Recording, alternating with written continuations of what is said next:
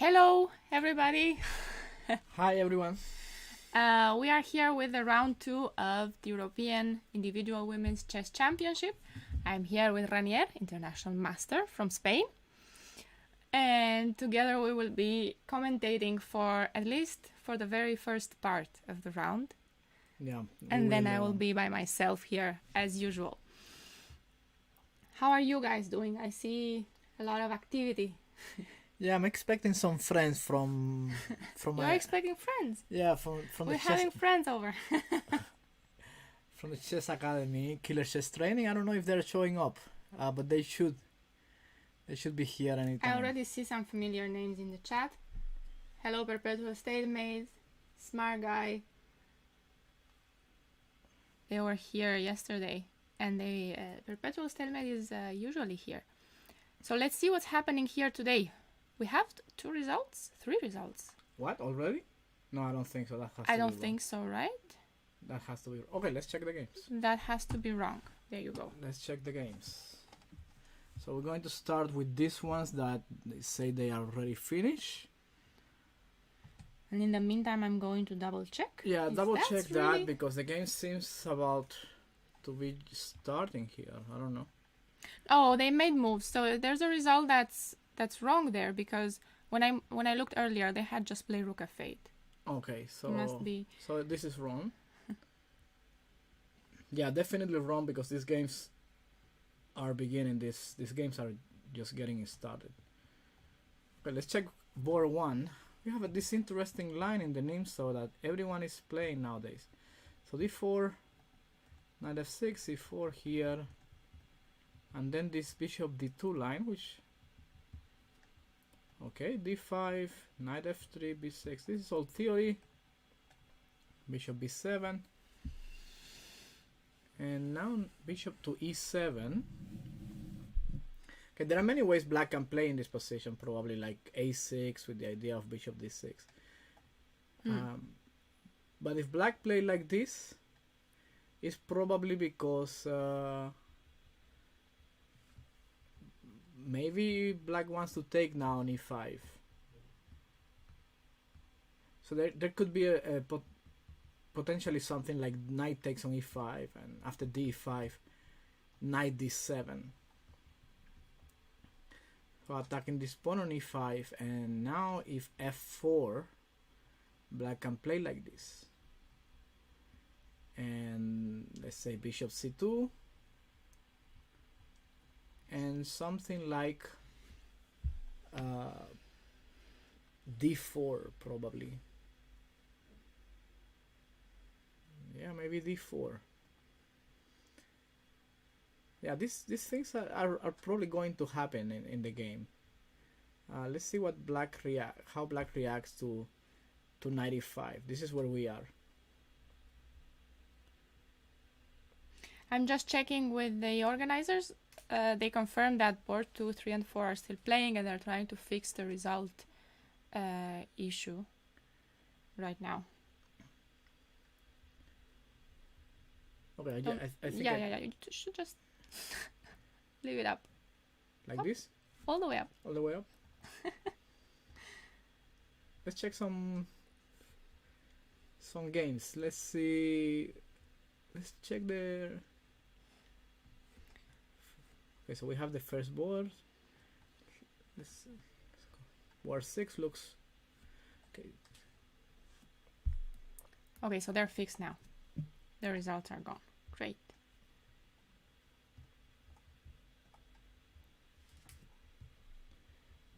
Perfect. Okay. So who are we seeing here? Monica. Yeah, Monica. On board 3. She played black. So she's playing this French variation here. Take bishop d7. This is supposed to be very solid here. Knight d7, and now bishop d6, rook e1, and castle. Now this is that move being played? Castle. What about this pawn on b7? Let me see. So here.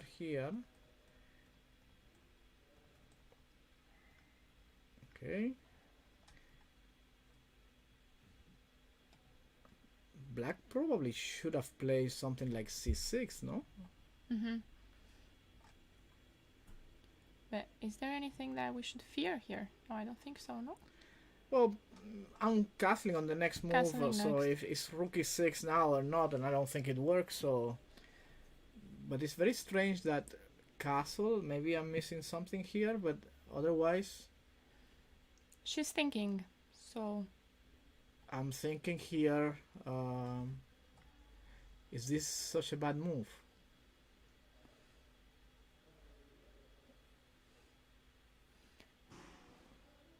Okay, yeah, so probably some c5 ideas. c5 idea, yeah, c5. That's what I was thinking, maybe some c5 ideas.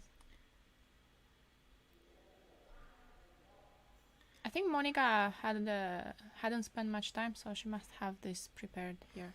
Uh-huh. So c5, the point is that now, for example, so we have some dog here. Okay, so now if this c5, then the knight takes on c5 and is attacking the bishop on d3, and all of black's pieces look great. On the contrary, white has this knight on h3. Everything looks... So I guess queen f3 here. I don't want to have my structure. Yeah, queen f3.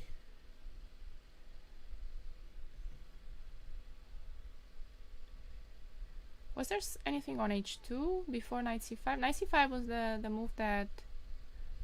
No, but this c5... Yeah, no, nothing. You Okay. have to take back, yeah? You have to take back.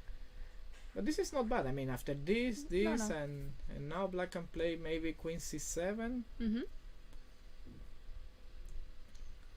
I like black's position, but I have to say, you know, whenever you're playing, you're always worried about your pawn. So We're not worried about their pawns now. We are not couldn't worried give about- them no, up. No, it's not my pawns. But here, No, she has 1 hour and 30 at this point. She must have this prepared. well, maybe. I would guess so. Yeah. I would guess so, yeah, I for would sure. gu- Yeah. I would guess so. Okay, white should probably, if nothing else, maybe just play something like c3 and just to have bishop c2 at the right time. And queen d3 you want, yeah? No, just keep the bishops and try to solve this problem with the bishop on f4 and the knight on h3. There's slight advantage for white because of the two bishops, but black is very solid.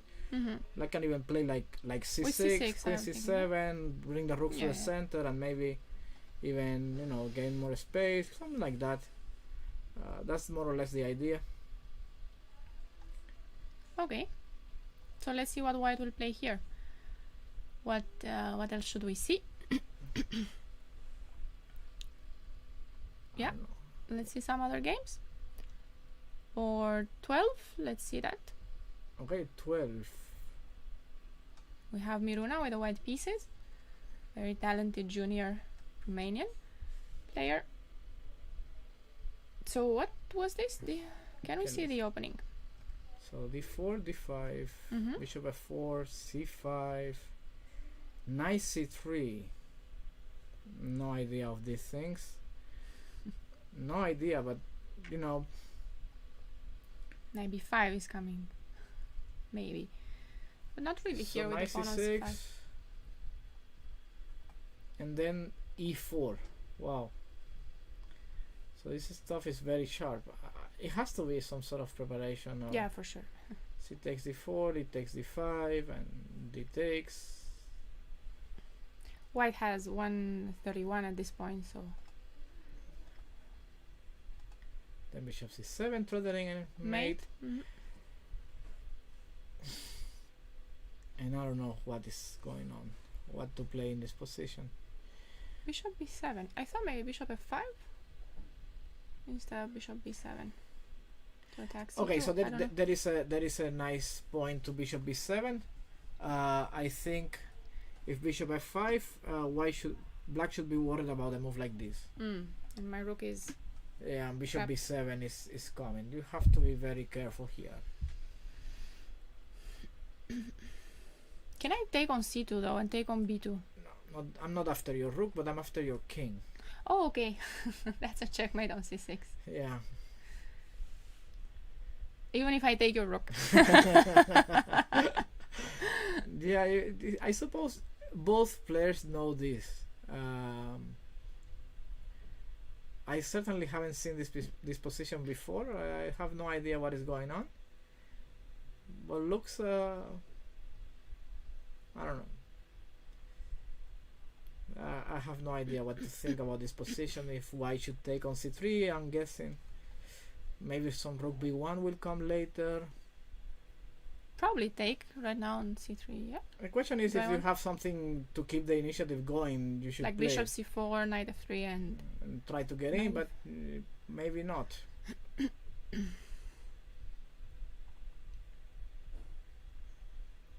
That's the only question, if white can get some more play in. But okay, if b takes c3, I'm guessing black will try to develop pieces, no?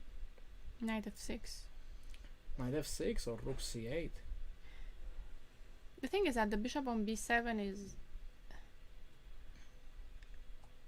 a little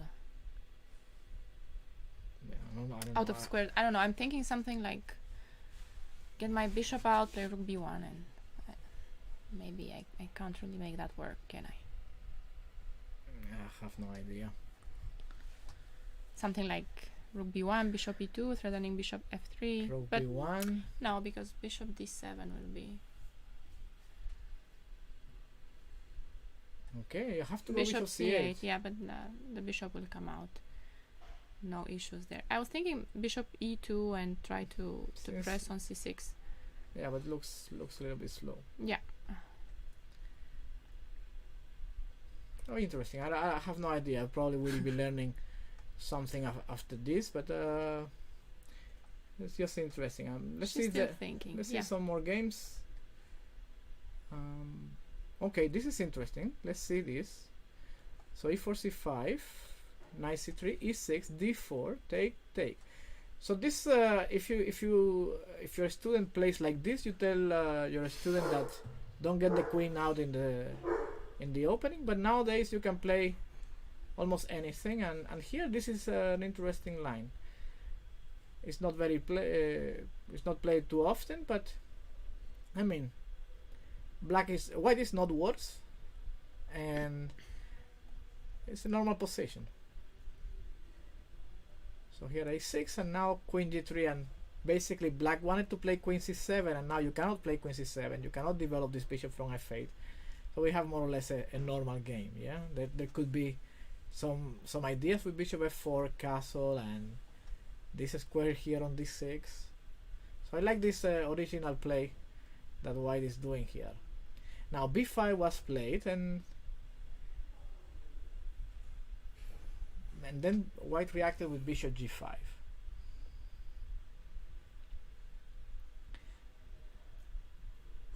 Yeah, this looks like a very interesting position. I like it. Because bishop e7 is what I want to play, but then I lose g7. Is that... Well, the problem is you trade the dark square bishops, then the dark squares are weak. Yeah. Even if you don't lose the pawn. But you lose the pawn. I do lose the pawn. And I don't want to play knight e7 here. It's either, for me, it's either queen a5 or... queen b6. Yeah, or queen b6. Queen a5 has the idea of playing b4. It's the main point. Okay, so if I castle long now, you will play b4. That's what you're saying. I think I have to, yeah? Mm-hmm. So if white castles, then b4. And of course here comes the question. Do I have any 95 things? You should always look for this move, but I think black should be able to defend because white has no pieces out. So, but you know, you put this pawn on d6, no? Knight d5, take. We have this mess. Where are you going now? Yeah, no idea. You have to go to e7 because of rook e1. Rook e1 and d6. So if you go to e7, then you just play d6. I right? will just play d6 anyway, yeah.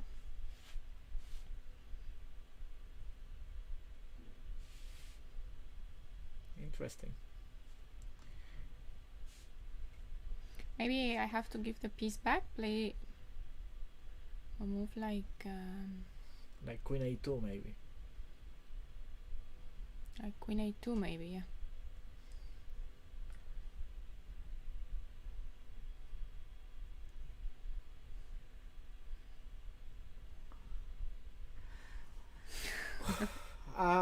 This will be a lot of fun to see. Yeah, what could happen here? Of course, I don't want to play f6. f6, I think white will be fine. Bishop f4 or whatever. Bishop e3, anywhere. Like bishop d2 also. Everything works, I think. Queen a5 is critical, and then we will see if white is castling.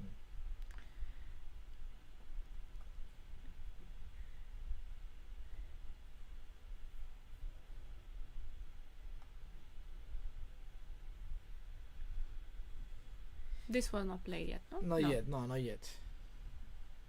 Looking forward to see what happens. To see queen a5 on the board. Okay, let's see this the game of Tatiana. She's playing with white. She won yesterday, I guess. She did win yesterday, yes. So d4, d5, c4 here.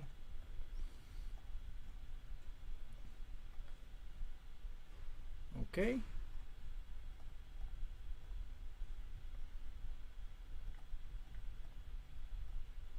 So black is fine out of the opening, and so is white. Probably an equal position.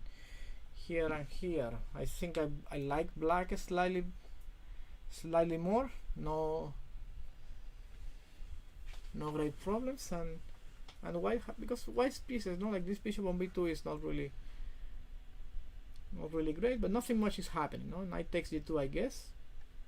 And how does black unbalance this if she wants to play for an advantage? Probably a4. A4, no? You have to play a4. And white should probably just stay around here. Queen c2. And maybe at some point e4? e4. Not sure. This knight on g2 needs improvement. 91 and back to f3. And back to f3, or knight f4, knight d3, and play with e3. I don't know. It has very solid. I like black, but should be equal. Should be equal, yeah. Let's see some more. Okay, Demante. Let's see what happened here. Okay, we have another Taimanov.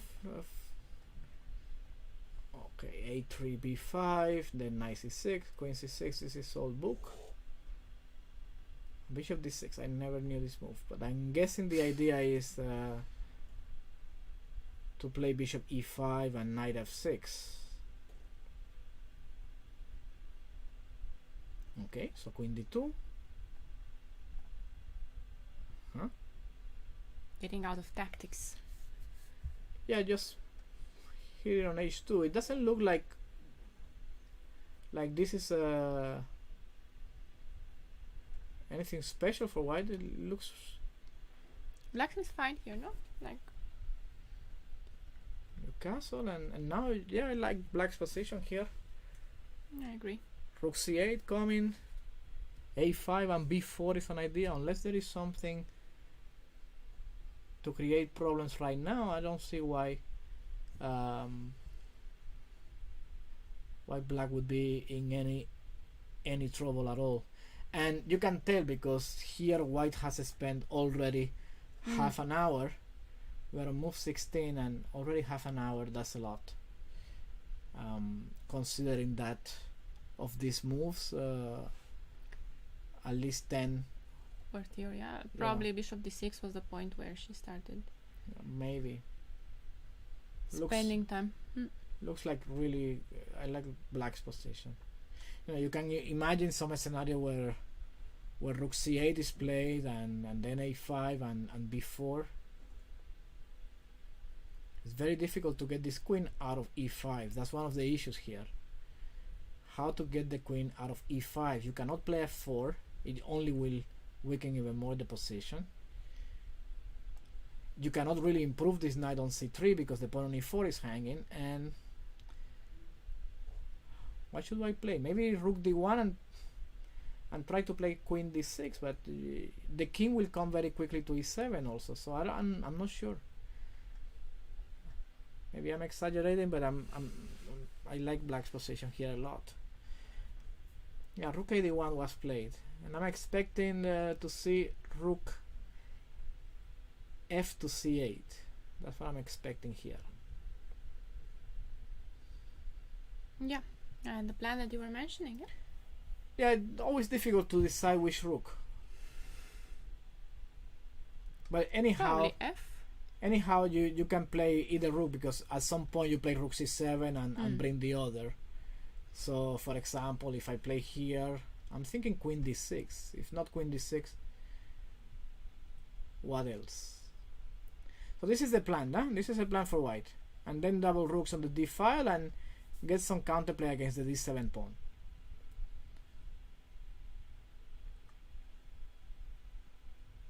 This should be the plan. We need to get this queen out of e5. Yeah. I think here black has to take. Yeah, take, and then we take.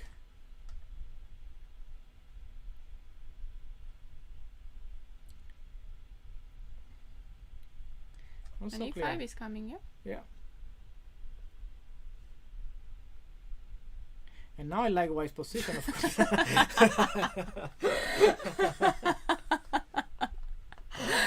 Are you just refuting your own plans?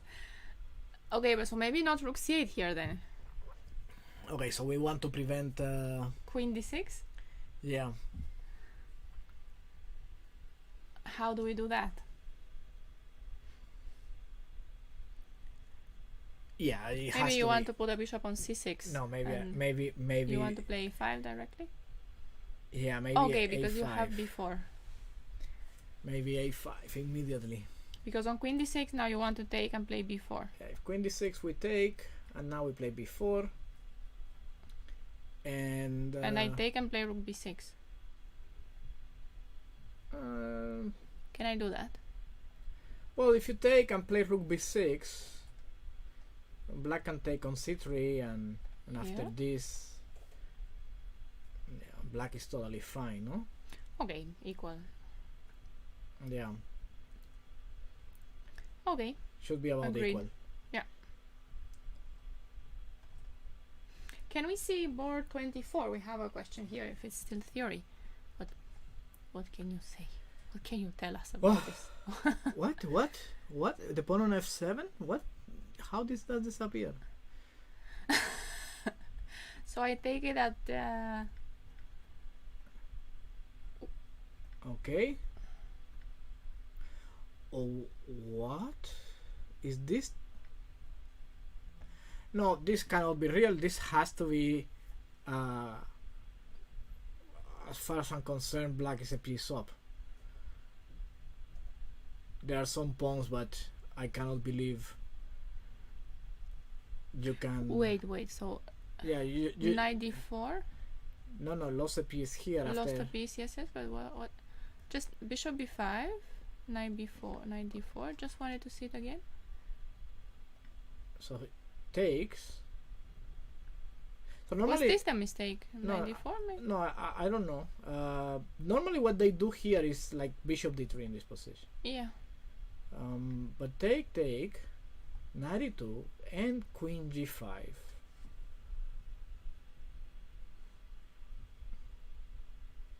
Knight d4, make knight d4, queen c5. And it looks like you're losing a piece, because on c3 e5. Of course, if white plays c3, black can play e5. And on b4 I will stay on b6. And on b4 you stay on b6. That's correct. So let's say b4. You stay attacking this bishop, and next move ed4. So knight takes on e6 was played, pawn takes on e6, and now bishop e2. And white is saying that there is compensation, but I don't really believe it. No, maybe she just misplayed the opening, because now isn't knight f6. next? Well, she does have a few pawns, no? 2 pawns, and she's going to play d4. She is going to play d4, yeah. So maybe she did not misplay the opening. Maybe this is a, I don't know, an idea for white. I don't know. I'm really surprised about this.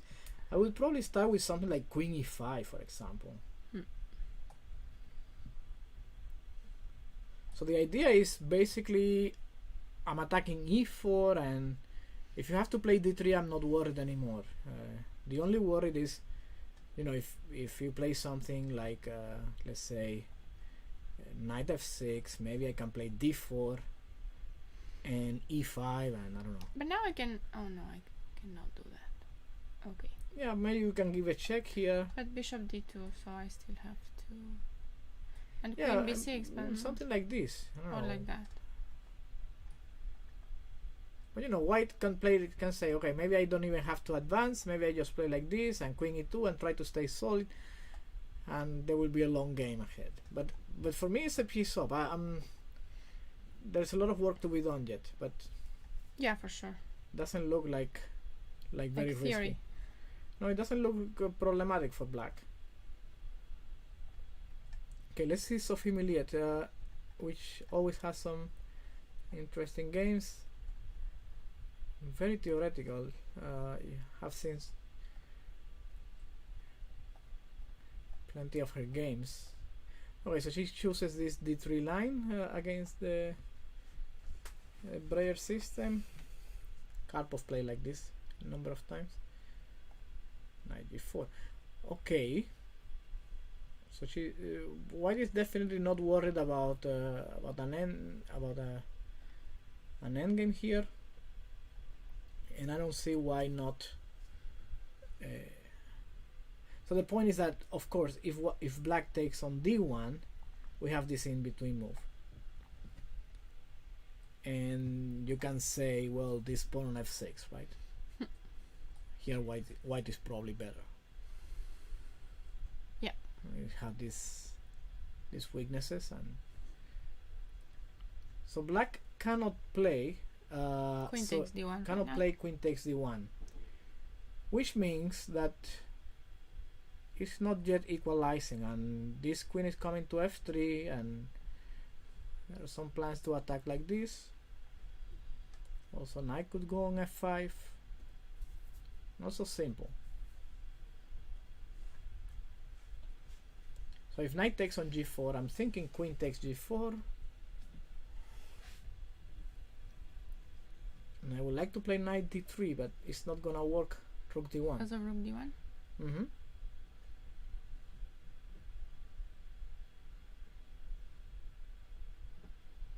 And queen c8, anything, just queen f3 maybe, or knight f5.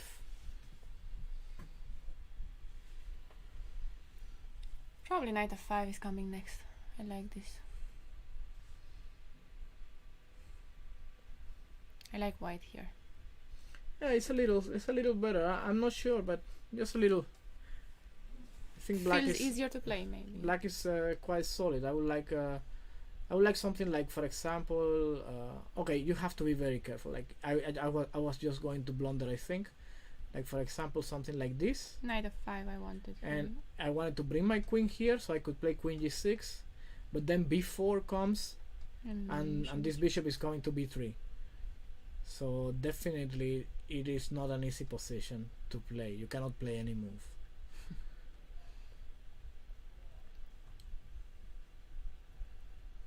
Okay, let's see more games. Oh, we have another Romanian derby here. Where? Almost board 34. Anastasia against Cosma. They must have played a million times. A million times. A million times the same game also, because this is their normal openings. So here. Oh Here- yeah, they always play this. They always play They this. always Yeah. play this, I've yeah. seen- I remember now. We have seen this before. Yeah.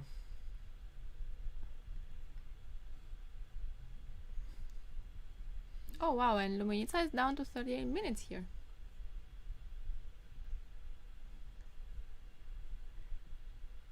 Wow, that's a great difference here. White has 1 hour 36 minutes, and black is down to 38. I think e4 is where the game changed. We must have seen it up until here. Bishop knight g7, I remember them playing this before. But this rook e1 and e4 I think is the new idea that Andrea must have brought. Looks very interesting. Yeah, take and then knight f4, and when black castles, I'm guessing that knight takes d5. And something on f6. Yeah, something like that. Knight takes d5. No, I'm thinking if there is more, like we can include so many things like g4 and stuff. But the idea should be something like take, and the funny thing is that even if you, so here, you know, white can play some ideas with queen c3. Yep. But if you play here, white still can play this, no? And just, well, I have to play queen g7. Which is very ugly. It is very ugly. And g4, I don't know what I do with my knight. g4, g5, and the knight is still going to f6. I don't know. It looks tough for black. Definitely looks not so good. What do we have in the chat? What are people saying? Any questions? No questions for now. Just about board 24. And let me see. I haven't checked the YouTube chat. No, it's silent here on YouTube. Silence. Okay, let's check Mihaela's game. She's playing against. She lost yesterday. Against Ellen. Oh, she's playing Ellen. Okay. Yeah. So here. So this is very old theory. This is a Karpov variation in the Najdorf, and now a5 and knight c4, and rook fd1, and here black plays rook c8, and queen e8. Yeah, interesting.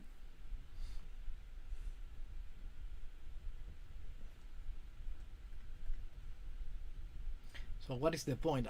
I'm missing a lot of things here. let's see here. So if I take on d6. Yeah, first question. If I take on d6,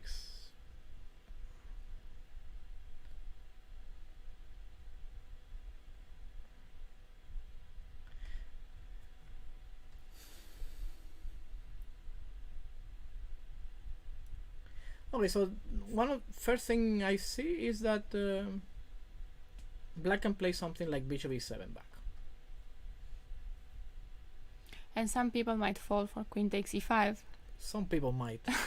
But not you, no? I learned my lesson yesterday. So here, okay, so you... Can you show that since we're talking? Well, if bishop e5, black can win a piece immediately like this. And then bishop c5 check, winning the queen, or... I thought you were going to play bishop c5 immediately. I was, but you know, you can take on c5. And you don't want to give up that many pieces. And here I still have to win the game. Black is much better, but... Okay. I can take this knight, no? It's just free knight. So after bishop e7, what is the point? What if I go back to d2? So if you go back to d2, my guess is that black can play something like bishop b4, and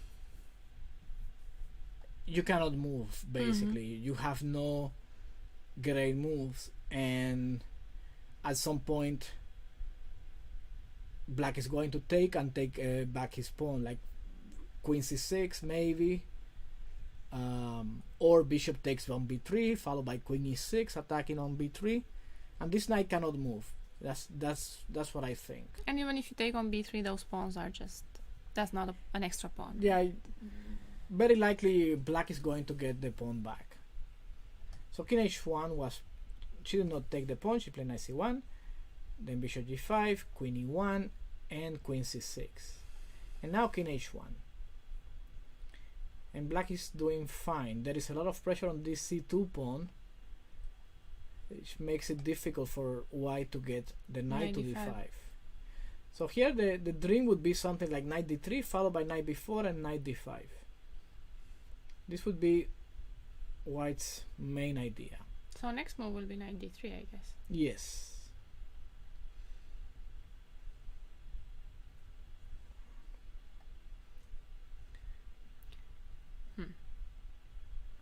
Not easy what to do here. Let's see.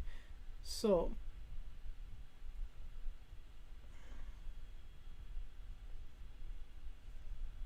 it is maybe possible to play b5 maybe.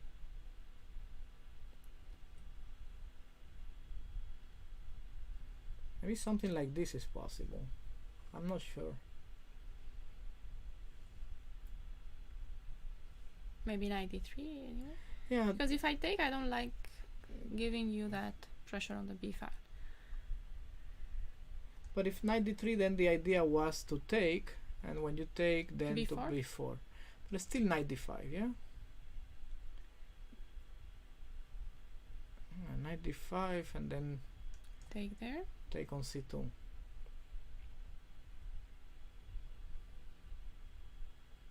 And take. Can I take on b4?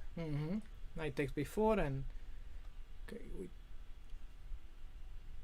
we cannot. Yeah, we should take this pawn or not. Oh, rook b1, yeah, rook b1, rook b1, c1, yeah. rook b1, rook c1. White is better. Pawns are hanging. The one on a6 is also hanging. Yeah. So okay, so this is not b5 is not it's not a good move.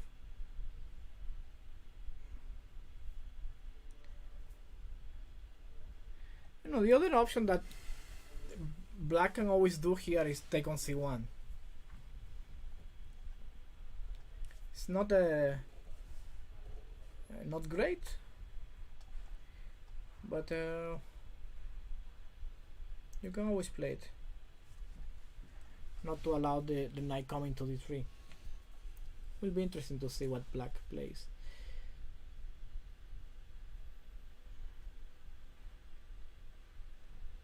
Okay. So maybe even I'm thinking, what if we go f5, yeah? f5? So obviously it takes f5, rook f5, and here I was thinking that knight e4 I don't find so annoying because I can play bishop e7. And now the pieces have something to do. I'm going to play rook f8. This bishop is going to d5, and there is some pressure on f3. I was more concerned about queen e4 in this position.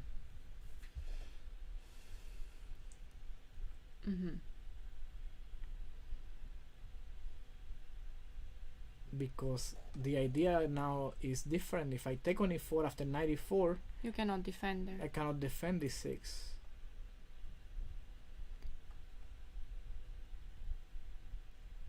Yeah, this is a real move, I think.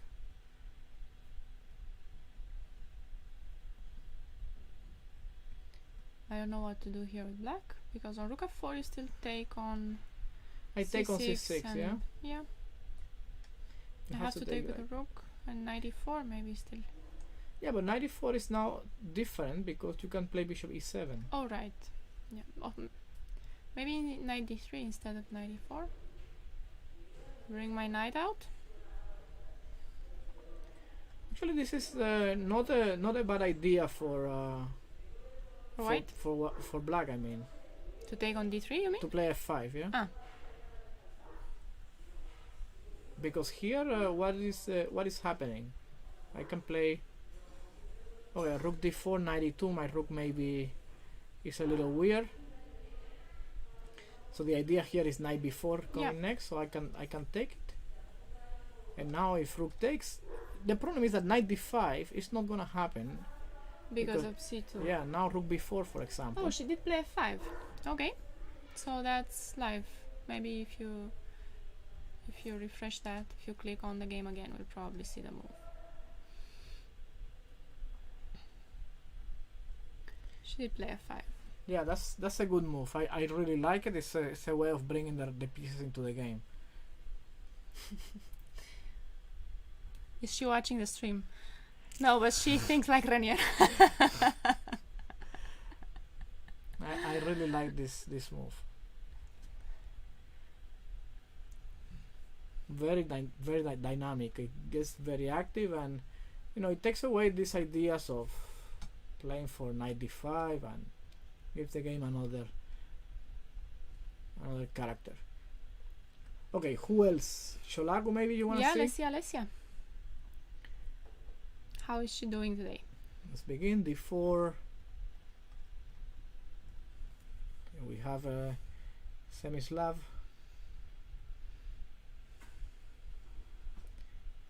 Okay, nothing new under the sun. And e5.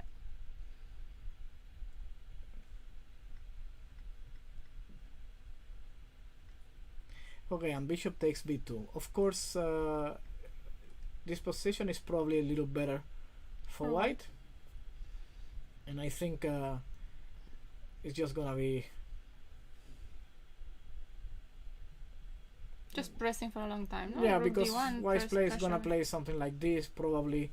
I don't know if queen is coming first To on E2. the king side. It could go many ways. Now you can always play f3 and then queen on d2.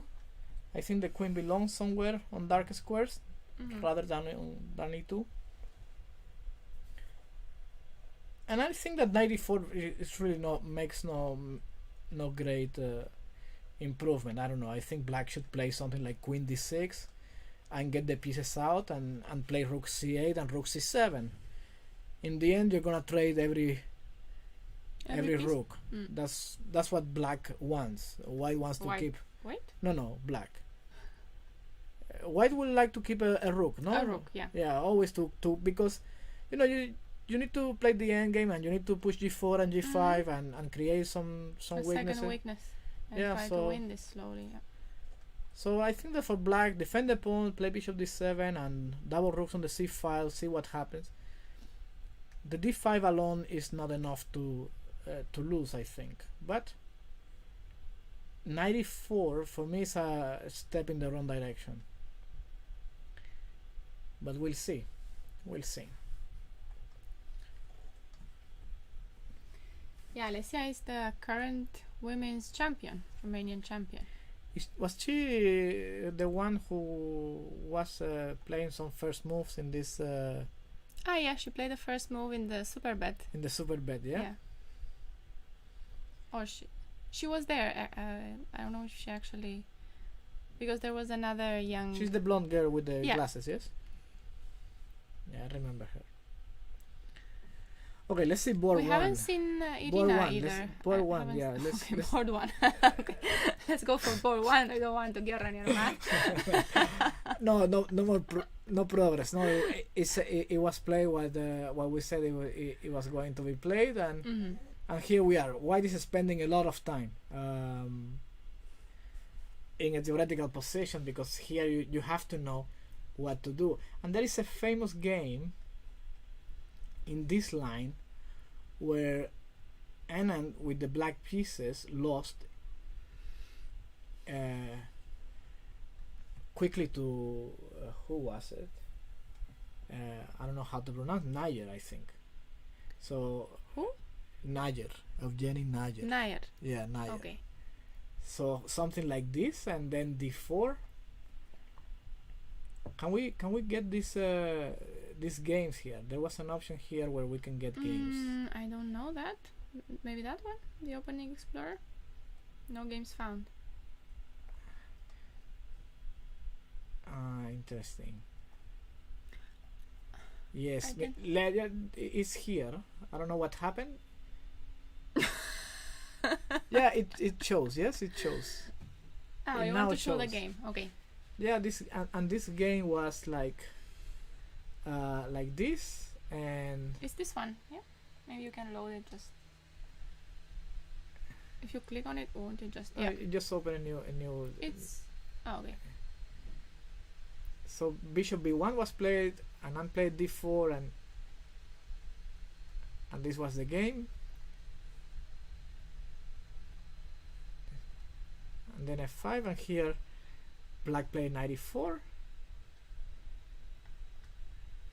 and there was no return. This is just take on g6, and Wow.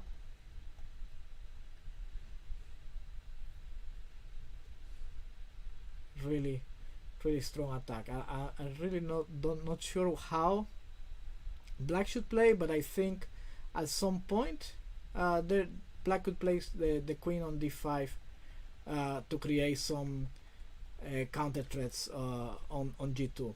So something like, for example, around here, maybe something like h5, something like g6, and something like this. Yeah, this is what I remember when I look at the game, and queen h3, queen d5, and it still was very difficult position, because white has some ideas where you can play like f6, and if bishop d8, there are some things like bringing the rook on f5 maybe. Rook f5? Can I not take on Yeah, the idea G2? you can take on g2, and yeah, It's a mess. knows? Okay. Who knows what's happening? Let's go back to the game. Let's go back to this. Okay. So queen c2 played, and that is already a mistake. Queen c2 was She was spending a lot of time, and here queen c2, that looks like a big mistake. I mean, because you're attacking on h7, so black is going to take on d3, gonna get the bishop pair for free, and then it's gonna play c5, and yeah, I don't see how is this any good for white. Like, very easily queen d7, bring the rooks to the center, and play f6 at some point. To me, it's the bishop pair for free, yeah? It is, yeah. Black's position looks comfortable. Maybe at some point even d4, and this bishop on b7 could be a monster. Queen c2 I don't really like. She was definitely concerned about d4. That's why she played queen c2. Probably she was concerned about this.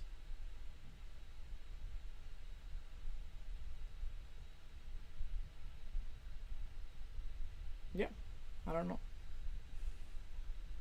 But even here, maybe you can play. Yeah, maybe take and rook f2, maybe. Can you take? Take and rook f2. So And now, still, this is the idea here. isn't knight d3 still? If I play bishop e1, Huh. Okay, I still have rook d8. if I play knight b5, Queen e3.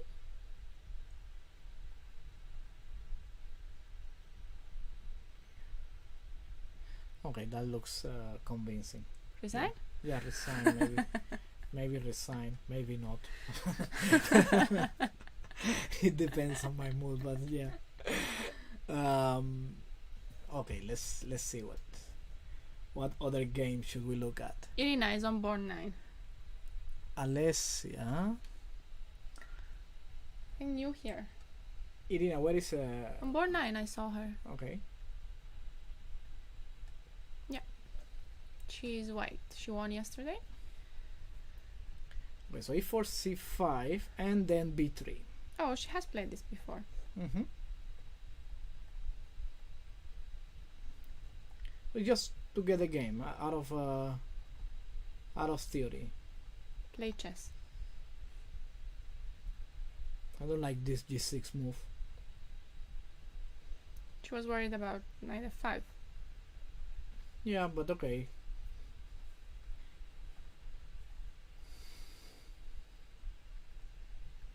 At some point, white wants to play white wants to play f4 and then open up everything there.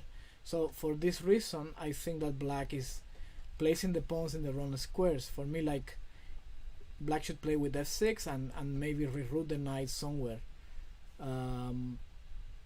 At first sight, this is what I think. There could be an idea also, maybe b5 and c4, trying to activate this this guy, but for me, knight d7 makes more sense, and then f6.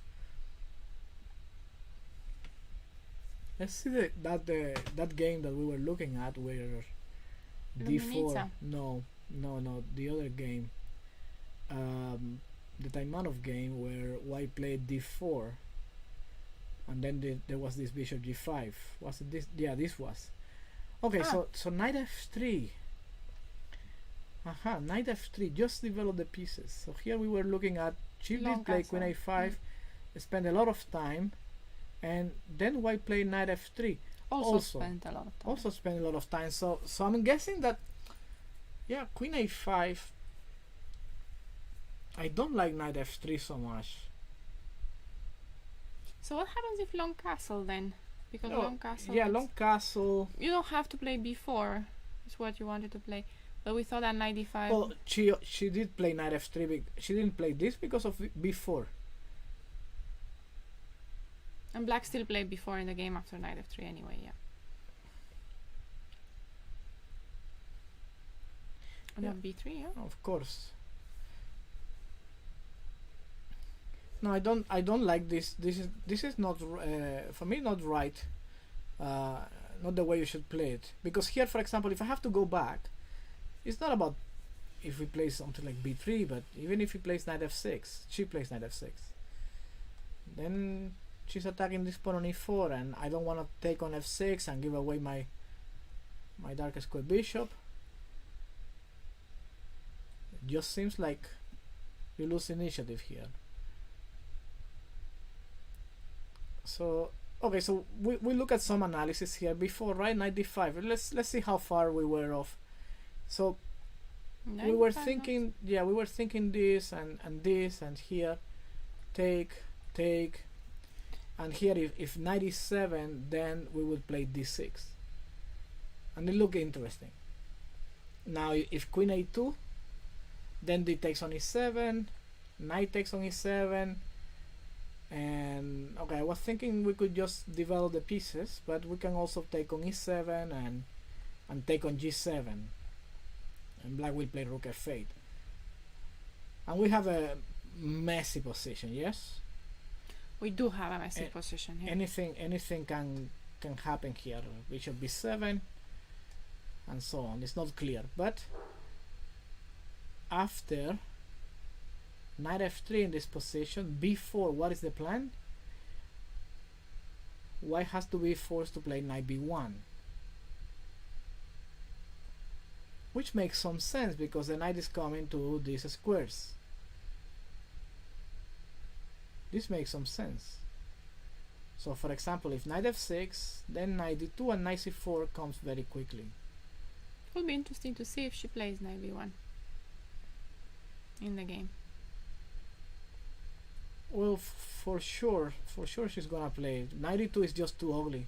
It is. The knight is misplaced there, and you don't have any other options.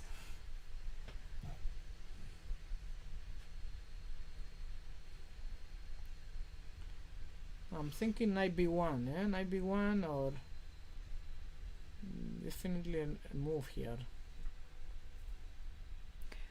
Do we have any progress in Luminitsa's game? Andrea versus Luminitsa. I don't remember what board they were on. 34th, there she is. Oh, long castle.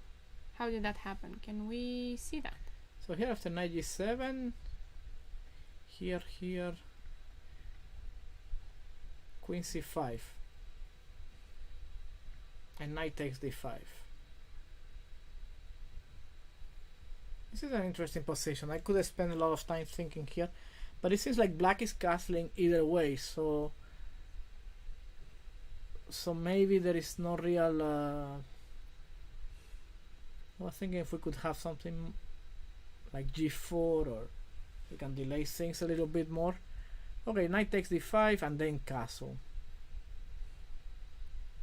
Knight takes d6, and she's probably going to take on e4.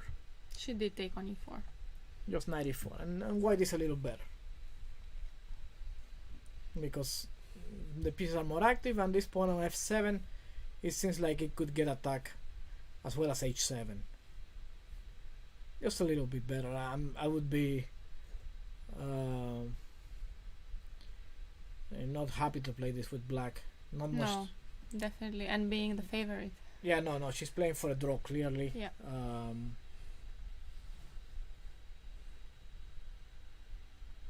So I'm thinking that this, and now check. Maybe it's not so bad. And we go king. Do I have to go back because on king c3 you have, I don't know if it's matched, but 92 and king b4. Oh. If we play king c3 here. Okay. So 92 you want to go all the way to b5? Yeah, why not? At this point, it's not my game, it's not my king. No, it's not. I will just play. Yeah, the thing is that whenever I move my knight, you also have knight d6. Yeah, the knight on e2 is not great, yeah? No. So yeah, take on c2, king takes, knight d4, and the idea is, after king c3, I also think that you have to play like this, but black should play probably something like knight on e6. Oh, but there is knight d6. I forget about this. I was only looking. There's always knight d6. I was only looking at this. So there are some concrete problems here. But take on c2, king takes on c2. Why don't we go king c7 first? Yeah, king c7. And now where do I place this knight? What about here? Used to And be. some people might play f6. No, I don't think so, no? No?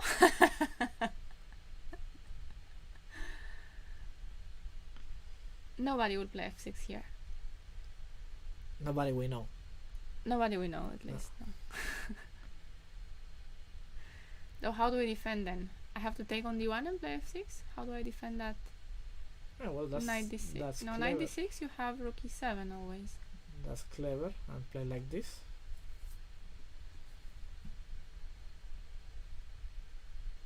Yeah, maybe. Come back to e4. I feel like And then rook f8, yeah? It's not that bad. I mean, how much can you attack? but it's a little bit annoying to be constantly Well, defending. but here These little guys. already it's already passing, yeah? It's maybe not so much. So this was played, no? This was played, queen c2, and then she's gonna play knight d4. Yeah, she's gonna... No, knight d4 is... Oh, no. We thought that knight d4 was not King c7 she's going to play. king c7.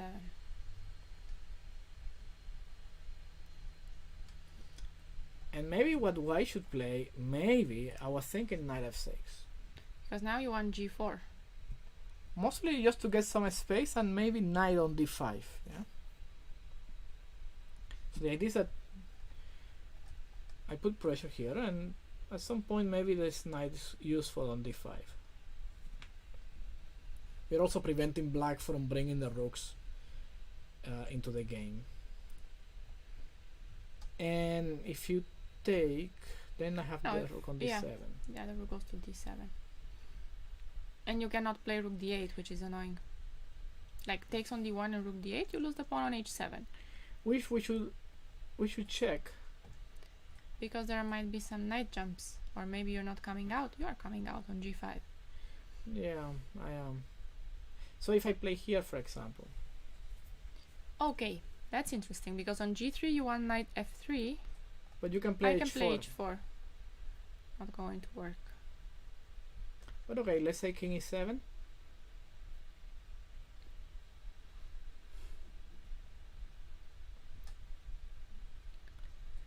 So the King f3. the point would be like, if you play here, I want to see if I can get close to the pawn, and I think I can, yeah.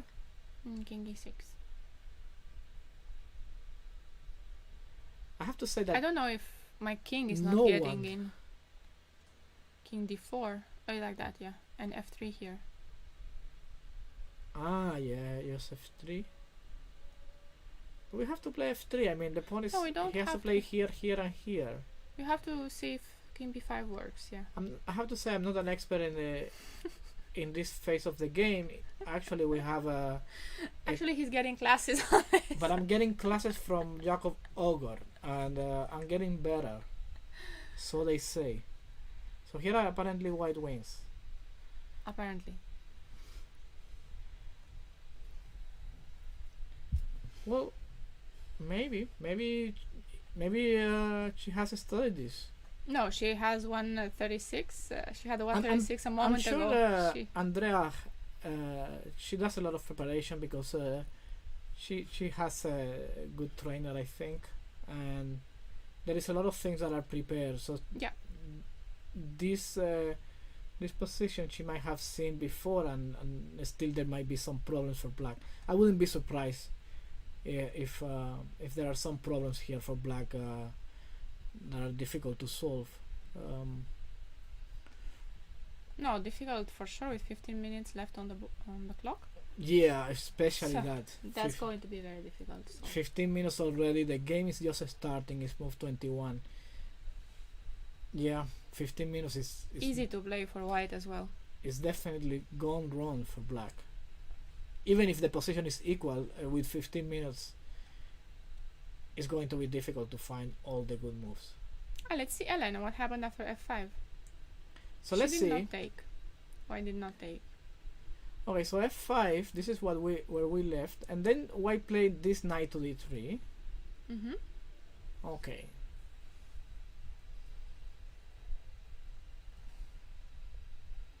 Which is a better move than taking on f5, apparently. For sure, yeah. And then bishop e6. And now the question is white, what happens after knight b4?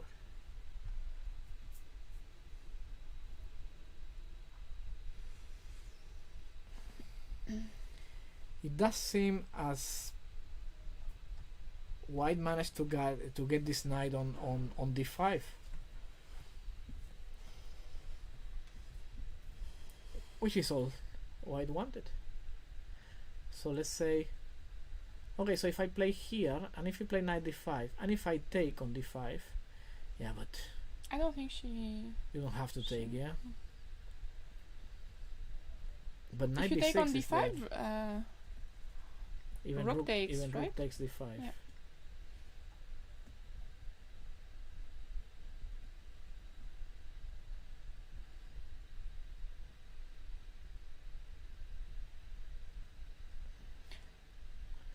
I don't know about this position. What is... did she have to play bishop e6 here? It's hard to believe so. White will definitely play queen b4 if she hasn't already, because I see it's white. So it's here, black's move. if I take on e4, knight takes on e4, and then bishop e7. I thought this was the way to play. But then knight b4, and you cannot really get to d5, right? Because I can play... Okay, but the pawn on d6 is hanging. You wanted to go to b5. Yeah, but there is knight d6. There is and knight d6, I think.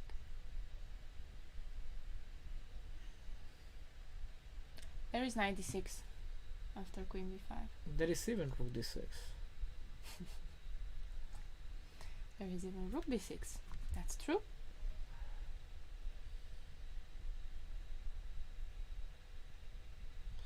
I don't know. I don't like it so much anymore. Knight d3, bishop e6. Don't know if... I think she will play knight b4. Yeah, she would play knight b4. That's That's for why sure. she went to d3. That's for Don't know sure. what she's... There's... What else is there here? I don't think. I think if. Okay, why could he could just play knight d5 immediately, but there is no point. Queen c2, I guess. So the idea of knight d5 is to flex with something like this, yeah? And on queen c5, rook takes d5 again. On queen c4, queen c4. Yeah. But doesn't make any sense. You can play knight b4 first, and then you decide what to do. So here, if we play queen c5, then this is the idea, I guess. Okay, queen c5 is better, and here black doesn't have to take. Black should play rook f7.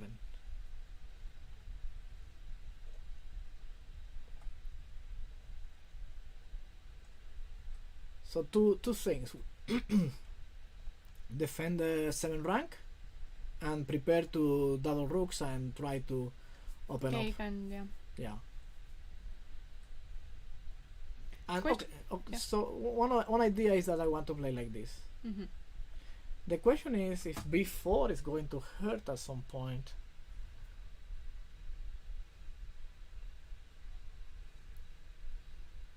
I don't know if I can put enough pressure on d6 either. Can I takes on f5, some knight e4 things? Do they work? Probably not, because you'll just take on e4, no? Yeah, this is the idea. So we take here, and now we take on c2. Yeah. Of course, white has this great knight on d5. At least black gets a pawn for it.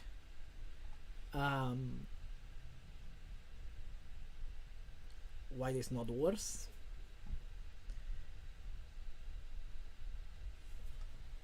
Hard to see. Let's see what happens here, no? It's fight. Okay, let's see some other games. What haven't we seen?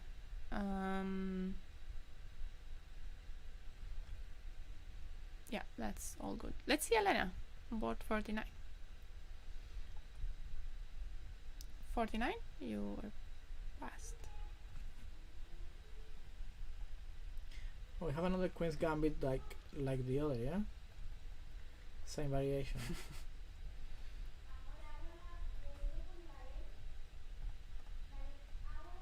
Almost the same variation. Yeah, white played differently. So here the idea is stop bishop f5 and then this knight a4.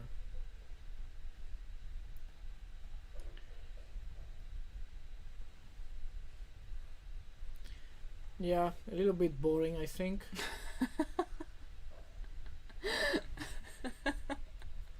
Oh, okay, not much happening at the moment. Yeah, white has these plans. I don't know, maybe a5 and a6. Looks problematic, this a5 a6. Looks problematic for black. Yeah, I don't know how. I don't know what do we do here with black. Well, I'm guessing knight d7 is what's happening.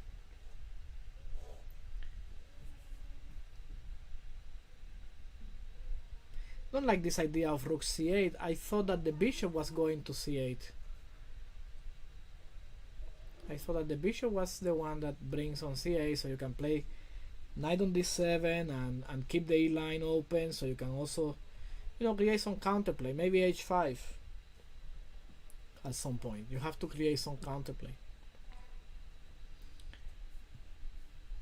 I was wondering if there are any tricks. No, she must have played rook c8 to defend c6 at some point. Yeah, but I don't think there was anything. No, I think with the bishop on c8 you are safe. Yeah. Oh, without the bishop there might be no, even there. No, knight b7. No, don't think so. Knight on d6, bishop on c8. Everything is covered. Everything that's important. It's all solid. And we were looking at Monica's game. There was something interesting happening there, no? Board 3. Okay, so we were here. Oh, there was something about the pawn on b7 that we Yeah, were looking. which white did not take, and then she played bishop f4. Take, and c6, and I think black is fine here. Mm-hmm.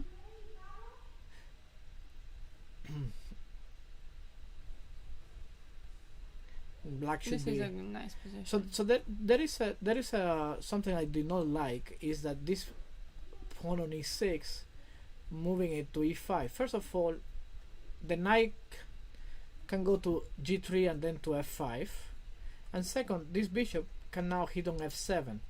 So I'm not so sure that this is the best strategy right now.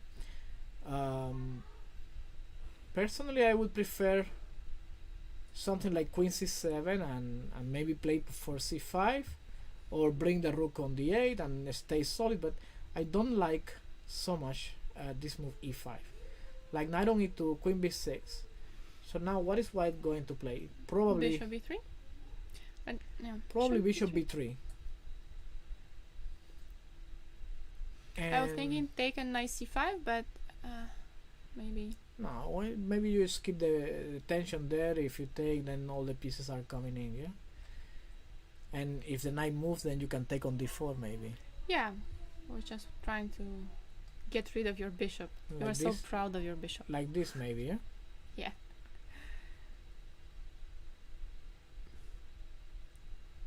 a5, a4, and Mm-hmm. I cannot play this move. No, you cannot do that. Black should be fine.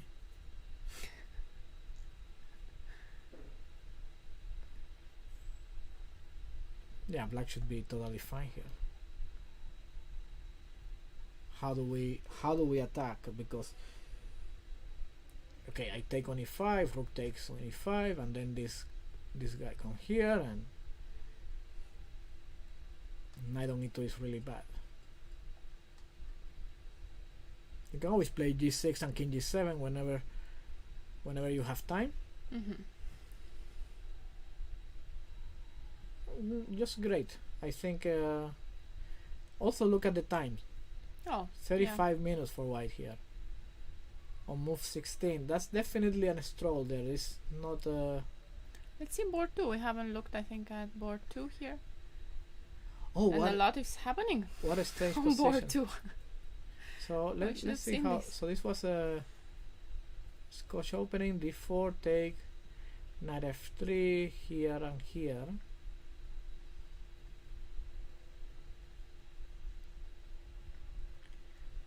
All right.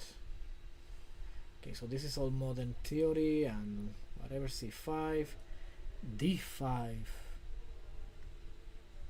Do I have to take? First question. I suppose you have to, but yeah, you have to, no? Because otherwise you get killed in the center. So like if you play queen d4, then the knight comes to d7, and if you play f4, then f6. f6, and I cannot hang on to this. So it takes Queen. rook e8, f3, f5.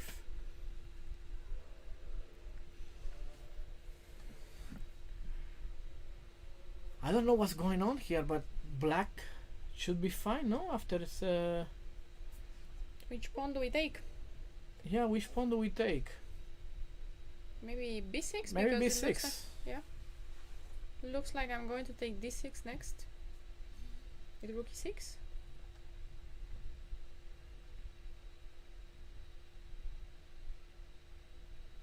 So I would say it's going to be hard to capture, to be honest, because now, for example, if white takes on e4, yeah.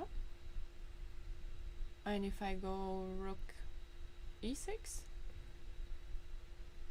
right away, yeah. right away. So you don't have time to get the bishop out.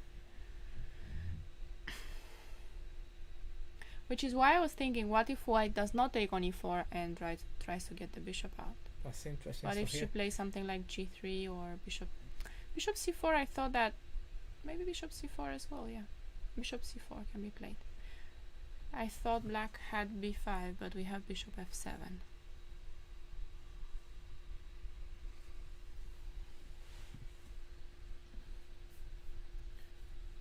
Very strange position, but so if you play b5, then the idea is that we go. I No, wanted I don't like bishop- b5 so much, no, because I cannot move c6 anymore later. Yeah. But on the other hand, you are fighting for this square, because black wants to play rook e6, and now if we play bishop Bishop f7, Mm. So the idea if rook e5 is f4. f4. So if rook e5, then we want to play f4. And I want you to go to f5, so you win the pawn on f4. Ah, you want me to play rook f5? I do want you to play rook f5. And then I have this very nice bishop e6. Oh, I see. Yeah. On rook c5, I can also give you a bishop e6. But this looks awful for black, yeah? Like, if you look at this bishop on b7, and what is it going to do, no? Like, if I play like this, and... Bishop e6, yeah. That bishop on e6 is annoying. And also this rook coming to e1, and I don't know, these things, like, things are going wrong. So... No, so... Maybe taking on d6 is better. Taking on d6, so not to even like this is maybe. But you know, if you ask, I think taking on d6 to eliminate some pawns, like. But I don't want to take on d6. I want to leave you in the pawns. So maybe I take on c7. And after king, well, rook takes d1, for example. Yeah, I will have to take that. And then it takes f3. I also have some pawns there. Yeah, black will play c5 and he's gonna take on c7. Looks fine to me. I think rook takes d6 makes sense.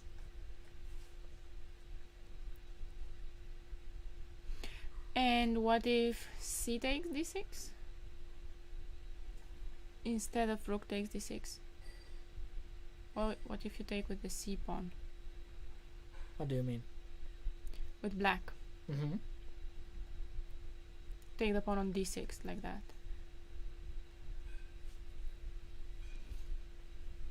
Still not a good way of advancing them, no? I'm thinking like this. And on rook takes bishop d3.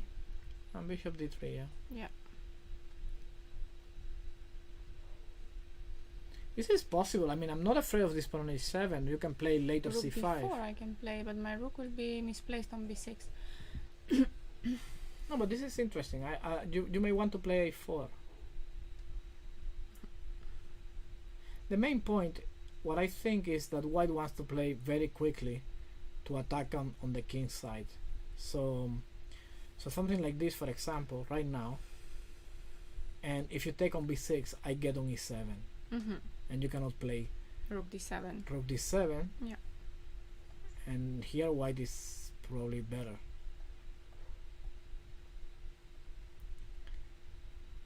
Yeah, definitely interesting. If I was playing black, I would probably choose to take on d6 here with the rook. Looks like a safe option.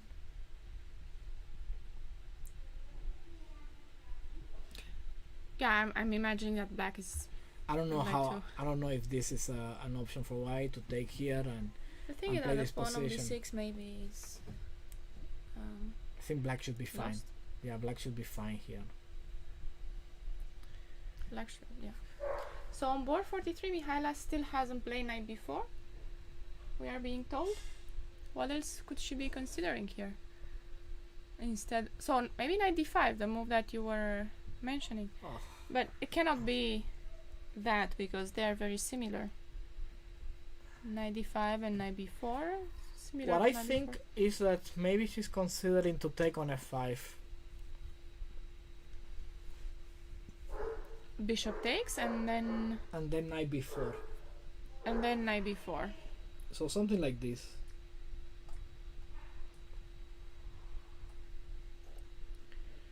Which knight? In theory, this also has some advantages because you can move the c pawn to c3. The disadvantage is that now black can try at some point. So she did just take on f5. Yeah. She took on f5 and now. And the line bishop takes is probably.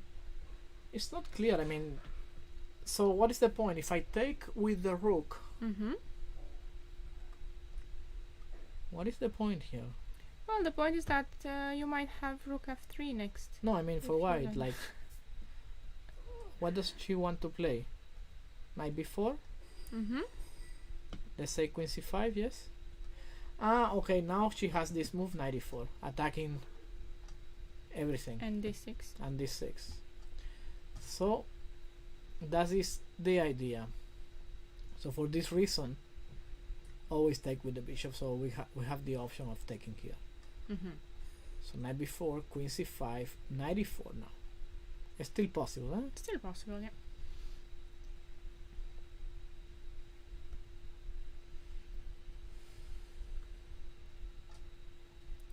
So that's definitely annoying for black. I still wonder where black went wrong. If she went wrong. If she went wrong, yeah. Because that position is fine, isn't it? She's be. Still fine. I mean, should be. I have no clue, but. Mm-hmm. Then maybe you can go, if you want to avoid knight e4, why don't you go to c4? So here, bishop f5, knight b4. And queen c4. Because it has the other problems, right? Oh, knight b6. After knight d5, there is this idea where knight b6 is an idea. That being said, let's say bishop f5, knight b4, queen c4, like this. So white wants to get b3 and c4, and if white achieves that, then it's very good. Yeah.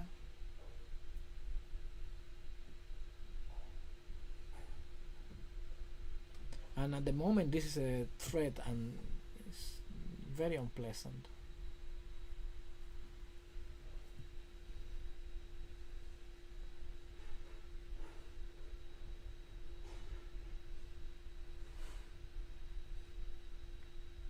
So we are here. We are here. Yeah, should we just play knight b4? And where will the queen go?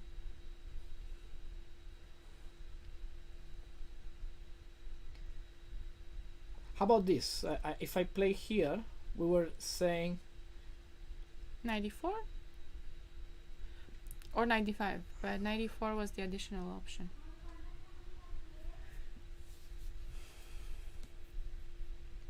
I was just thinking about playing this position.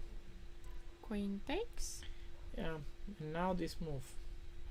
Oh. But you can play queen d5.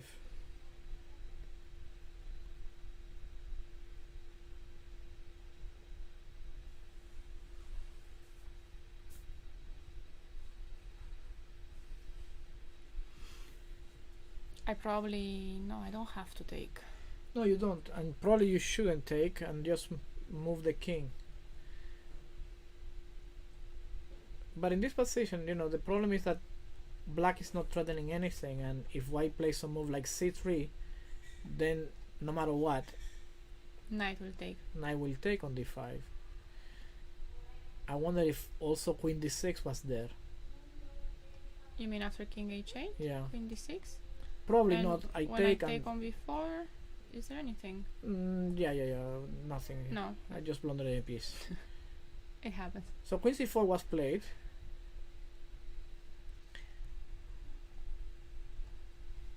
And we'll see what happens. But I suppose knight cd5 is going to be very annoying.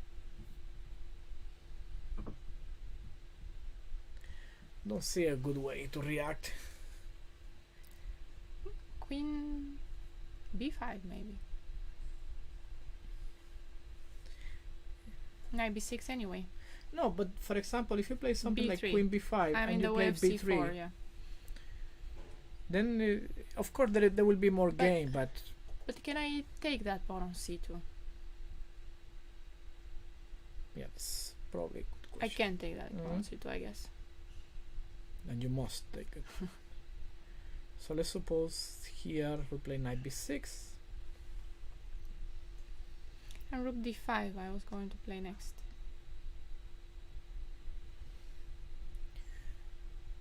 Yeah, this looks not so good. I don't think she should allow this. Maybe she has rook c5 here, but But rook c5, what if I play c4? Oh, right. You can play c4. Can you also take on d6? Yeah, I could also, but you know, You will take it anyway. main point is that this is already going in the wrong direction. So white has these two options of maybe taking on d6 and playing c4. She played queen c4. Mm-hmm. I see. She did. Let's see. Let's see what happens after knight b5. Knight d5, I mean. Knight c2 d5. Okay, let's see some other games. What games should we check out? What's happening on the first boards? Yeah, I think took on d3, plays c5, rook cd1, and then black just went d4. To me, d4 looks a bit too soon, but okay.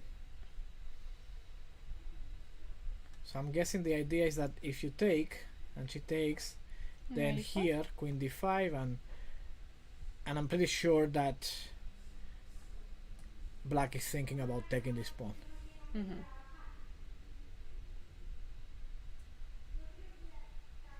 Maybe, I don't know, because you know, white can get all these things going on here, and suddenly there is some counterplay like this, no? Queen g3 and f6. F6. So I'm not sure this d4 move, take everything. We go on e4 no matter what. Then if queen d5, rook f2 e1. And if you don't take a2, why did you play this way, yeah? Okay, you can always play some move like rook c8. How about something like a5 also? After Queen d5, rook e1. play a5 to play bishop a6 at some Yeah. point? Yeah, that may be.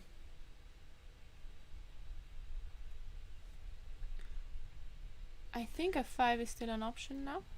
And after queen e5? So f6 I thought might be interesting. Oh no, you just take with the bishop. No, I gave up all my Knight pawns. g5. So Knight here, g5? so here, Okay, yeah, that's here, true. here, and here. That's Yeah, nice. knight g5. It's a nice idea. So she took, and now let's see what happens.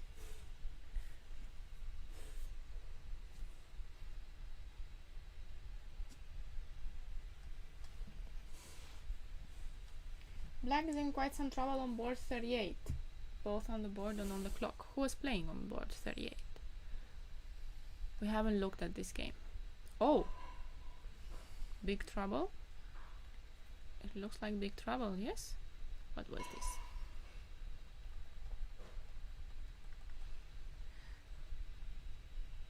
Okay, so things were a little slow, I think, for black.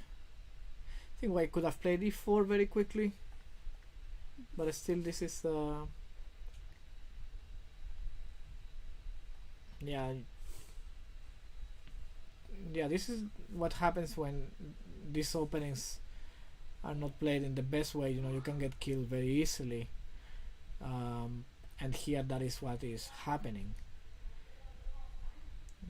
Lost the bishop, and now Bishop h6 was coming anyway after queen h5.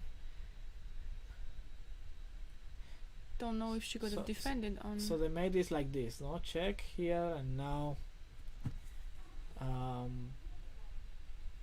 probably we can give one more check. But the idea basically, I'm not sure. Take on f5 at some point. So But, this is the idea, no? but I have a rook and two pieces if it's not a There's mate. a lot of pieces. Yeah. Queen d1, rook d1, e takes f5. Okay, But check, and rook d3. and rook d3, and here that's That's all she wrote. So bishop h4, rook h3, rook Rook h7, h7. g3. It's time to give up. Yeah. No, this went bad out of the opening, and yeah, black just was bad out of the opening. Let's check board one. I want to see what's happening here. This looks like it's going to be... I don't like d4 so much. I thought that black could have prepared a little bit better. But if she played, maybe she saw a way, concrete way to be better here with black.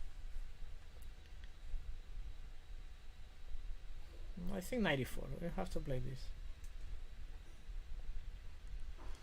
And I think that queen d5 is the natural reaction as well. Is there anything else in this position for maybe the a5 immediately? But you know, rook e1.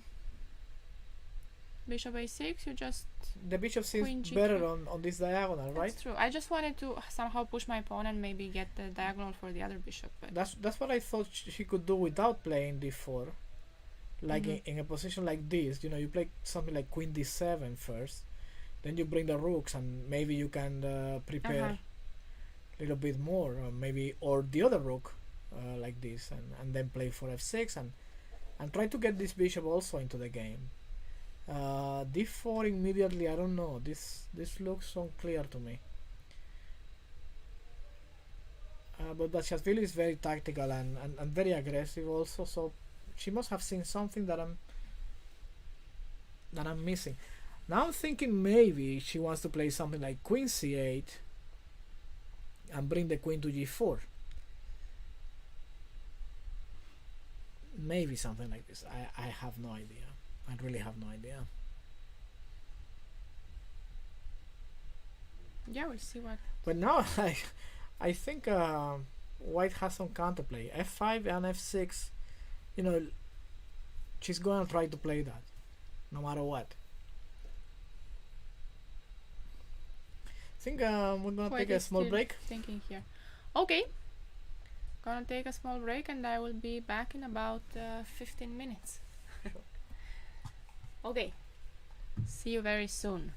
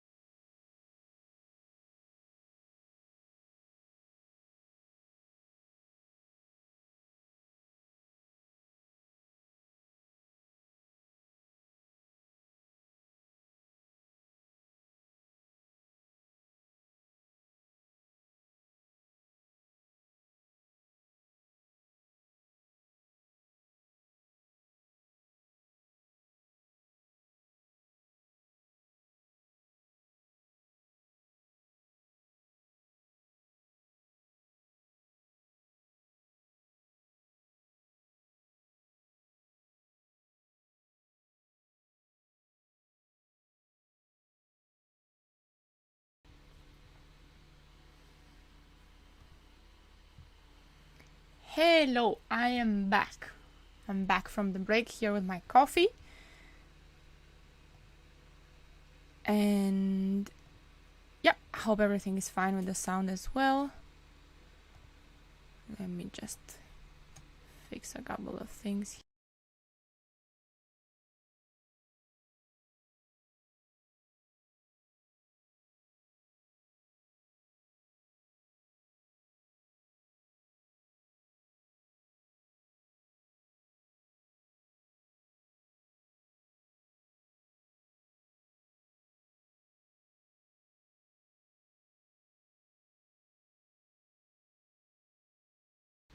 Okay, can you hear me now?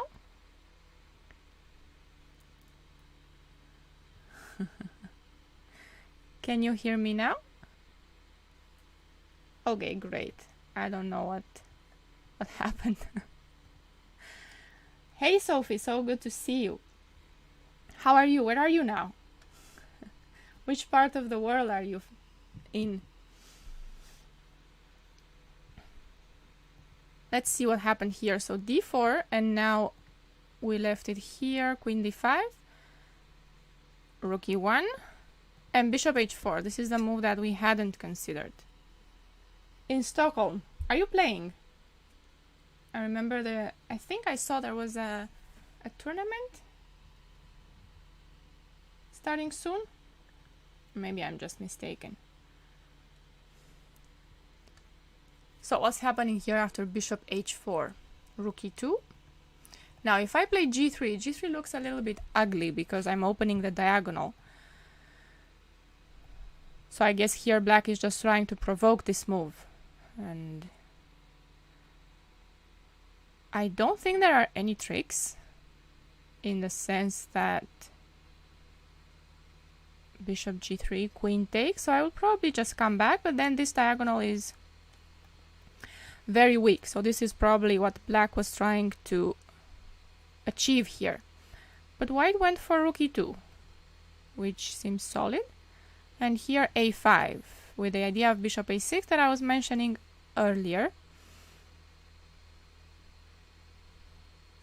And then she went queen f3, getting out of all the threats. So here the question is, what if bishop a6 anyway? I'm losing my queen once again with knight to f6. That's what happens if bishop a6.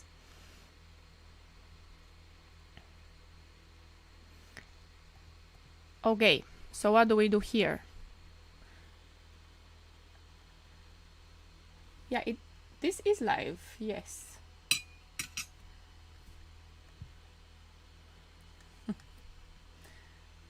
No tournaments. Yeah, I saw something in Uppsala, that's true. Hope you're having a great time. Maybe I'll see you again soon. Is Spain in your itinerary this year? Waiting for you with some sun over here. Although Spain is I think difficult to travel to right now. Might be some restrictions, I'm not sure.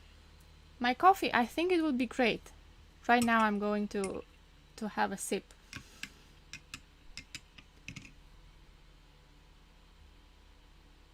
Okay, what else do we have here? This was the second. Oh, what did she take with here? We had this funny position with 2 pawns on the 6th rank.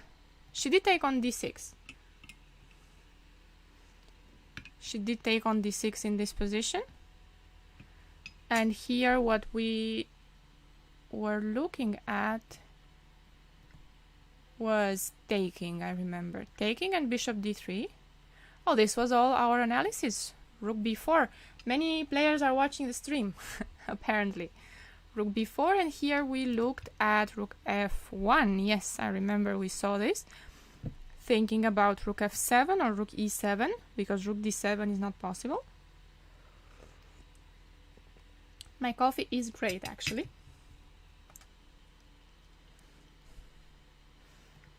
Rook takes b6 and rook f7. And here the point was that we don't have this move that we would really like to play because bishop f5. And black loses the rook. So she went for bishop a6.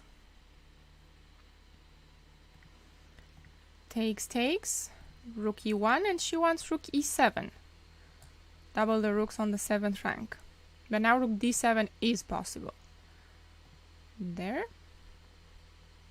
And she takes. What happens?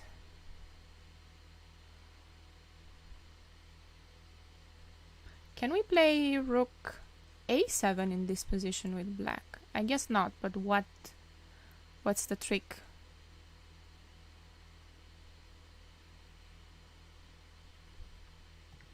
She took here now. So if I go here, rook f8. Oh, I lose the rook. Yes, rook f8 and then I lose the rook. Okay. So again, cannot defend everything. Cannot keep all my pawns. Have to take. And here she went for a4, the idea that Renier was mentioning earlier. King b2 takes, and let's see what happens here. Looks equal. White will take one of the pawns on the king side. If not both. No, not both, because here rook a5 is a move that I can play. Rook a5, give this pawn up, and here play rook h5. I thought. Probably a draw. What do you think? Sophie would love to go to Spain. Yeah, would be nice to have you here. There's still some sunny days, although today it's a little bit rainy. It's a little bit cloudy. It's a nice change though from all the heat we had. Oops. Let's see what else we have here. We had Monica here. And we were seeing this position. We saw when she played e5, knight e2, queen b6, and bishop b3 and a5. We had it all until here. Great guesses today. And a4, the bishop had to go to c4, takes, and now rook e7. With the idea of playing rook e8. Black looks fine.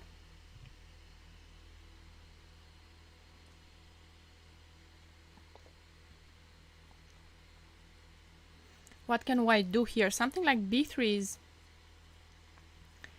an idea just to open the b file. But on b3 I guess black will just play a3. So, if I play here then a3, maybe? Oh, she played knight c3. Knight c3, and the idea is to go d5.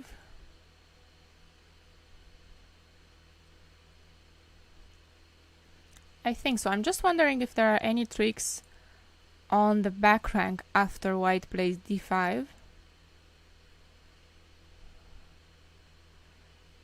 But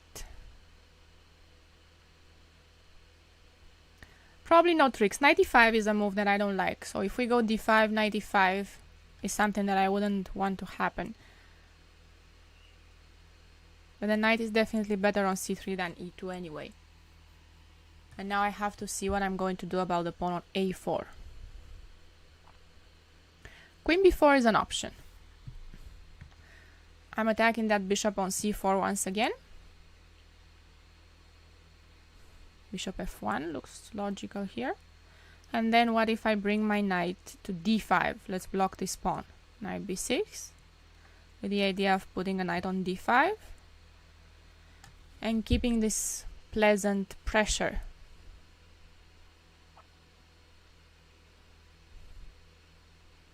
It's not a lot, but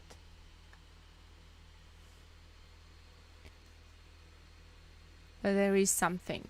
I don't think we've seen the fourth fourth board. Black won a very difficult endgame yesterday. She had a piece up, but very few pawns left. What is happening here now? So, black is a pawn up, but very much behind in development. She cannot really get the pieces out. And is knight c5 coming next? Might be coming next. Knight c5. Everything seems to be defended. Okay, on knight c5, b6. Maybe knight c5 is not coming next. What was the... Okay, so it was like this. e4. And here.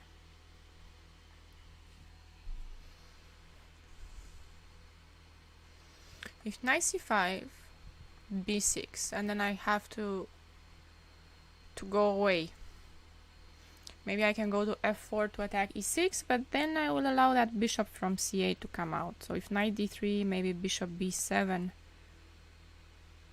or bishop a6. No, bishop b7. Let me have that pawn defended there. And knight f4 and queen d7 or queen d6. Queen d7.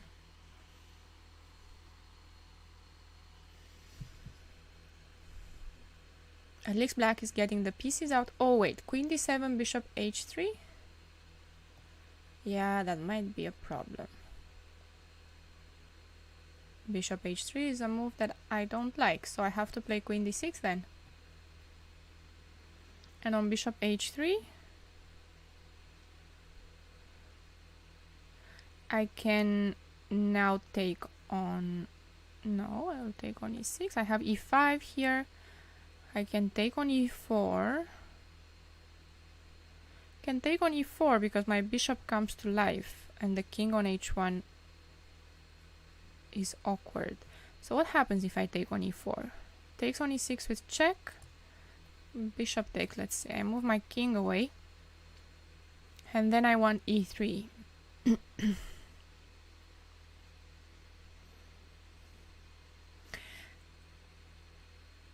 White might have d5 to cover. Now let's see this. If I take here, here.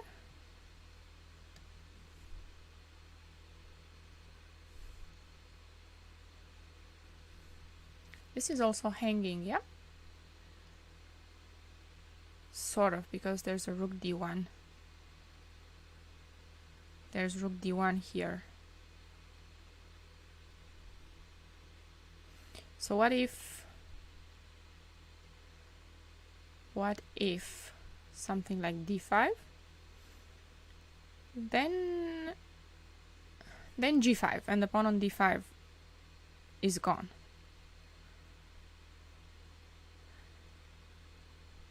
Yeah, the pawn on d5 is gone because the bishop on e6 is hanging. There's no time for rook d1.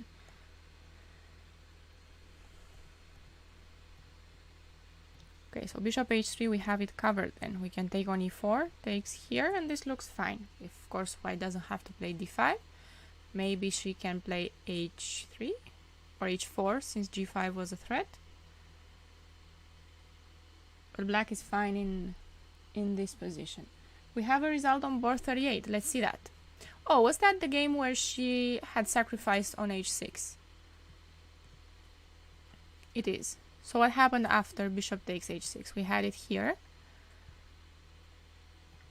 White took on h6. And we were looking at if pawn takes, queen takes, king g8, and here bishop f5. What if here we thought, but then takes. And now this position was also very bad. Rook h3 with the threat of rook h3.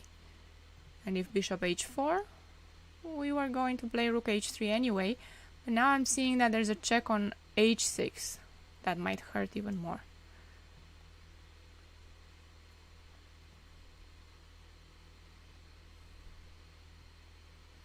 Queen h6 is also very strong, and rook h3 was also winning. So pawn takes h6. was bad, but everything is bad here. She played rook king g8.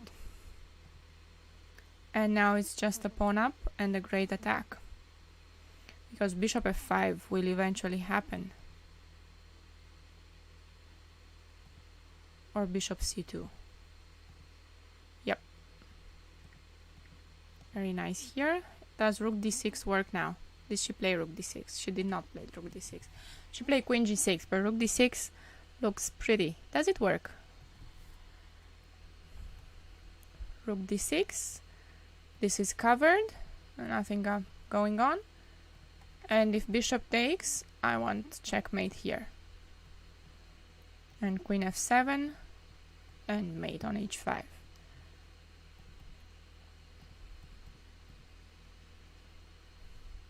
Yeah, this probably works because bishop e6 comes to any other move.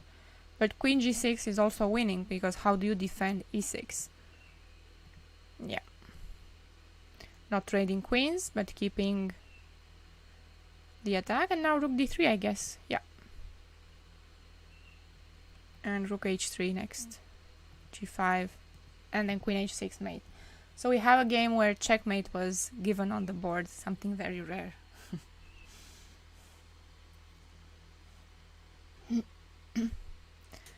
The only result so far. We had some more interesting games. One of them was this one. Ellen, who was doing fine. Here she played f5 and we had it queen c4, knight d5. We had seen everything up until here. And the move that we did not consider in this position is bishop takes c2, which she played in the game. Move that makes a lot of sense because the rook on d1 has nowhere to go. So even if you go knight b6 here, no, knight b6, you just move the queen away. Where do we move the queen away? To b3. If knight c8, then we take on d1. And if knight c2, then you take with the rook with a great advantage.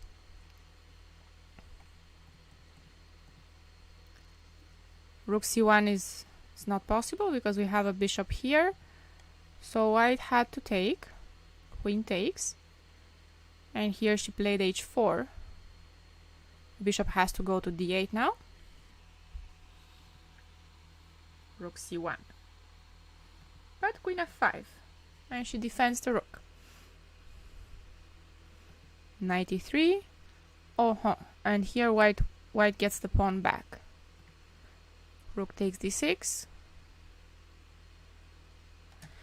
The pawn on a5 is also hanging in some lines. So queen c7, rook d5.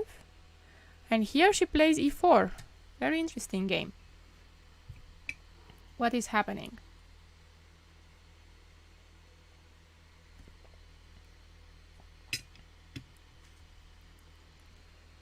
The idea is, I guess, to play queen f4 and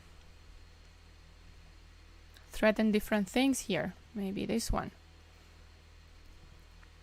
Let's see the big question. What if white takes?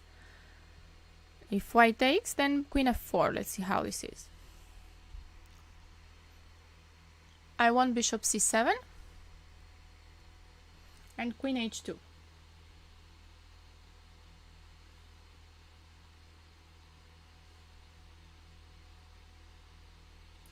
Bye, Sophie. Thank you for stopping by. Hope to see you very soon. Bishop to b8, yeah, and then queen. Bishop to c7 and queen h2 here is a threat. So, what does white play?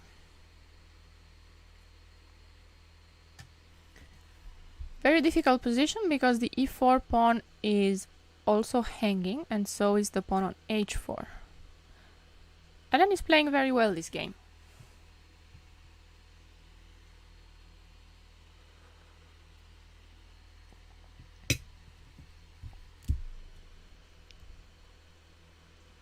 She found some very good moves here, and the c4 was very nice also.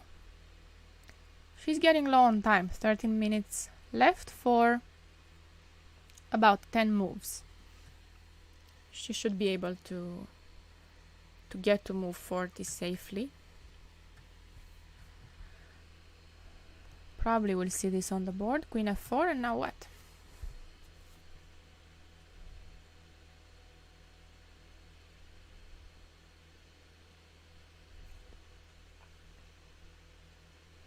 How do I defend now? If I push my pawn, then bishop takes h4. Bishop takes h4 is something that will hurt.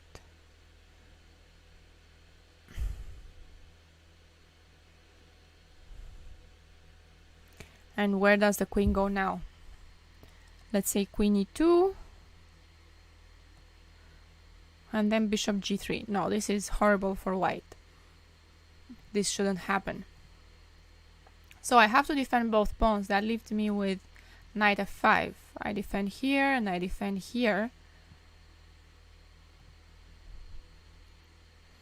And now, what if bishop to c7? If bishop c7, I guess you can defend with g3?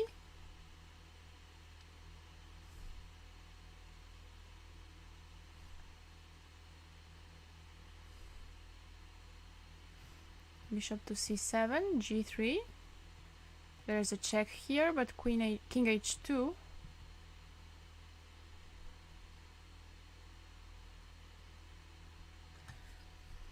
And I don't think we have any tactics.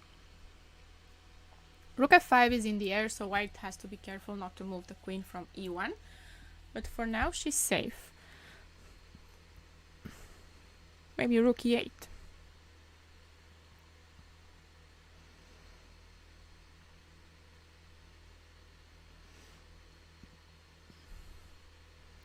Maybe rook e8 is a move here.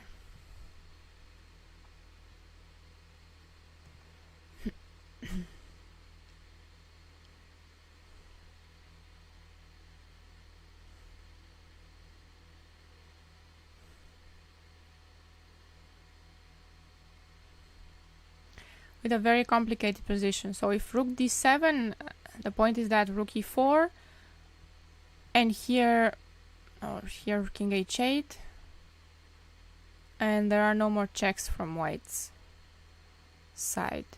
Now rook e2 is coming. So you cannot do something like that. You have to do something about e4. What exactly? The other threat that I have is that if you just defend like this, I will take on f5. Takes here and I will take the queen. Then what? You cannot move the rook. You can play knight d6 is an option, but you're losing e4. So I guess you can go for that endgame, but then the rook gets in. Definitely complicated. What do we play here? Queen c3.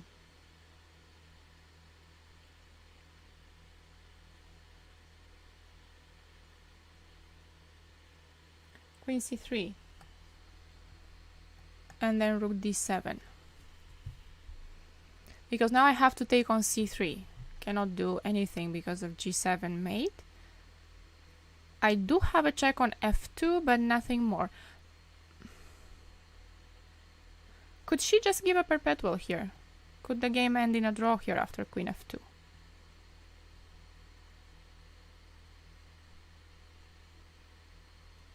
I believe so. Oh, king h3, you can still give a check. And king h2 has to be played. King g4 looks scary because of rook e4. Yeah, that's scary. King g4, rook e4. Go up and then queen e2. Begging for a checkmate. So I guess here king h2, queen f2, this could already end in a draw. And if you're trying to do something, you could take on c3, pawn takes, and what if you take here, then rook c7 is the point. But I have bishop e5, don't I? Rook b7, bishop c3. Okay, with an equal endgame again. probably still a draw.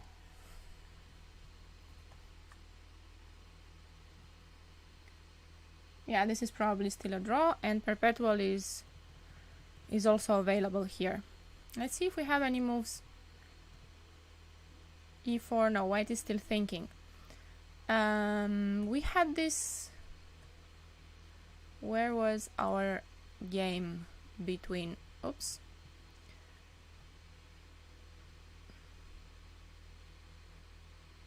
Between Andrea and Luminița. Here it was. Oh, Andrea is winning. Completely winning. How did she pick the pawns up? What did black play here? Well, black did play knight d4. No. She didn't play knight d4. We saw it up until here. h5. Oh, she played h5. Yeah. This is the move. And here we were looking at king c7. But king c7, knight f6. And this was uncomfortable anyway. So she plays h5.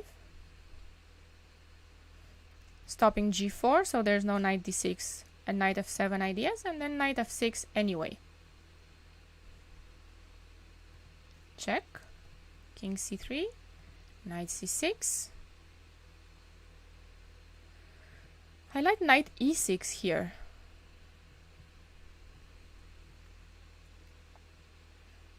This is a good outpost for the knight, and knight f4 might be useful later. She played knight c6, and now knight d5. Renier wanted king c4, which I think would have worked in this position. King c4 and king b5 was his plan when we saw this position. It's probably still playable here. Andrea played knight d5, and then what happens to the pawn on b6? b5? And double the rooks.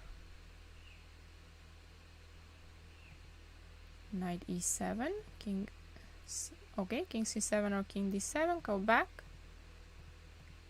And here she takes. King takes d6, check. And king e6. Because on king c5, you just got checkmated with knight d7.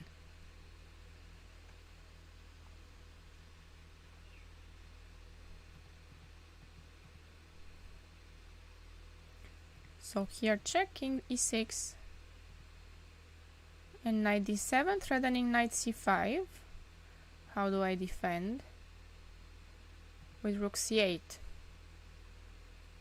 With only 1 minute on the clock, she was playing all this. King f6. Now I guess she cannot take, yeah, she cannot take here because she loses the knight. Knight a5. So she plays king b3, still threatening to take on b7, and knight a5, but knight a5, king b4, and she loses everything.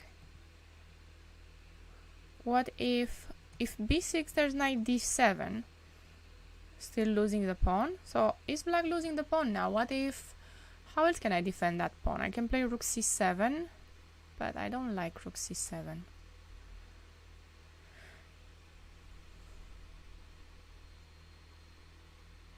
Rook c7, knight e4, and knight d6.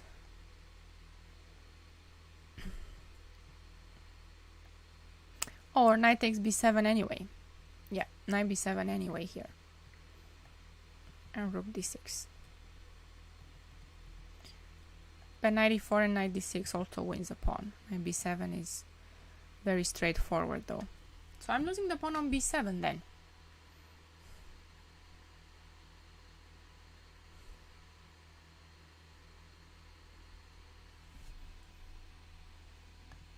Played here. Try to get some counterplay, but she just defends all the pawns. And rook d2, very nice prophylactic move here, not to allow any rook c2 when she takes on b7, because the pawn on b7 will eventually be taken, but you don't want to give black counterplay. Knight g4, h3, just let's see where you're going. And now I guess she can already take on b7. There's a knight e4 that black might be hoping for. That's why she played f3 here. And push the pawns. King b6.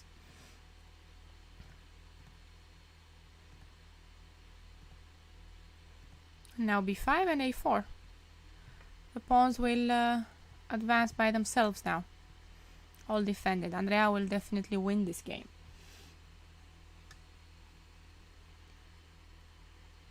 And we have another result here. White won.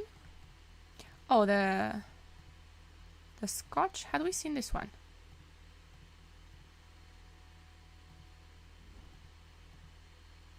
F3. No, there was another Scotch that we saw. 92. Long castle.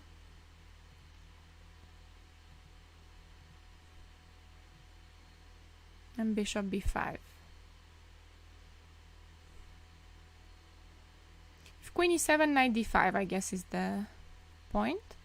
You want to get your pieces in with tempo. She plays c6, takes here, and queen takes.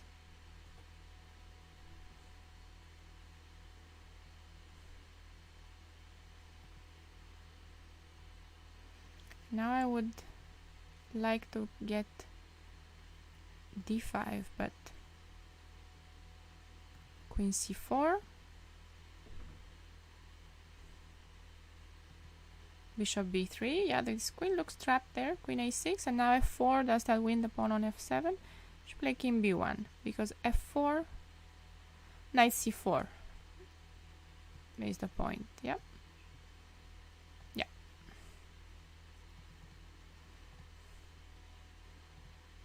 And knight c4 anyway. And then bishop f4. The queen side is well defended. Bishop c4 and won a pawn.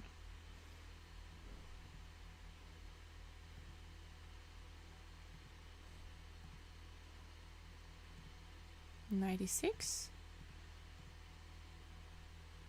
Oh, and now the bishop. How do you defend the bishop? And on c5 she takes and plays. Oh, this was a nice finish to the game. Why to play here rook c3? Everything is pinned. Takes here.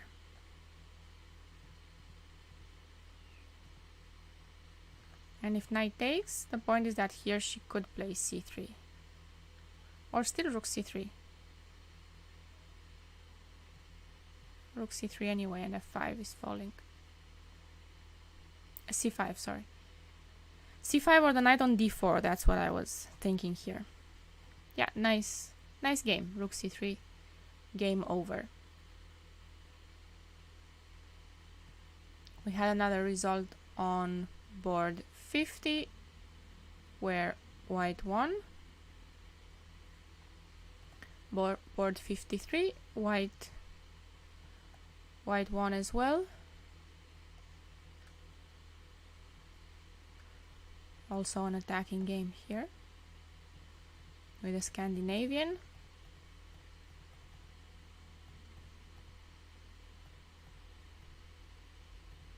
Let's see what happened here. Knight d7, a4, and b4 here. Knight e2, castle, and knight g3. And knight h4 to get that bishop pair, and let's see if we can get something out of this. Rook d1, you have to defend d4, and e5. e5 is a move that I don't like very much because I wouldn't want to open the center here. White should be the one trying to do that. But what else can we do instead? Maybe just improve the pieces. Rook d8.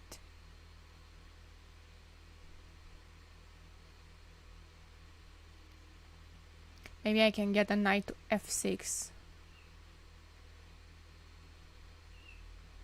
Regroup my pieces. Maybe I can get my bishop to b6, knight f6, and somehow put pressure on d4. e5, knight f6 here, and now rook d4, and the position gets opened. Bishop g5. Okay, and here she wins a pawn. So what did she have to play here? If she takes with the g pawn, then she loses f6 because of bishop d5. And queen takes f6. So rook d5, queen f6.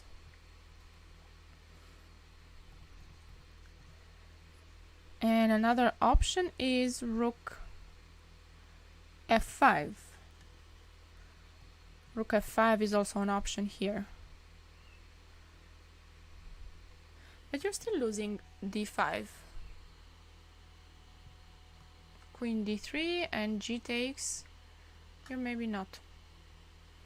I thought that rook d1 might win the pawn, but you will defend. So this is the way black should have played, probably.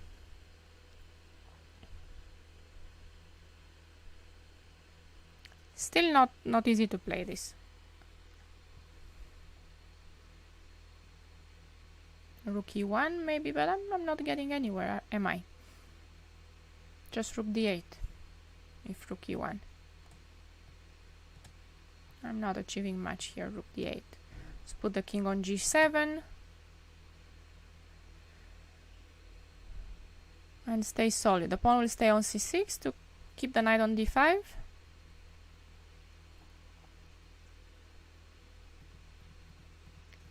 So knight f6 here. Yeah, now she lost the pawn on c6, and I guess this is where the game started to go wrong.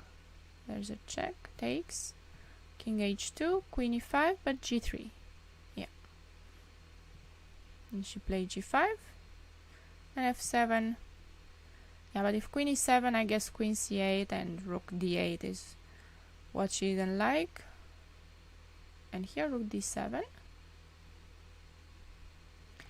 She wanted this, knight d7, queen f7, and here queen h5 because the knight is gone from f6. But I guess queen f7 could have been played, yeah? And then rook d7. It's a little bit more forcing. Rook d7 threatens mate. This is also fine, completely winning. Queen c8 wins the queen.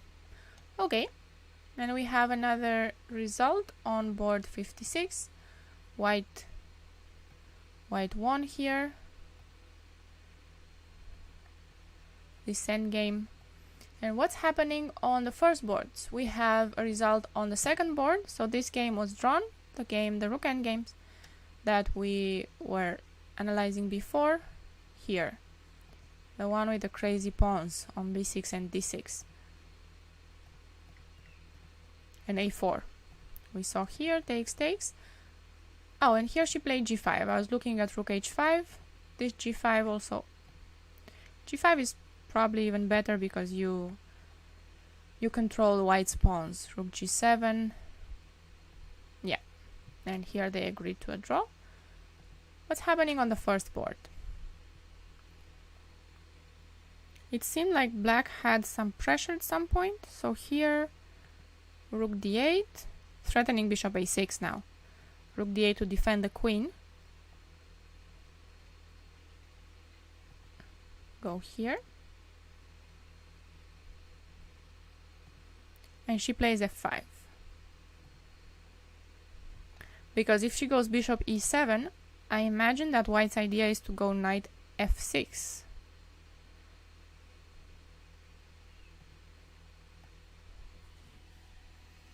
When black has to take, pawn takes, g6, and I like white's position, queen h4.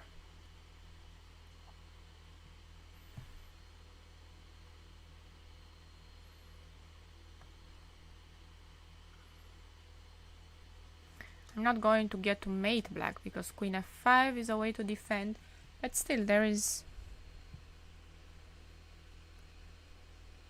some pressure. So she plays f5 here, not bishop e7. She has to take. Bishop takes. Bishop c6.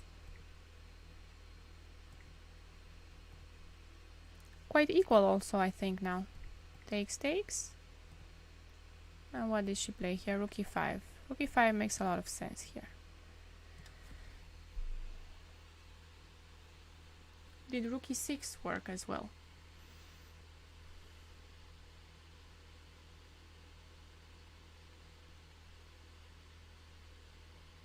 On rook e6, maybe just bishop d5. Or rook c5. Bishop d5, rook b6, and something like rook f8 and rook f2. But we can also defend the pawn, of course. I mean the bishop. Rook c5.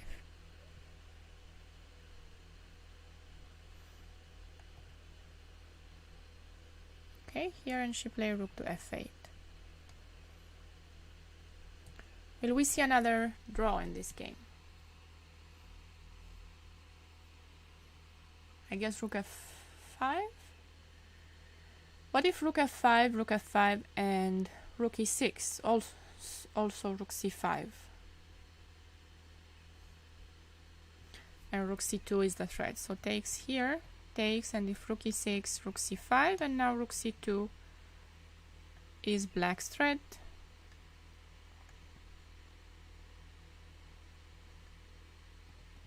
What else do we have here? So now the threat is rook f2. We have to take on f5. The other thing would be to play rook e2, and I don't want to do that. So I will take here. And now I will think. Black has this annoying passed pawn, but white should be able to hold this.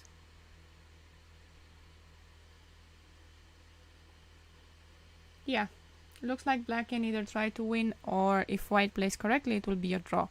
But black is the only one playing for something here. Rook c5 and rook c2 is coming next. So what can we do with white? I would love to get the rooks off the board, then it's a draw. Could I try something like b4 here and rook f1? But b4, on the other hand,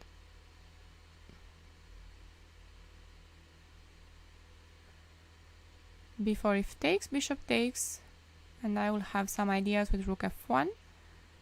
I am losing g5, but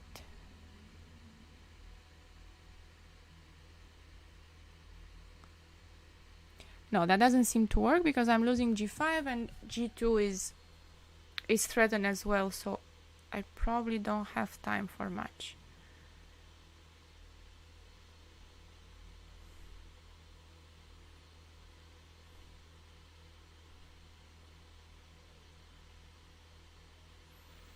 The bishop on d2 is slightly bad bishop. Has no activity. Black has the pawns on the right color. This pawn on g5 is in the way of my pieces. I could play rook c1 also. But then bishop d5, and isn't rook e5 coming? So here bishop d5. And then I'm thinking that, okay, maybe rook e5 and rook e2 is more difficult to get. My bishop on d2 is not helping at all. How can we make him better? Now bishop a2 is a threat as well. If rook c7, bishop a2.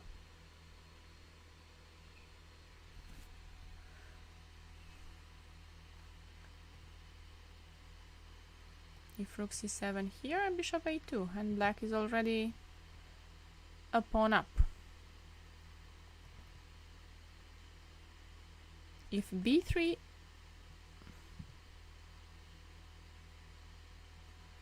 Rook e5. Let me try to get rook e2, but then rook e1. Maybe this is the way to play.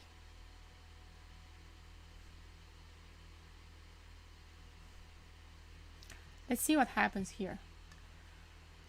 Rook c8 and rook b8. Here, no? Rook c8, king f7 and rook b8.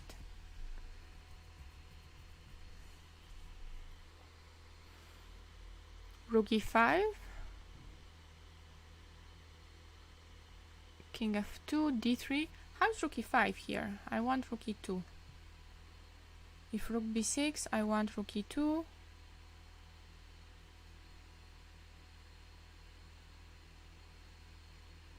Rook g2. Advance my pawn. I don't know.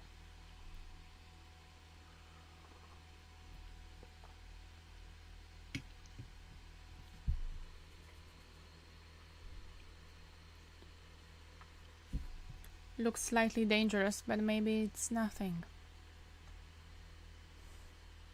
Maybe you can take on a5, but I'll be very scared of that pawn on d4.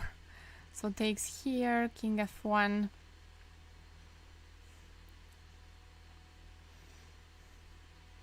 And the point is that now I don't have d3, right? Because of rook d6. If d3, rook d6 now. And I'm losing my pawn? No, I have rook g5. And then king comes in, king e1. This would be okay, I guess. But we can also take on h2 first. If we take on h2, rook d6 is the move anyway. Bishop c4 check, king e1, d3.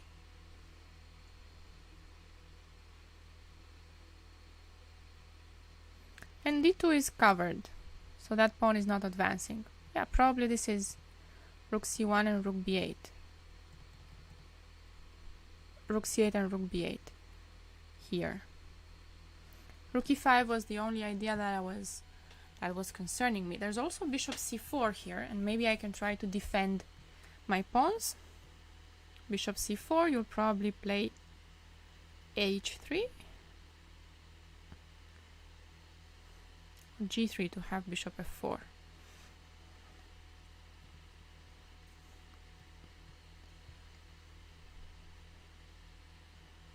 Rook f1, king g2. I wanted to play b5. Then I will lose a5. It's interesting. Do we have any new moves? Yeah, we do, and it's nothing that we... Yeah, so rook c1 was played. Okay, and then she played bishop b5 immediately, because now rook c8 is not an option. There's a mate on f1, so that's why white played here g4. And here we will see rook e5. Yeah, that was played right now. And rook e2.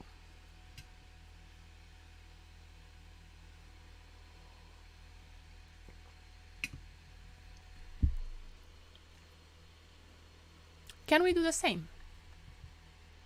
The rook c8 idea. King f7 and rook b8.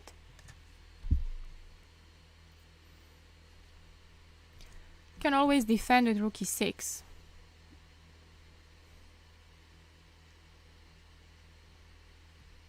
Oh, but rook e6 is not really defending. Hold on a second. Rook e6, you take on a5. Because the pawn on b6 is now pinned. So takes.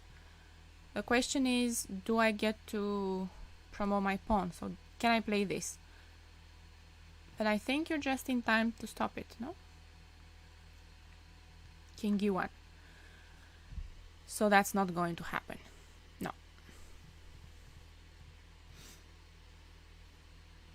Rook b5. Okay, if this works, we can play for the same idea. Rook c8. She played rook e1 in the game.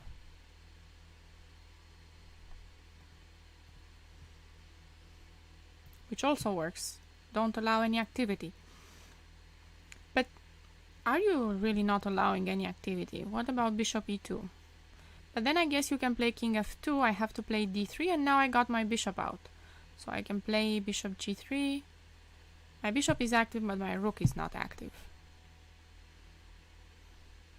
Still uncomfortable. She did play bishop e2. This is live now on the board. I don't think she will make a draw now. Not so easy to make the draw, is it? King f2. I think king f2 will be played. d3. And let's see what we can do here with white. We might want to play rook c1, but if we could play rook c1, then bishop g4. So let's play h3 first. Oh, let me just see, because I see some comments that Ellen has just won. Where is Ellen? She just played e4 and she immediately won. Let's see her game. We'll be back to the first board soon.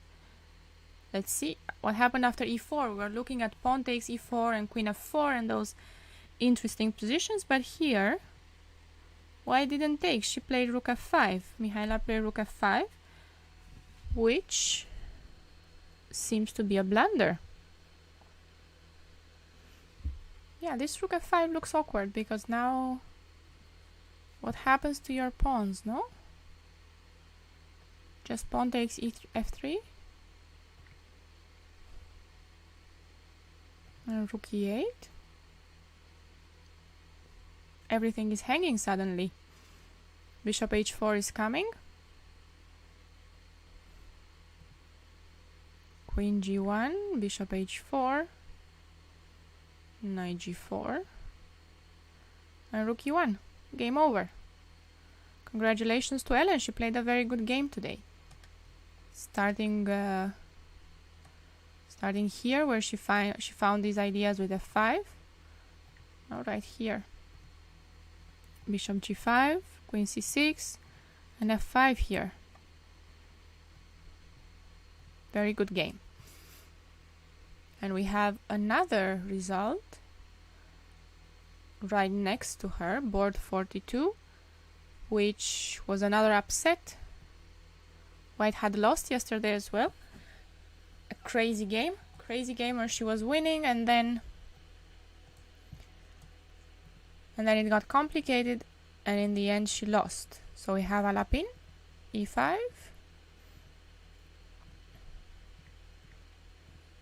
knight c6. This is all theory. Bishop e7. Yeah. And bishop d3. Yeah, here white has ideas with queen e4, but black can play knight b4 here. There are some lines where white can play a3 first, so just to keep the bishop. Bishop d3, knight b4, knight c3, and here black should be fine. Knight goes to c4, knight e1 to transfer the rook. Takes on e5, takes. White is doing fine now. Bishop b4, and what happens? Queen g4 makes sense. Rook h3 makes sense with the idea of queen h5. Queen g4, but yeah, that queen g4 she got to play f5. And the trick is that if white takes here, black has e5.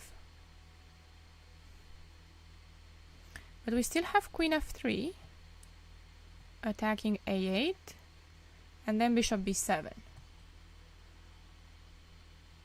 And bishop e5, just knight e5. Okay. Queen g3 was played. Yeah, if we have to play queen g3, then this must have gone wrong. Bishop a6. Rook b1. There's no attack now.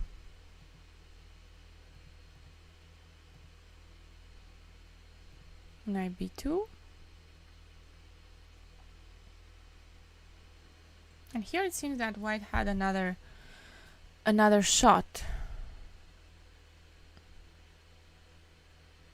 There are things happening on the c file. Is anything dangerous happening? So, do we have any discovered attack here? We have knight d5, we have knight d4, knight d5.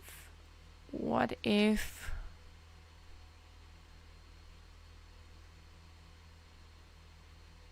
What if the queen moves away? Then there's knight f6. But rook takes f6. So what is the trick here? Knight d5. What is happening here? After knight d5. Knight d5, let's see it on the board. Knight d5. Queen moves away. First things first. What do we play here?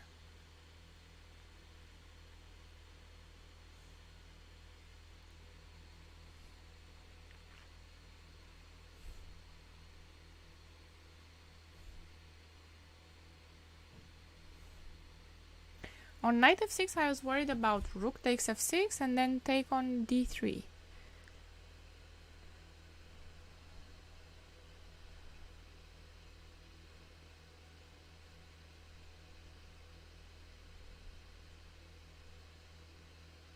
Okay, but there is... I can take on c8. Oh, okay, that's the trick. I can take on c8.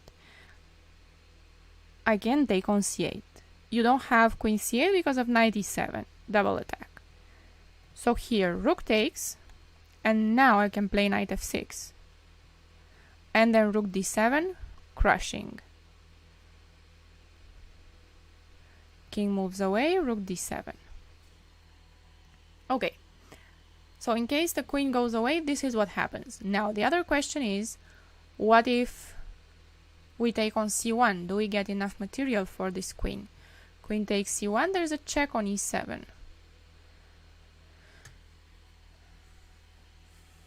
Right, so that's it then. We take on c1, knight d3 and knight e7, you get the rook. At least everything's hanging here, but I hope this is all right. Let me check. No, white? Yeah, this is all right. White has an advantage here. Let me just check the lines here. So on queen b7, rook c8 is fine, and knight f6. Yeah, that's correct. But here on knight b2, rook f3 happened. Bishop b7.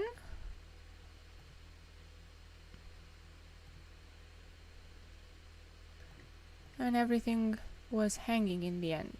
Knight a4. Black keeps the advantage now. Knight c5.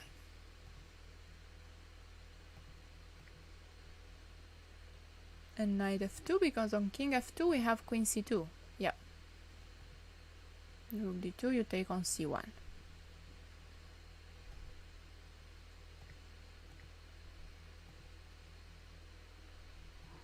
Yeah, and rook c2, nothing here. Mate is coming. Okay, board 44. What is happening on board 44? Awful turn of events. So we have Andrea with the white pieces. What is going on? How is the material? Black has an extra piece. Black, and she will take on e8, and then white will take on d2. How are the pawns? Pawn up for black. Crazy position. What is happening here? Rook e8, knight takes c4 is also there here. Wait, knight c4, what do I do with black? With white. What happens on knight c4? Ah, it was white to play. Knight c4, rook f8. She did play this. But she's just losing material now, isn't she? Rook or king takes f8. Let's say rook f8 just to be safe. They're in time trouble, so something must have happened during the time trouble here.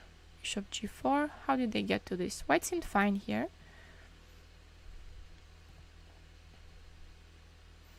And this is how everything went wrong, because the knight on d4 is hanging. Maybe knight b6 was working here as well, to take on d4 and then take here. She played knight b4, rook c4, and now knight c5, and now knight c5 because things are hanging. So if knight takes c5, bishop takes c5, because this on d4 is hanging still. So if rook c5, you have queen d4.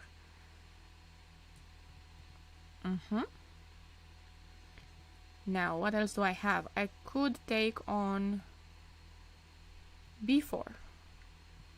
But if I take on b4, I'm going to lose my queen. I don't want that. That's the last thing I want. So I must take on c5 then. Bishop takes c5. Takes on b4 now. And then you take on d4.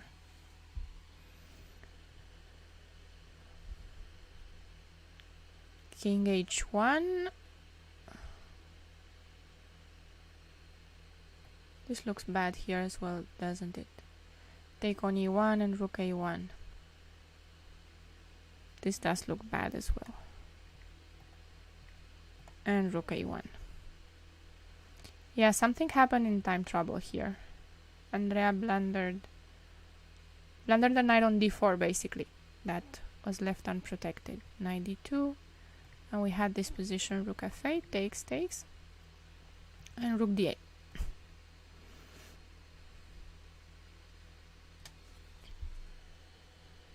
Yeah. Black should be winning this. Maybe rook e8 or queen e7 now with queen e3 ideas. Queen e7 and queen e3.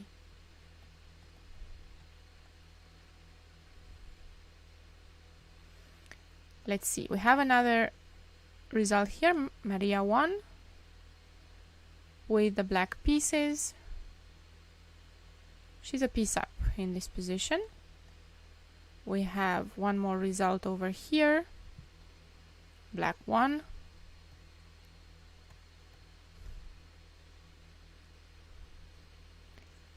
Very convincingly as well. This one we have already seen. Elena is still playing and she's doing great, isn't she? Black is doing fine here. She will take on c4 next, and that king on b3. She will take with the rook, I guess. Threatening queen b6. Yep, she did take with the rook. Threatening queen b6. Queen and queen a5. Or queen c6.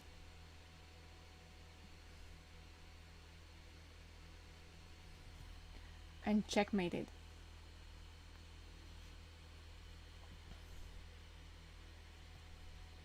Many games are approaching move 40. Here I think they will be fine. There's move 37. Let's check this game once again. Okay, black got all the queenside pawns. How did she do that? We left it here where she played rook e5, rook e1, and bishop e2. Yes, h3 with the idea of rook c1. But rook c1 still is not working because of bishop g4, which is what I had also missed earlier.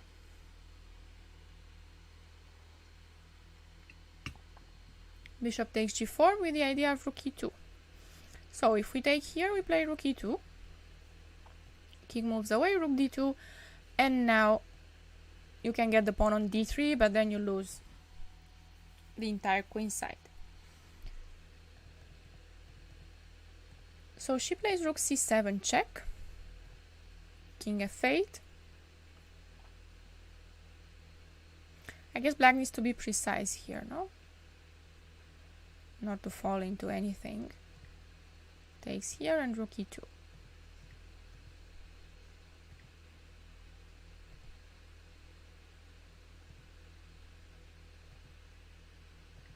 Takes there. Now she takes on b6, because if she takes the one on d3, this would be easy to win. Here rook b4. She could take on g4. Oh, she could take on g4 and g5.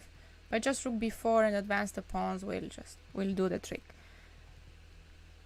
So she takes this one, and then still rook b5, here king d2, and I imagine now a4 will be played.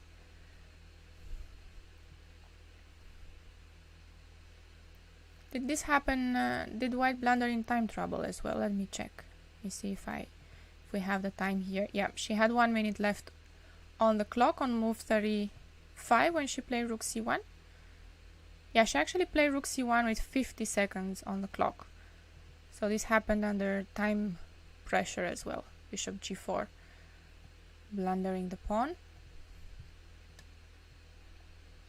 And we king f7, rook f5. Oh, she played king f7, not a4. She's going after the pawn on g5, which is even easier to win. So white will win this. We will soon have a result on the first board as well. Let's see how Monica is doing here. Where did we leave this game? We left it with an isolated pawn. We left it around here, I think. Around here.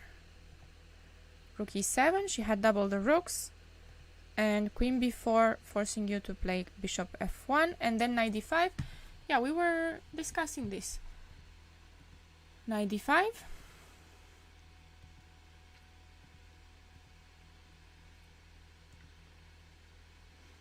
Now she takes with the c pawn. I think she could have taken with the queen as well.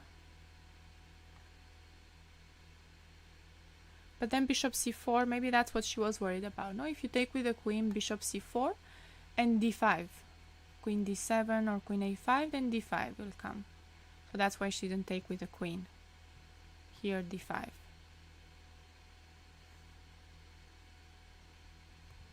She took with the pawn. Still an equal position. g3. Knight f6. She goes g6 now.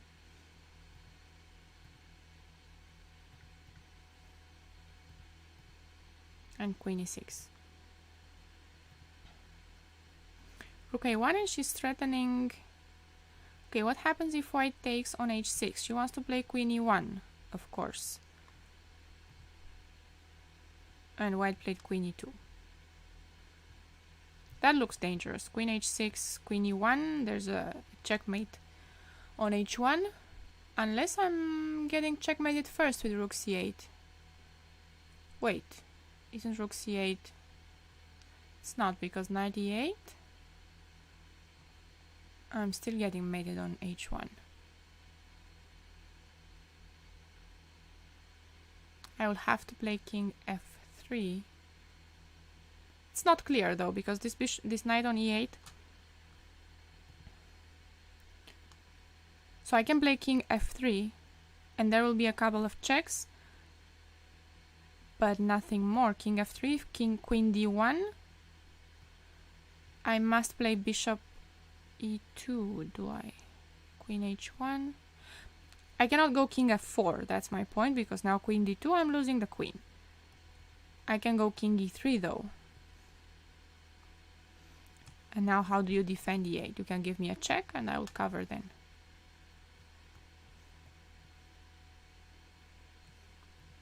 But there's probably something better than all this, no? Queen h1, for example. Looks scary. So on rook a1 we had queen e2 played, and let's see what black will do now. She has 40 seconds left for 5 moves.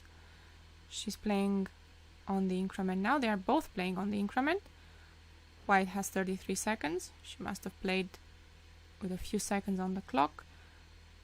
Queen takes c2 is an option. Knight e4 is an option.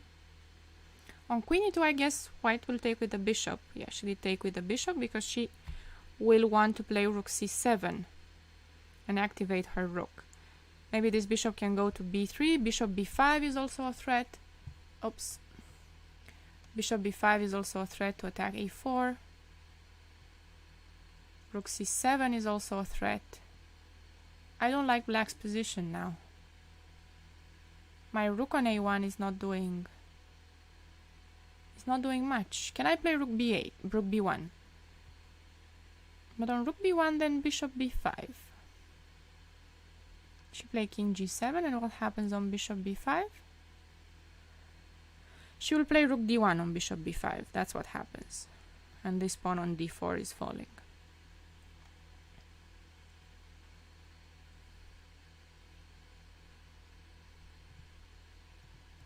So can we go king f3 then, to be closer to the d4 pawn?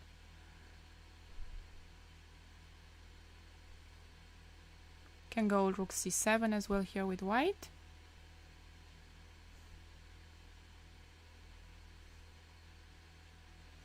Yeah, what if rook c7?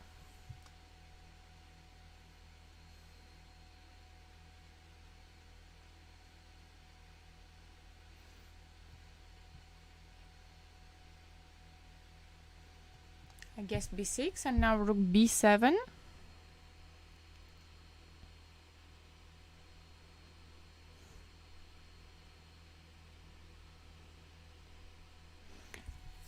This seems to be winning a pawn.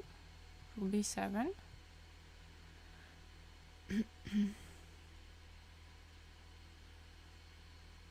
I can play rook e1.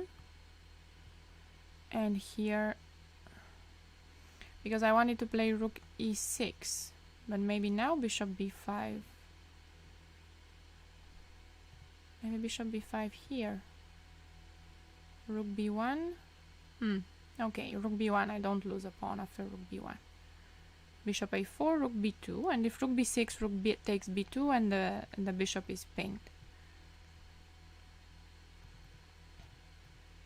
And what if I play king f3? This looks shaky. King f3, knight e4, knight d2 ideas, knight e4, and knight g5.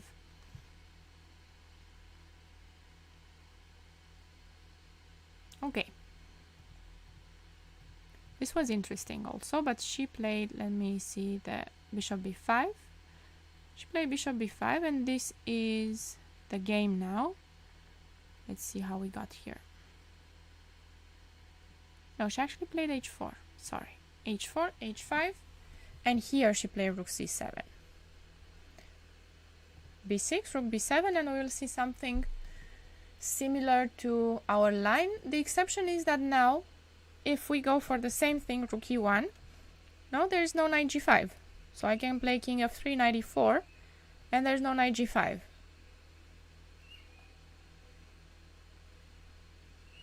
Does that mean that I can take on b6 now?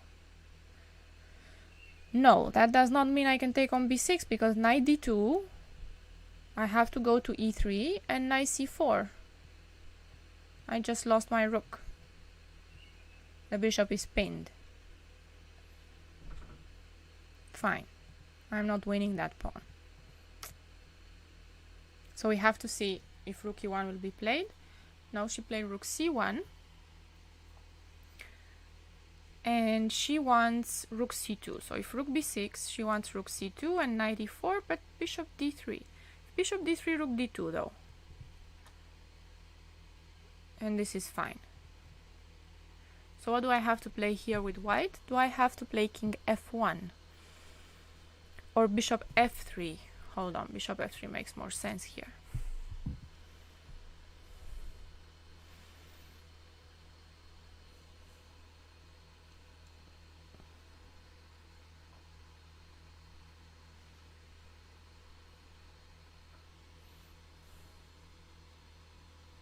You can still play knight e4. takes. And we are threatening to play e3. So maybe king f1 now.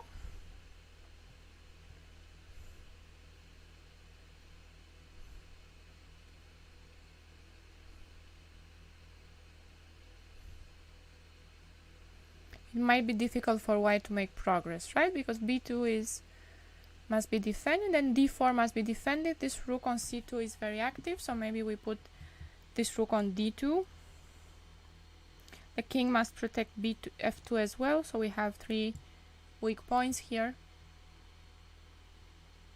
White will try to win this, but I think black will be fine. So we do have this rook b6, rook c2 in the game. And white will probably play bishop f3 now. Let's see what else we have on other games. We had this game where we were wondering if this was theory. We had left it much earlier here, and 96, where white was a piece down, and here's where we had left it, and we're looking at that white wanted to play d4 and get the center, so black played e5, stopping all these ideas. Castles, get the pieces out. White wants to play d4 anyway. She does play d4, but black doesn't take. She keeps the center, and now d6.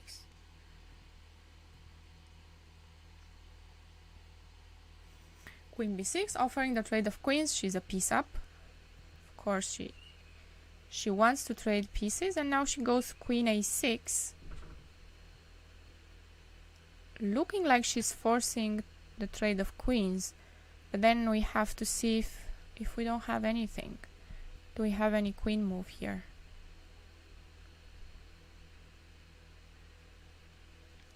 The only thing that she could do is take on c8, but I don't think that helps much.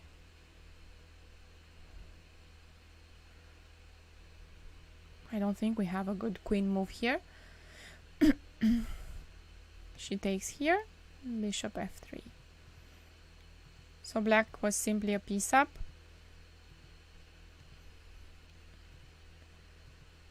And she cashed in, stopped the pawns here, not allowing c5. No. Rook c1, now she wants b4 and c5. And bishop e3, getting this bishop out.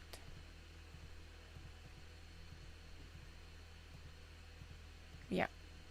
And now knight d5, because this bishop here is hanging. Okay. We have another result on board 8, where white won here. But let's see if we have any more interesting games. We have this game here, what is happening in this position.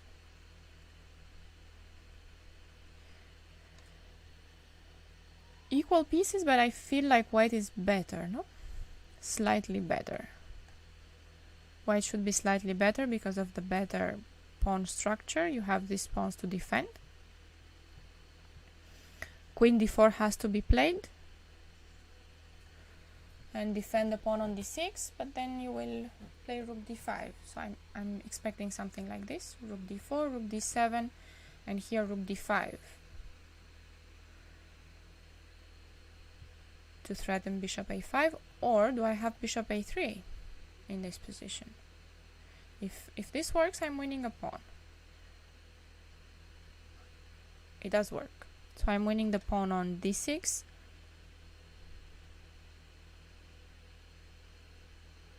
Yeah, because if bishop b1, you will take on d6 and advance the pawns. You want the passed pawn here. So what did black play? She played queen a5, did not trade queens, and now I cannot take on d6 because of, wait, rook d7, we take on f6. So why can I not take this pawn? Because of queen a2 simply. Because of queen a2. So So let's see, what do we play here with white?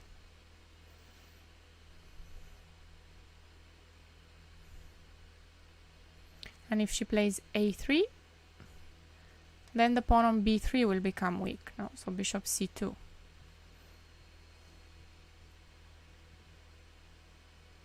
Okay, not easy here after queen a5. Let's see what white plays here. Let's go back to how did this game proceed. Bishop f3, and they reached move 40, so they have an extra 30 minutes. We have another game, a very interesting position here. Black has white should be better now with 3 pawns for the exchange, but I don't think she can win this because the pawn on d6 is blocked. The pawn on a3 cannot advance.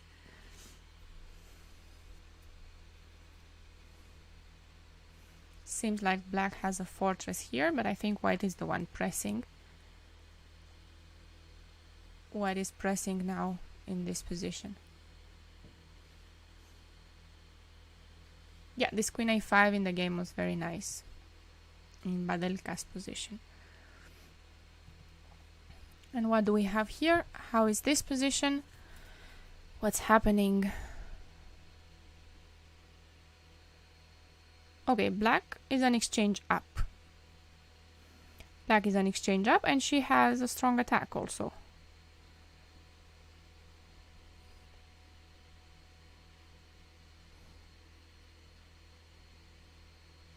She wants rook a7 and rook g7 next.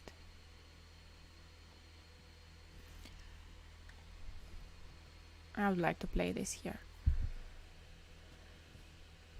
and get some pressure. What else do we have? What's happening on board 6? How is this? 2 extra pawns, a passed pawn on the a file.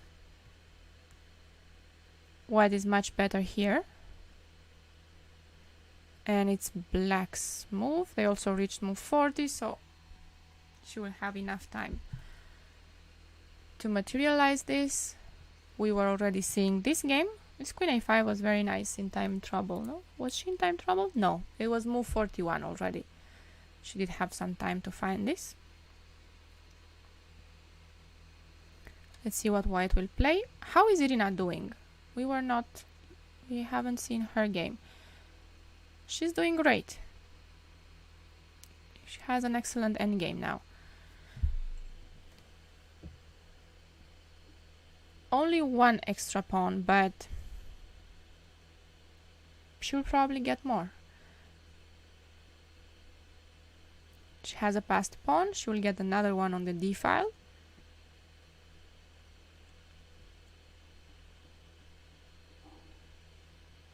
She can play d5 now and rook h6.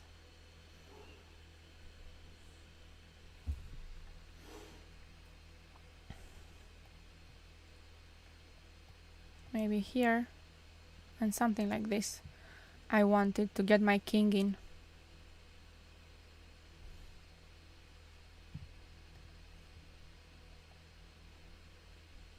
If black takes, then I get my king in. If black plays b4, then I get 2 passed pawns. So Irina should be winning here. She's going to go on 2 out of 2. Great start for her. Let's see board 10. What do we have here?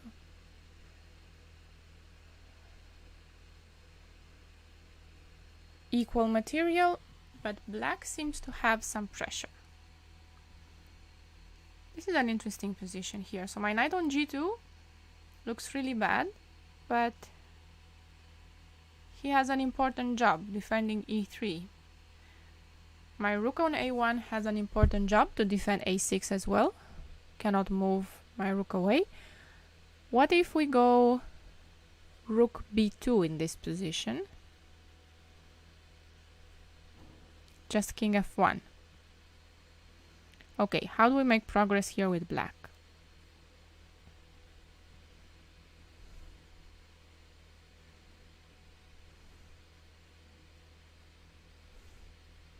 Maybe I could get my knight to d3, and then I would get my king in.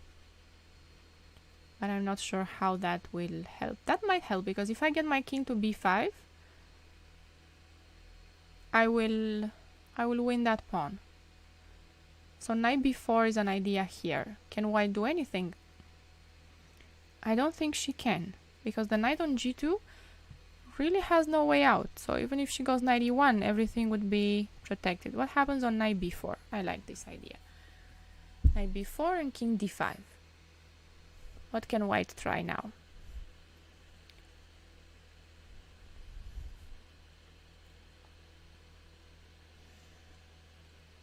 Maybe something like getting the king out and rook f1.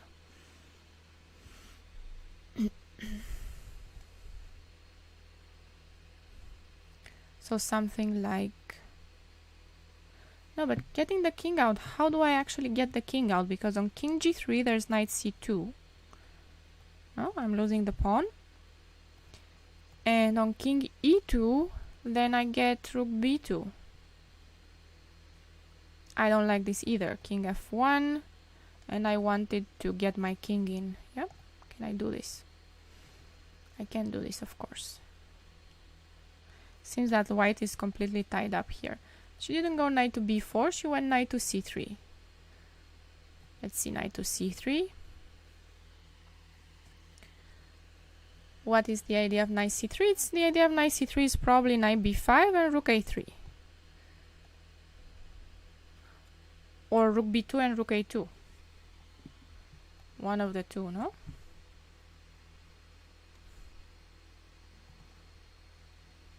And if the pawn on a6 is gone, then black will be winning this easily. Black should be winning this one. Let's see more. Let's see board 11. How is Laura doing here? She is a pawn up. And she does have pressure on the dark squares. She just played queen b6 here. How did this happen? Oh, how did this happen? So it started from here. She's already doing great.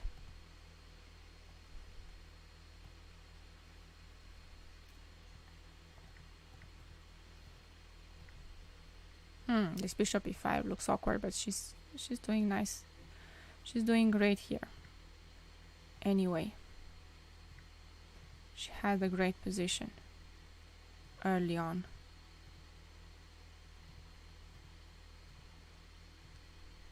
d1.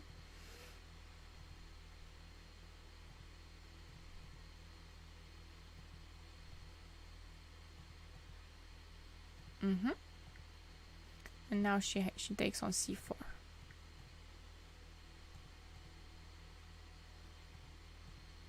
Queen h6, f6, and now d6.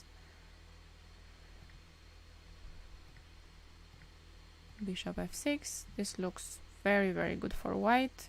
Bishop back. She cannot take on d6, unfortunately, because of rook e1. Maybe rook e1 is nothing, no? Rook e1, you can just play king f2. You don't have to take that rook. If you take that rook, then you run into checkmate. But king f2 seems to be fine. There's another check on e2, but nothing more. A check here, king g3, and there's no check on e5 to win the rook. No other check. Guess she could have taken on d6, but she can take that whenever she wants also.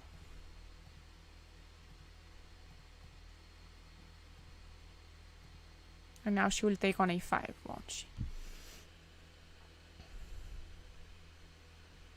Most likely take on a5, because on queen b... she can also play queen b7 and take on d5. She can also play here, attacking g7 and attacking d5. But taking on a5 seems to be just easier.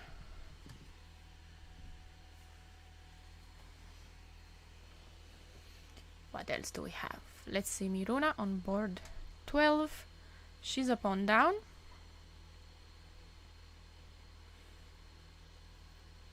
but she might be able to hold this. Let's see, can she hold this?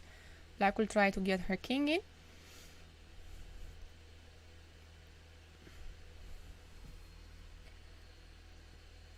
With king g6 and king h5. She'll try to get in like this. This is going to be a long game. Maybe she can try to defend with bishop e1 and bishop d2 and somehow create a fortress, but these positions are always difficult.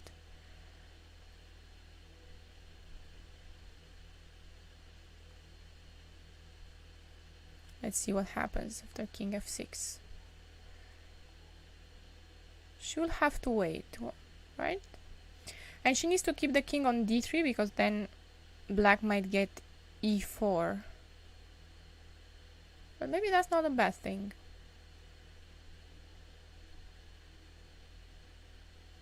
Maybe that's not a bad thing because we might be able to play bishop c3 and king e3. So what if we wait here?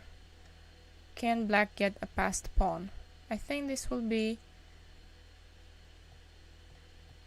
simplify the position too much. And here bishop c3, king f5. I probably won't be able to make progress with black. This pawn on e4 will be blocked. So bishop d4, no? My king will stay on e2. And I don't think black will be able to break through. So no, not e4. Then how will black play on king e2? Let's say king g6. And let's try to get this king all the way to g3. But let's try to wait here. King h5. Let's say bishop e1, stopping the king from getting to h4.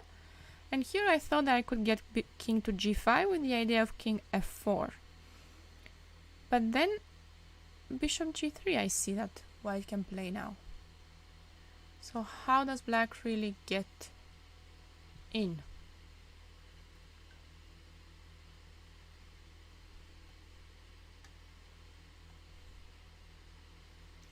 Maybe bishop f6, defend that pawn.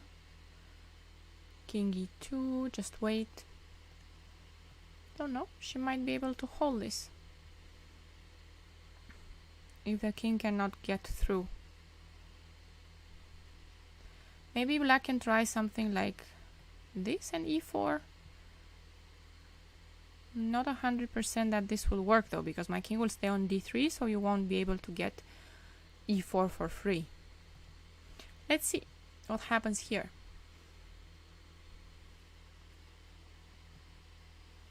Who else do we have playing? We have many games finished. We were looking at this game from the beginning and we left it here, no? b4, and white did play knight b1. We thought this was a very good move for white to get the knight out to d2. But here she plays knight c3 and we were talking about getting the knight out here on d2 and knight c4. Go to this hold here on d6. She played knight to c3. Here, bishop d3. That pawn will most likely be gone.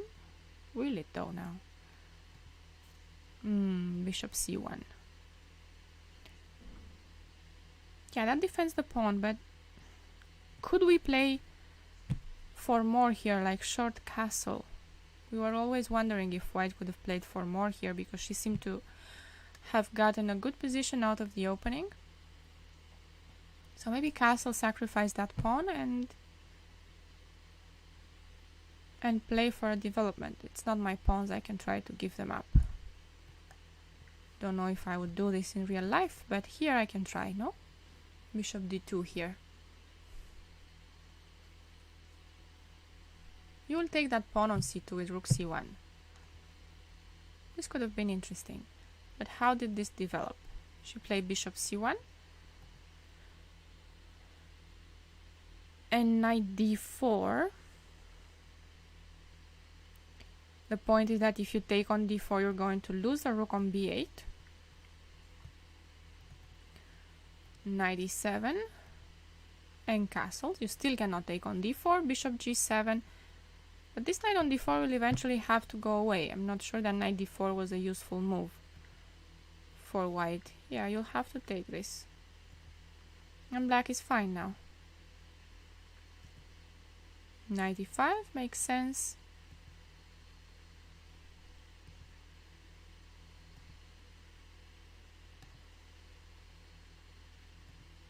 And this knight will probably go to c4 at some point. Queen c7 now. Okay, now she won't go to c4. And d6. Solid position. Rook d8. Black is got a great position now. On the beginning we had some doubts. And bishop c4 is a move that I don't like. Giving the bishops up here. Now the two bishops are very strong in this position. Rook c8. Yeah.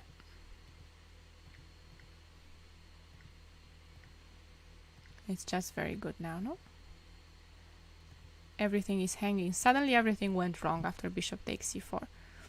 Okay, let's see more. We have this game here playing. Tatiana is playing with white.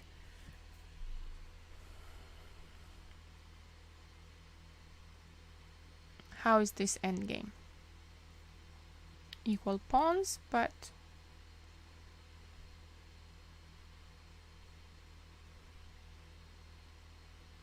what? Will I play d4 at some point and get a passed pawn?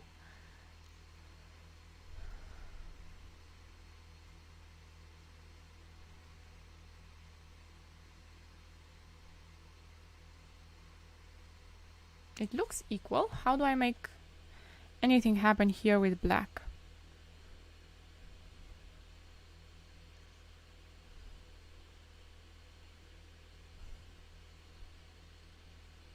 Unless I can get to play d4 and get my rook very active and win the pawn endgame somehow. Put my rook on e4, get this passed pawn and immediately win. It's more pleasant for black, but not sure if it's enough to win it. It's more pleasant because this rook on f4 is passive. The rook needs to defend f2 all the time. Rook a8. And now I'm going to wait here. What is black's plan now? Oh, we have a move. Rook king b3 was played.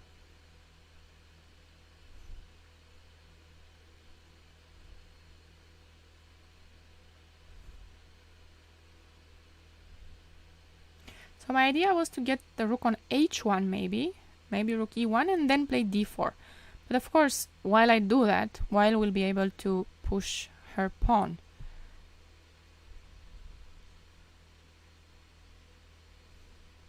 And it might not even be enough. Let's see what happens here. Let's see if black can come up with something in this endgame.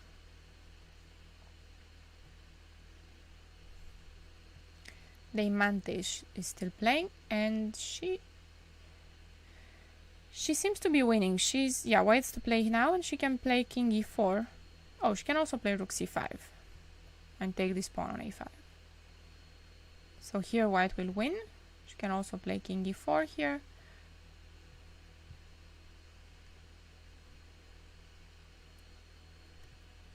It's a comfortable position. Don't think black can do much.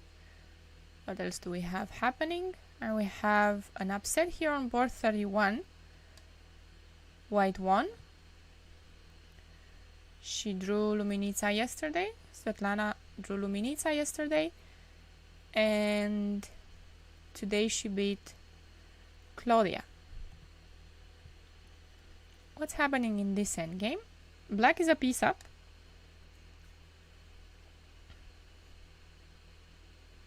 And she will probably win this endgame. I don't think white can trade pawns. So let's see, king c4. Now king b4 is a threat. No, it's not a threat. I can play king e4, and on king b4, knight c5. And on a4, now the threat is a5. Here I have to be careful and play knight b7. That's everything I need to do. Stop a5 from happening. Let's say king c4. Now I have to see how I'm going to get my king in. King e5. Oh, knight a5 also. Knight a5. And king d4.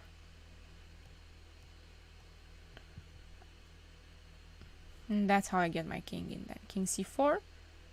Okay, so here black is winning. Still playing on board 32. We might see another upset here. White has a queen. Dina has the queen, but black has 2 rooks and a pawn.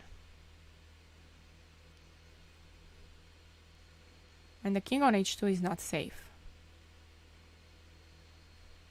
The pawn on d4 is also dangerous.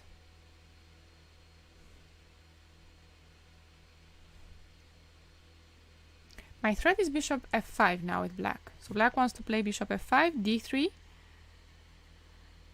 all the way to d1. Can I do anything against that with white?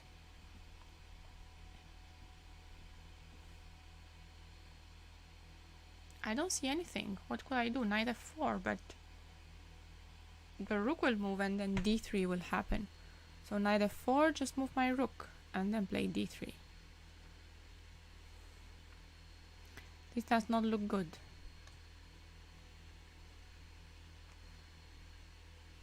Looking very bad for white. We have many decisive results today. Let's see the first board. So Nino won on the first board. Yeah, she got all the pawns on the king side. Now, here on board 3, we have this endgame. We were looking at this endgame, actually. I did get to this endgame. She played bishop f3, rook b6. We saw rook c2, bishop f3, rook d2. Yep. Did I play rook d2? No, I actually played knight e4 here in my analysis. But I think they got to the same position. Knight e4 now. King f1, avoiding e3, because now this will happen. King f1, king f6, king e1, and the rook will stay here on c2. How will white try to make progress? She'll probably have to take that pawn on a4, give up the pawn on b2, and try to advance the 2 pawns. Maybe something like this. We might see something like this. But even here, black should be okay, I think, with correct play. She can hold this. So what if rook a8 or rook a7, maybe, to look at f7?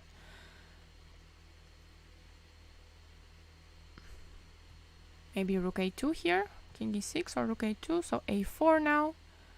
And here we will wait, king e6. What will white do? Advance?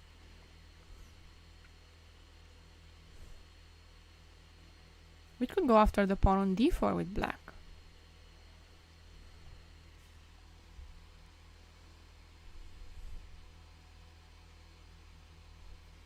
We could play king d5 now. If rook f7, rook a5. Could we play this here?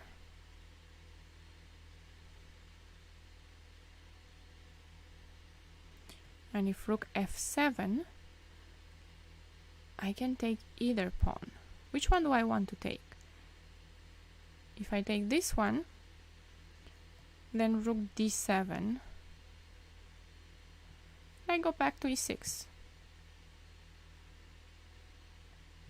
This should be fine. I could also take the one on d4 and get my king a little more active.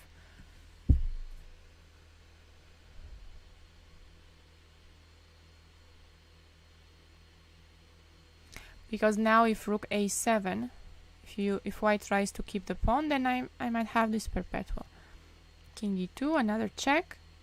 King f1, maybe. I could still give another check, king g2, and here I can also play rook a2 again. It's not a check, but I'm going to play e3.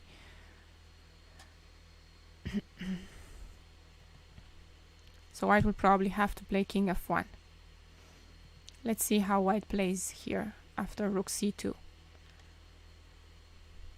Board 4. What's the status on board 4? So she lost the pawn on a3. She did have a pawn on a3, right?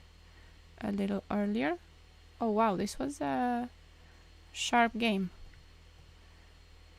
Knight f2, queen takes, and that's how they got here.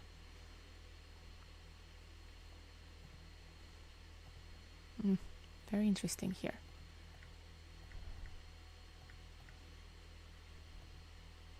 Bishop d2, and this is the position that I had seen. Rook e5. She played here, and she lost the pawn on a3, but still, no. Bishop e4, she wants h5.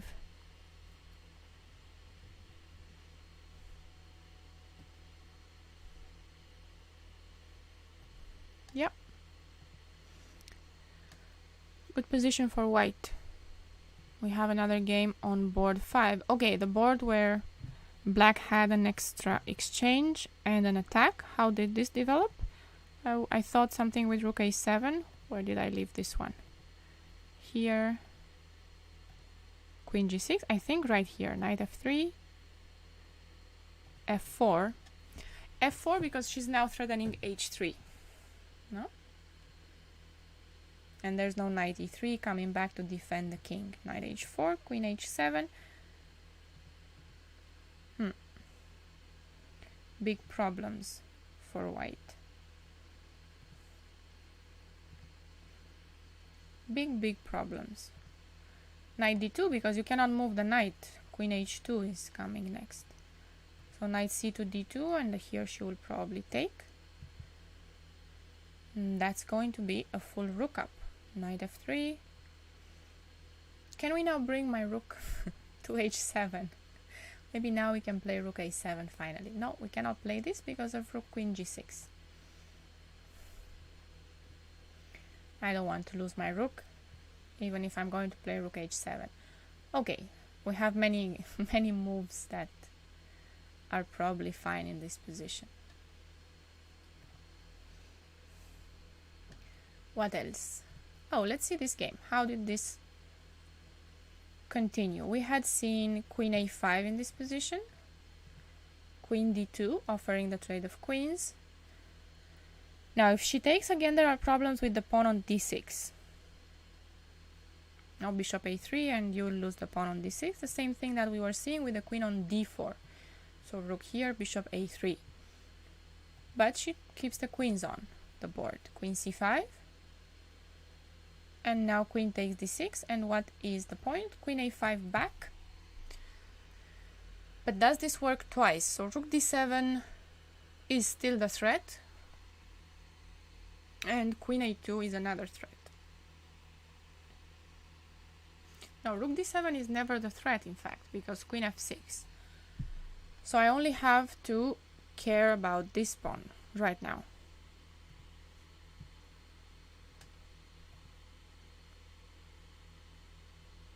If I play a3, bishop c2 is coming once more, right? Bishop c2, I'm losing b3, but there might be some tactics here with rook d2, queen a2, bishop f6, rook takes, and I can take on f6. Yeah. Because if now the queen takes here, takes, rook takes, that attacks the queen, that's what I was looking at, but the least we can do is take on f6. King takes and take on a2. If white doesn't have anything better here, that's also winning. So this is the current position, and rook d2 seems to save the pawn. Rook d2, rook d7, queen f6 once again.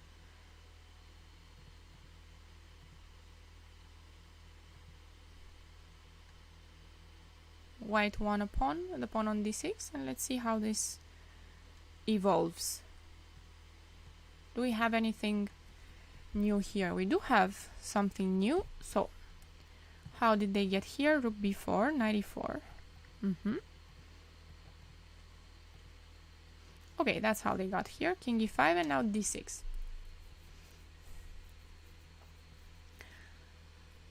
And they will most likely get into this 3+1 versus 3 endgame here, which is a draw, but it's not an easy draw. Many people have lost this. Anand lost this once against Leko. He lost this with black. A very, very instructive game.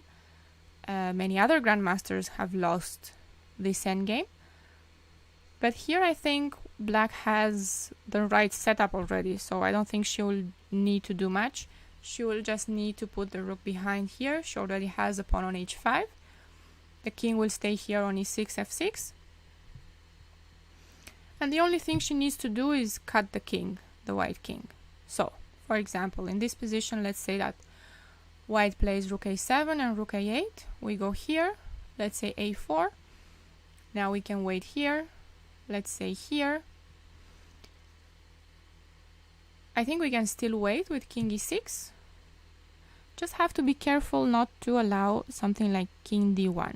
The white has some ideas here, which one of them is to bring the king over, push the pawn as far as she can, bring the king over and then sacrifice f2 and get a queen. And I wonder if we can just wait here like this. a6, king f6.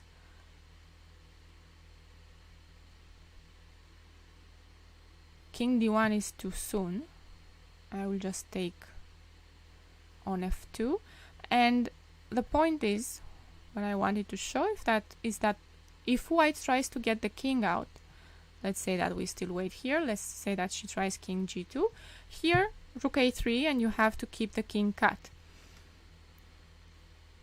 And if the king cannot get out in a good way to e4 and then to d5, which will help the pawn out, then this is going to be a draw. But if the king can come out, then white will have chances to win this. So let's see. King takes d6 was played, rook takes e4 will definitely be played, and we will have this endgame. We will have this endgame on the board. Let's see another game. Let's go back to this game with the bishop pair and two pawns versus the exchange, bishop c5. This will probably be a draw. I don't know how white can try to win. There are of course tricks that black must be careful with. She must not step into double attacks or pins, but she should be fine. We have this game where the rook has finally reached h7 the way I was dreaming. How did she? Oh, she did it this way. She played rook a7 immediately with the idea of rook h7 because the knight on f3 is not going anywhere. So she takes on e4 and rook h7. Check, takes. There's another check here. Knight h4. And she plays f3. And I guess she wants to play knight g4. But the rook is hanging on e8, so goes here. Can she take on h4? Queen takes h4. And queen g2, but rook h4, pawn takes h4. Ah, she wants to take on f4. Yeah, that's why she played rook e4. So she probably wants to take one of these two. Let's start with this one. And on g takes, she will take the other one. The point is that whenever the queen leaves the g file, there's queen g2 mate. And we do have rook takes h4 on the board. and white will have to resign. We have g takes h4, rook takes f4. This has just been played, and it will be game over.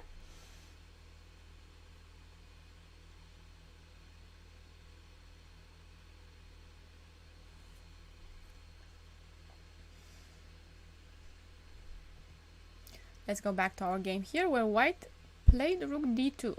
We were seeing this position where now queen a2 does not work, so white isn't just won the pawn on d6, and she has a passed pawn. Let's see if she can win this. It won't be easy to advance them. She needs to be careful, but she will be pressing. Let's see this endgame. What happened here? How did this play out? Black had just played king f6 when I last saw this. And yeah, just wait here. Bishop d6. And now she goes to g6. Bishop h4. She will wait here, because on king here, she will still wait, no? Bishop e1. Oh, she can actually wait on d8. This is her idea. Wait on d8, so that then you control both entry squares. Bishop here. She waits for bishop g3. And now she puts the bishop on b2 and bishop h4 once again. And what next?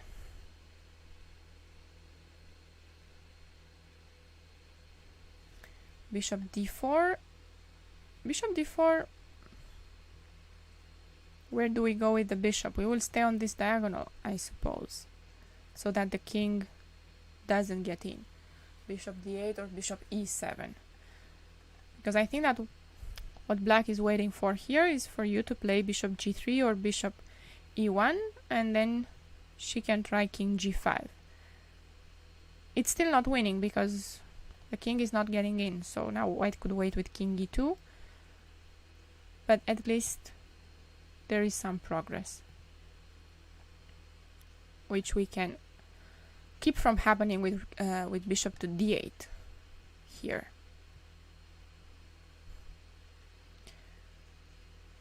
What is happening here?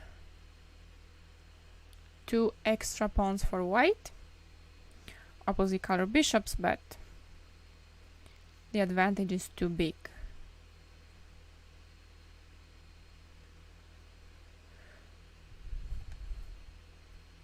Yeah, and we had this endgame, which was very interesting. And I was wondering how black could make progress, and was thinking about getting d4 somehow, and that's exactly what she looked for here. And now she plays d4. Because if we take c takes d4, now let's say king d2, and rook a8 wins the pawn on a2.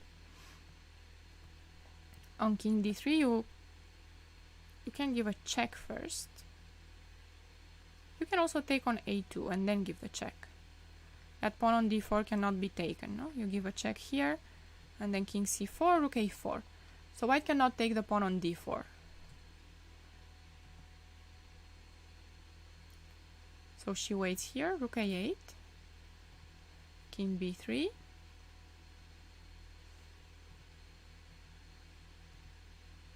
king c2. Trying to stop the pawns. But what if she goes like here? Could she have gone d3?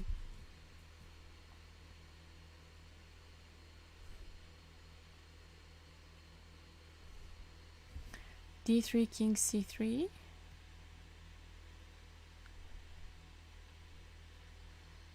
And on rook a3, the king stays here on d2.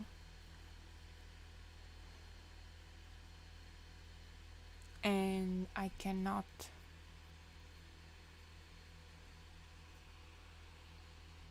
do anything. But what will white do? What is white's next move? She only has one move, rook c4, because to any other move we'll take the pawn on a2.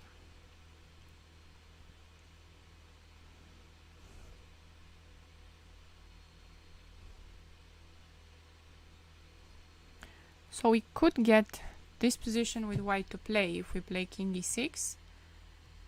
Here, here. Go here. And now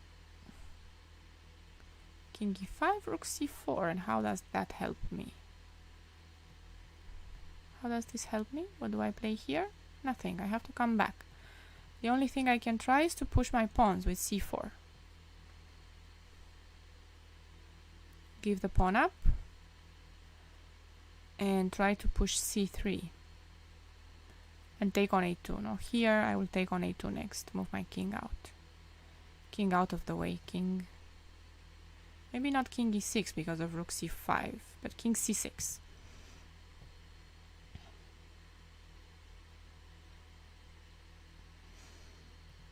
This is the game now. Rook d8 and king c2. And let's see, could we get the same position now? I don't think so, because on d3, king d2, we cannot transfer the rook.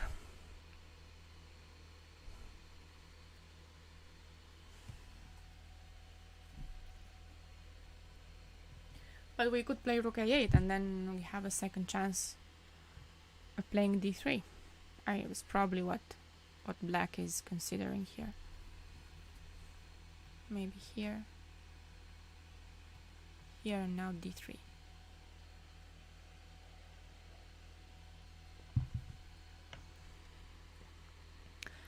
Okay, let's see more. What else do we have going on? We have board 25. What is going on here? Whose turn is to play? White's turn is to play, and white has an extra piece. For how many pawns? 3 pawns. Wow. This is going to be an interesting endgame.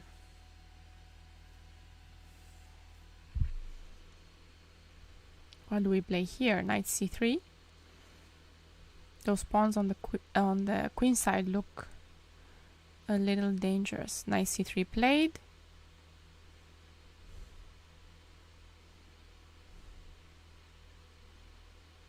But how does black make progress? Because b5 is not going to be easy to play.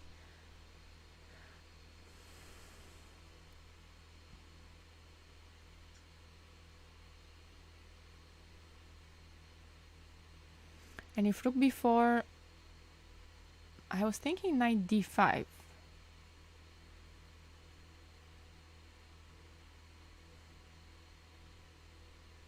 Yeah, this is interesting here. Let's see what will happen. No, rook e1 was the other move. Yeah, to keep this rook busy, and this knight stuck on f1.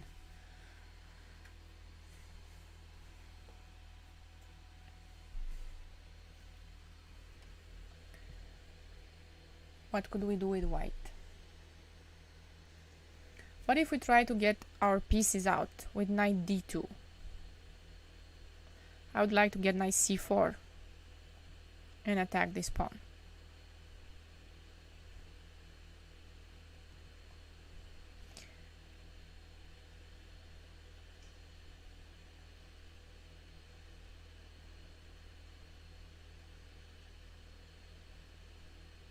What happens now?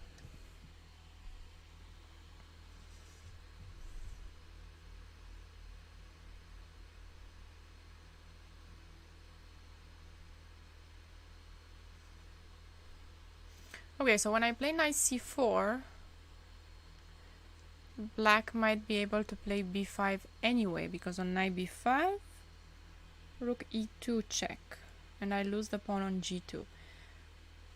So I want this, but on b5, now I have knight d6, double attack, and this knight can take on b5. So what do we play now? Let's move the king out of the way. I don't want to go here, because then I will probably just lose this pawn. I have to be careful with rook e2, but no. My knight will come back to c4. So let's go to e6, and here, if knight c4, I was counting on b5, knight takes b5, rook e2.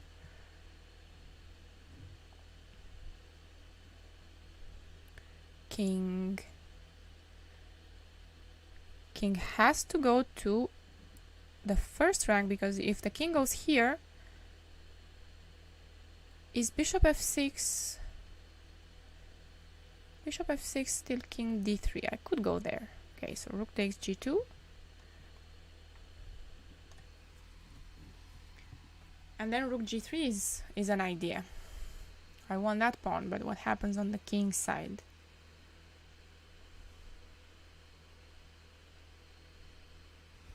Very complicated. Let's see. Let's see what white plays now. We also have the Diamante playing here.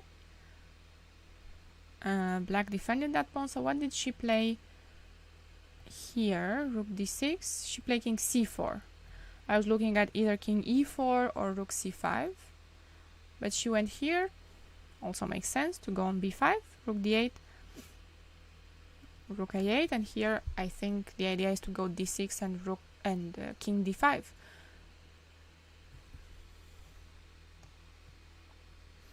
What will black play here? e4 is the only counterplay, because if something like this, then king d5,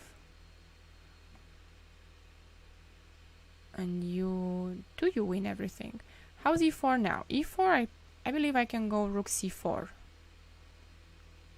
e3, rook e4, rook e8, and what?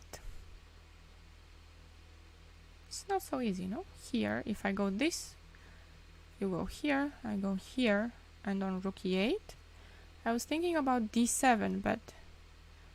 Oh yeah, of course, d7, because on rook e5 there's d8 check. Of course, d7 works. Yes. And on here we will just get a queen now. Okay.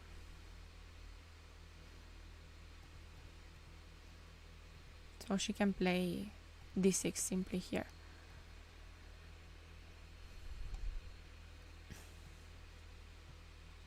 We have this game still going on.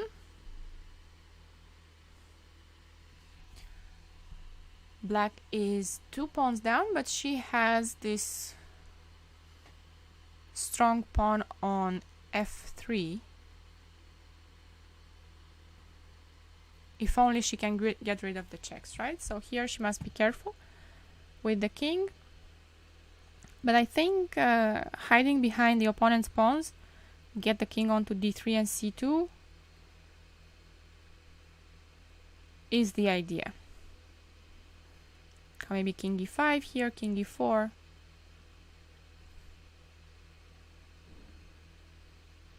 Let's see more. What else do we have? We have Alessia still playing here with the white pieces. How is this? 3, 5. Equal material. Equal material, and what else? What else is going on? Knight g6 and knight f8 is a draw. But does she have anything more than that? Could she have any queen g6 ideas? Queen f5 ideas? Black is also threatening queen e3, rook b1, queen f2, so she needs to be careful there. She might not have time for other things here.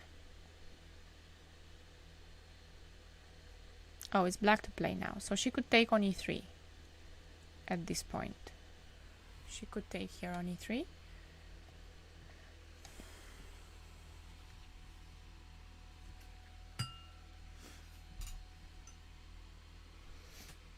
And what do we do with white?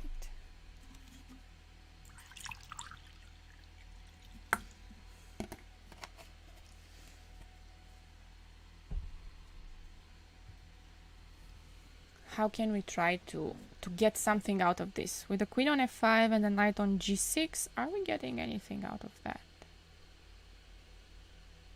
I don't think we're getting anything out of that either. So if queen f5 now, I cannot checkmate black, even if I get knight g6. So let's say queen d4, this is only a draw now. King h7, and I can only do this.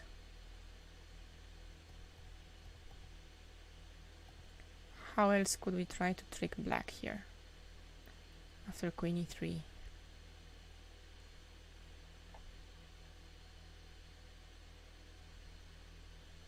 I'm not sure if there's anything more. Might have to go for a draw by repetition. Okay, let's see Emma here playing with the white pieces. How is this position? Looks like a mess. The pawn on g2 is hanging and it's white to play, so we have to defend that somehow. She has some threats there. Queen h7 coming at some point.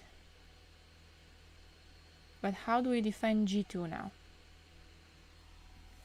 With queen g4? No, I don't think with queen g4. Rook takes g2 anyway.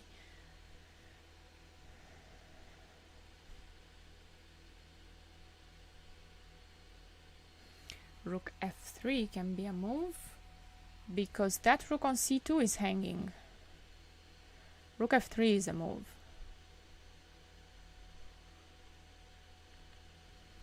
Definitely a move. Rook f3 here.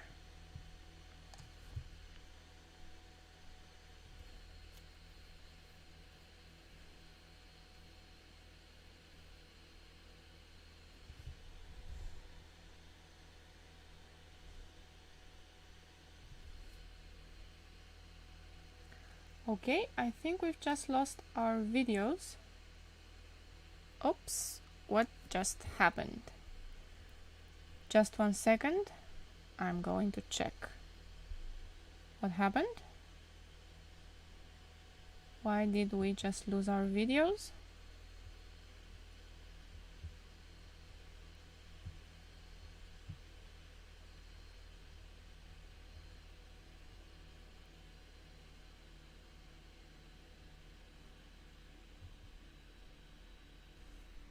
Just 1 second. I'm going to check what happened.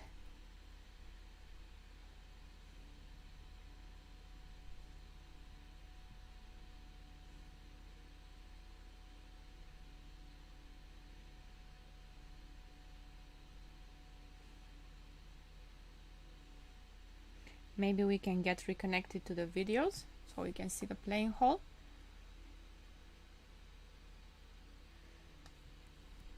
Let me see if I can fix that.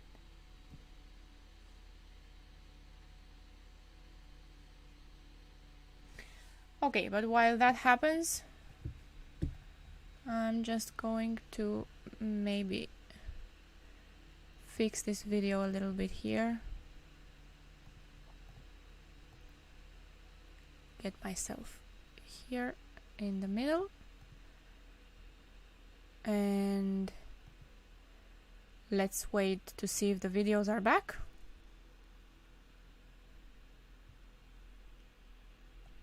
If we can get the videos back.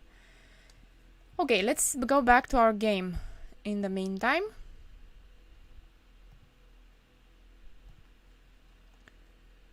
So here we were looking at rook c2 and rook f3.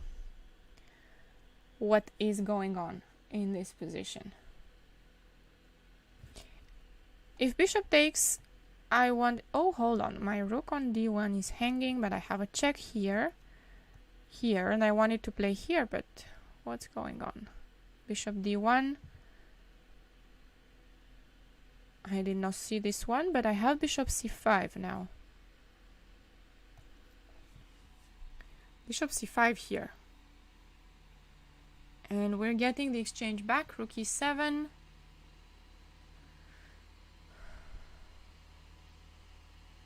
We can take... We don't have to take on e7. That rook will be pinned for a while. We can take on d1.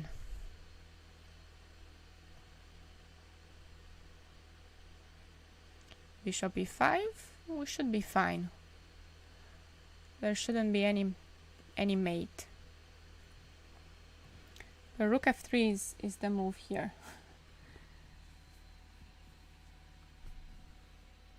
Draw position or white wins? I'm not sure. I'm not sure that it's that simple, because right here rook f3 to start with might not be that easy to find. And if we don't play rook f3, how do we defend g2?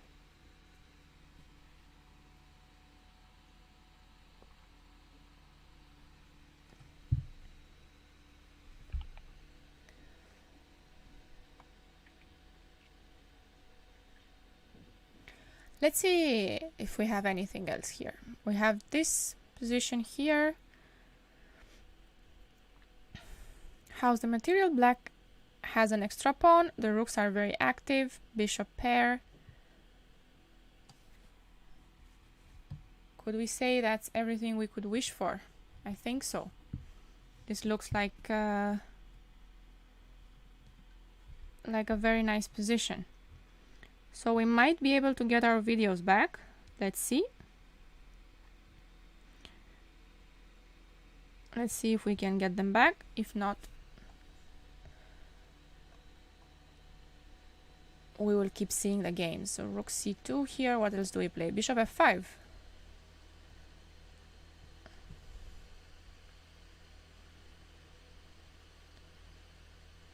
And rook a2. And then I move my bishop, and c3 will fall. Bishop d6 maybe, or bishop c5. Bishop c5, I will threaten the knight on f2 when I move my rook. Bishop d6 is also fine. This one is going to disappear, and the pawns will roll, and this king is going to be very weak in the center. So I think here we will have a result soon. Black will win this. We have another game going on here. Opposite color bishops, an extra pawn for white, but this will most likely end in a draw, because how do you make progress with white? You can't get the king in, you can't attack g6 with the bishop, and black will simply wait. King f8, king e7, or bishop c7 and bishop d6.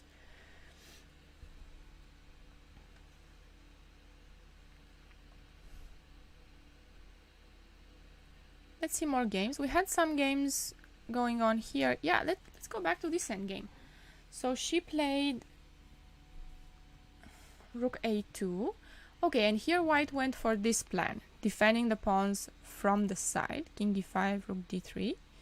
And she wants to defend from f3. And here Monica plays f6. One of the plans is to go for g5, so this is what she's preparing here. Black can play for counterplay, and she should play for counterplay. King f5, rook f3, rook b3, and here she went for king f5. And if white waits, something like rook c3, rook d3, she can play g5. And here, if you can trade these pawns, it's going to be a draw. If takes here, pawn takes, and you want to play h4. This is our counterplay with black. If the king cannot go out, if the king cannot come out of a v1, then this should be easy to hold. How about this game where white had the bishop pair? Rook d3, and now we have to play bishop e5. No, we don't have to. We have bishop e3, but let's go bishop e5. She did play bishop e5.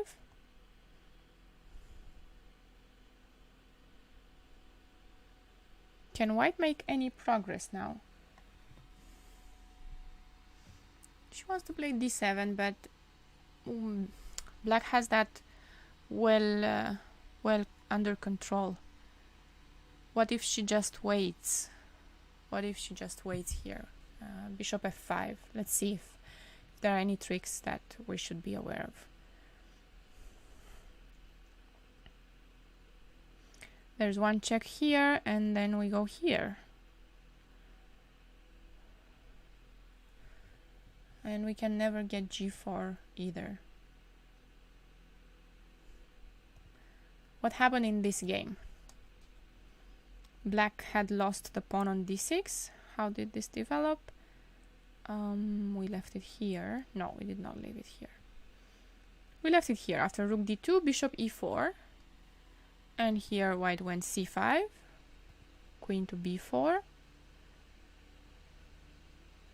And rook f2. She goes after the f6 pawn. Now, what if c6 in this position? The point is that this pawn will probably be gone soon. Queen b6, queen b5. Queen b5 wins the pawn.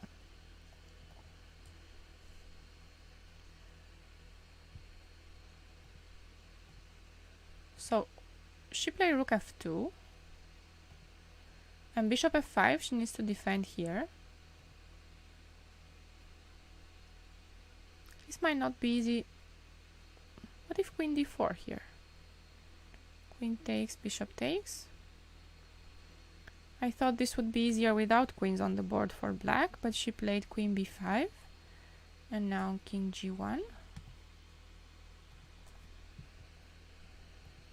She's trying to create counterplay here. Is queen e1 a threat? I don't think so. Maybe b4 was an option here. She played queen c3 and rook d2. I think white should play b4 sooner rather than later in order to have ideas with a4 and b5. a4 is not possible yet, but... Oh, she played rook d2 because she wants to play rook d6. She has a clear threat here, but now rook d7 was played, bishop d7, and let's see if white can make progress out of this position. If black creates a blockade on the light squares, the pawns might not be able to advance.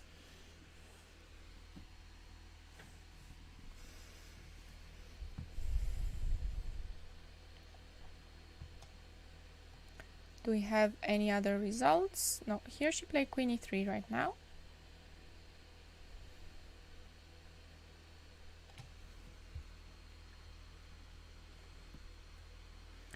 I'm going to try to connect once more to the videos on from the playing hall. So let me see if we can get this fixed.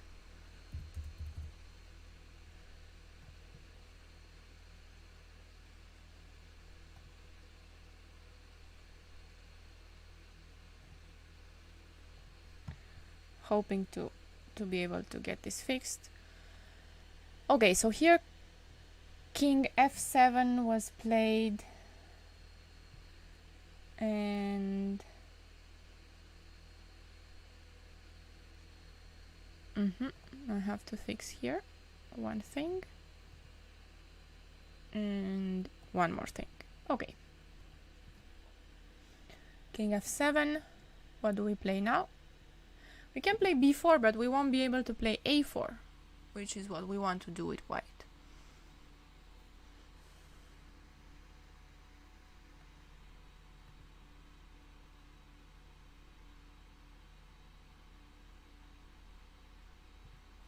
Okay. I'm trying to get the video.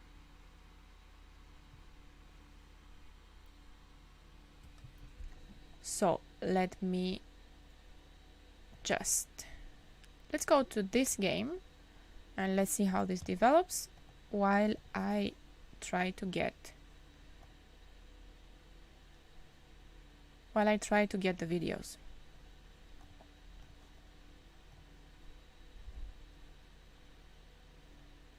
no videos yet. What happened in this position? White played f4. When did she play f4? She just played f4. Now, on king g4. And now white will have to care for the pawn on g3 as well. She plays king d1. I think this is a good moment to go g5 for black.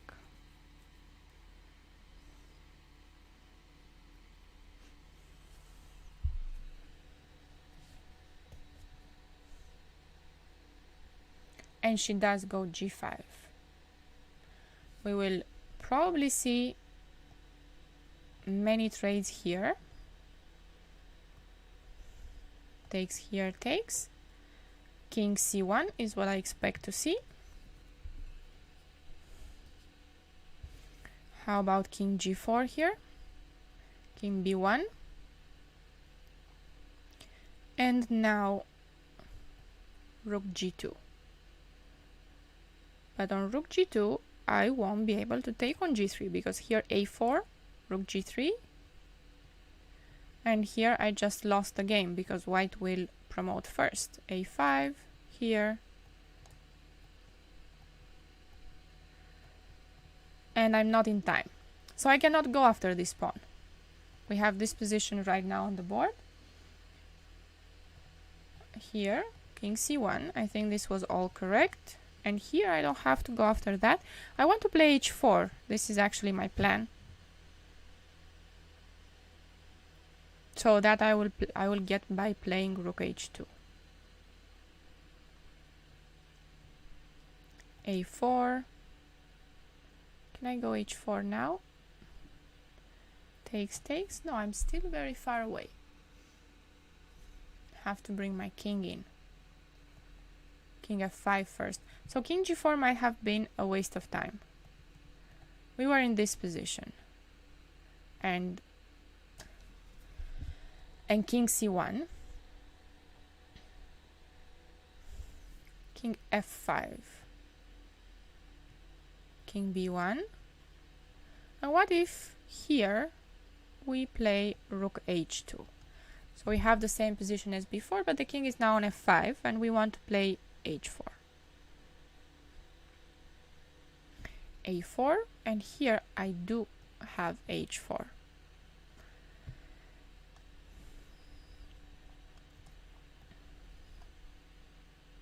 If white takes, rook a3, the king will get in and catch the pawn. The rook will block. Anything else that white can do? I don't think there's anything else she can do here after h4. They will have to trade everything. Just here she needs to be careful not to keep the king on g4. This is the only danger because now rook h2, a4. I cannot play h4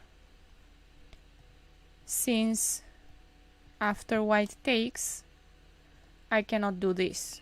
I'm going to lose the game after rook c4.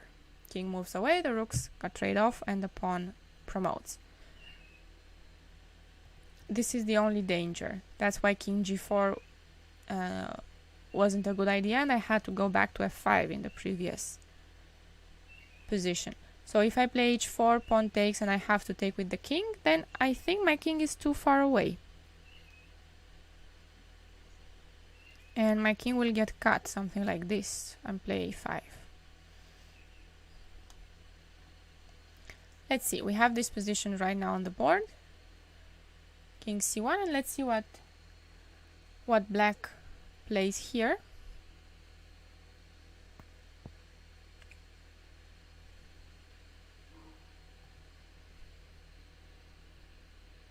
My videos are not back yet.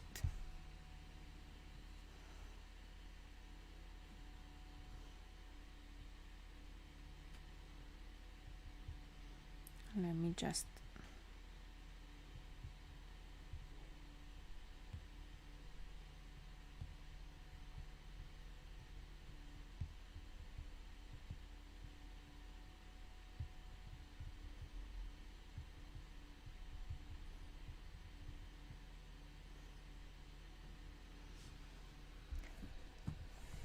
okay, still waiting, trying to get the videos back.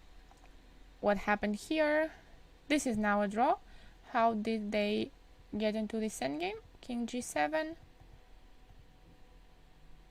And here she played bishop e5. This is the last position we had on the board. Takes.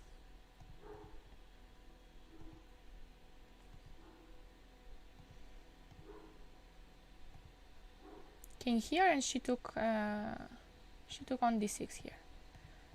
So this will be a draw. Of course, white can still play for a while. Try to promote her pawn. Black should be able to hold. I want to see this game. I'm curious. Yeah, h4. Why didn't I play h4 directly? Because here isn't my king too far away. My king is too far away. The same way that it was too far away when I had played king g4 before. So here king b1. My rook moves away and white can cut the king on the 5th rank with rook c5. Let's see if white wins this now. We had this endgame. Black made a lot of progress. She sacrificed the extra pawn and she pushed the f-pawn. This was a possible idea, but how did she get a good version of it? f4. The idea, okay, because here she played bishop g3, which should also be fine. I was thinking that she could stay on this diagonal. I don't know if there was anything wrong with this. Maybe f4 was still... No, because on f4 now we have king e4 with white. So that shouldn't work anymore. Bishop g3. And here she tried this idea that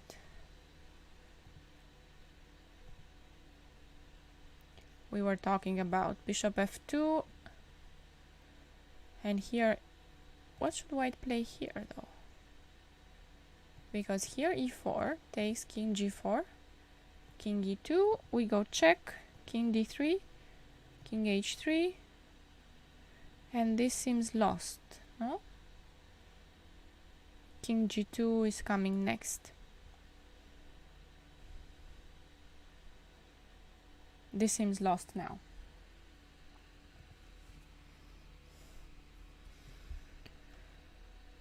Do we have any other results here? We have many results.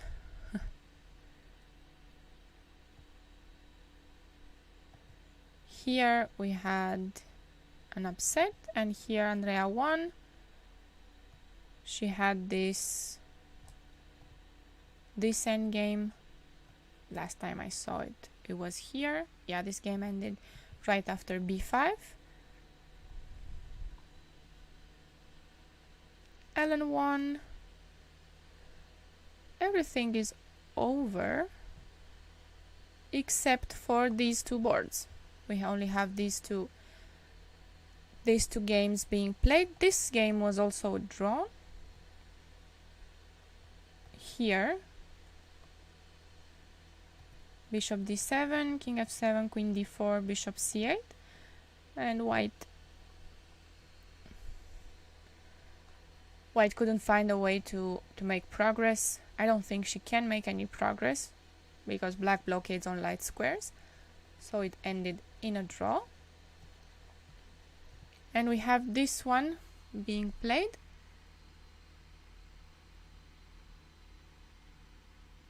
Where I think white is now winning. But for example, if she goes a4, here already I might be able to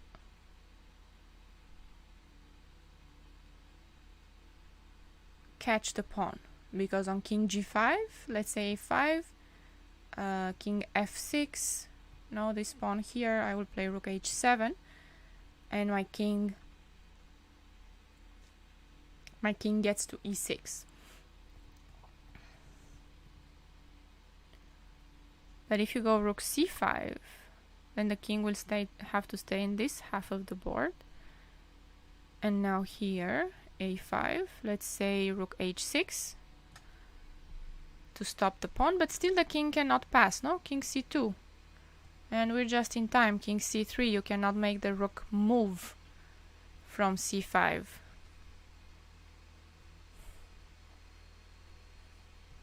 You wait, king c4 and king b5.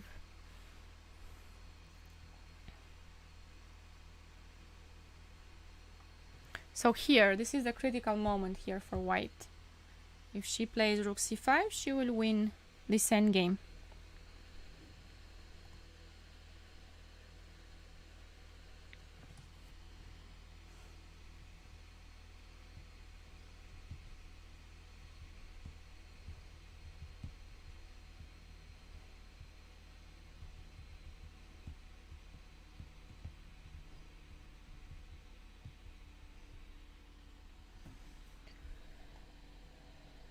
What do we have? What is the game? The game is rook c2. Okay, this also works. King b2.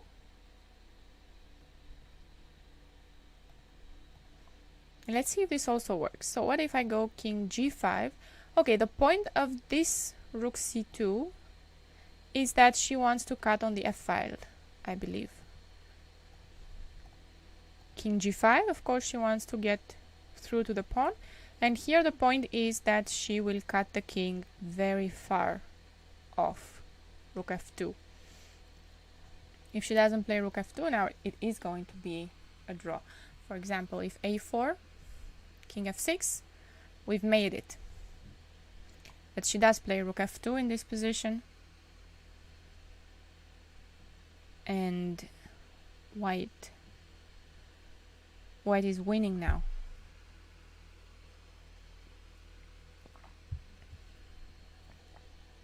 Such a pity, because it was a good game, but this endgame is tricky. You know, this moment here about playing h4 was very tricky. Very, very tricky.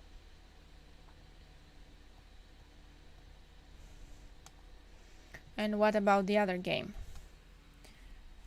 Well, in the other game, okay, this other game was just drawn. King f4, here they agreed to a draw, and we only have this game left, and let's see how this develops. I don't think black can try anything else now. King g4, but you know, the rook will stay here, a4. I'm not going to leave my file. I will stay over here and then bring my king. You can try to stop my pawn from advancing, but the king gets in.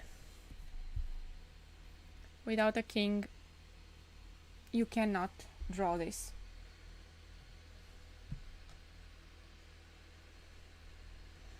Chess is cruel. Chess is very cruel. You play a great game and then a blunder in the end game.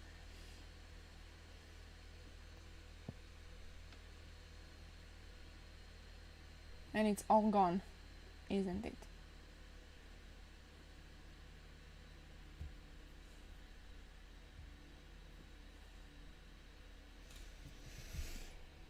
Let's see if we have any more moves. I don't have the videos. We will have them back tomorrow. But just wondering if this game is still going on. Yeah, she played rook h3 and now a4.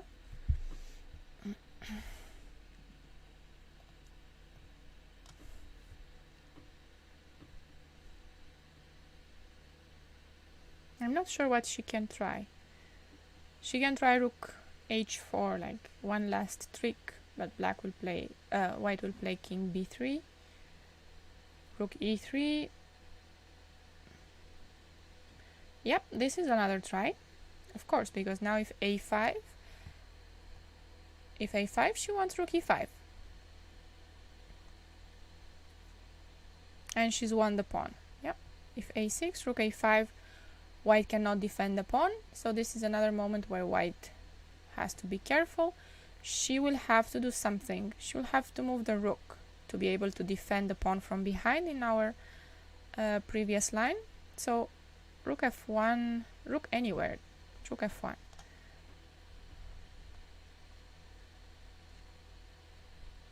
Because now if the rook stays here, we can play a5. No, you attack the pawn, but we can play rook a1. I was simply wondering, yeah, you have to play rook a1. I was wondering if a6 is possible, but it's not. I realized that rook b5 wins the pawn once again. The king has to move away, and then rook a5. So here we play rook a1 and advance the pawn. Let's see what she plays here. White is thinking after rook e3.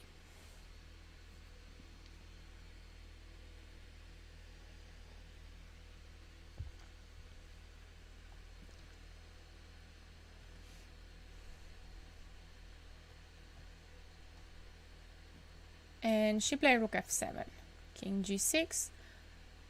Can she now advance the pawn? Oh wait, they played, hold on, how is this? Yeah, king g6, we have to move the rook. Rook f1 once again.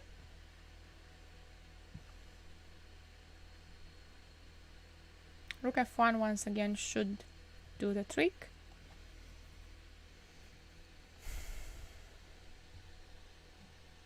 Seems to be the only square where black cannot attack the rook as well.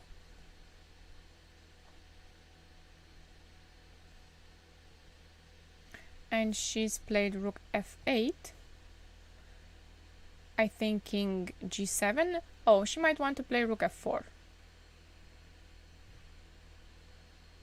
She might want to do it this way.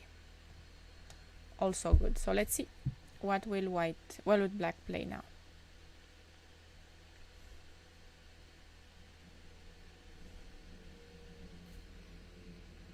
After rook to f8. Okay, how is everybody doing? You enjoying the game so far? I think it was a very fun round today. We have many decisive results, and tomorrow we will for sure see strong games.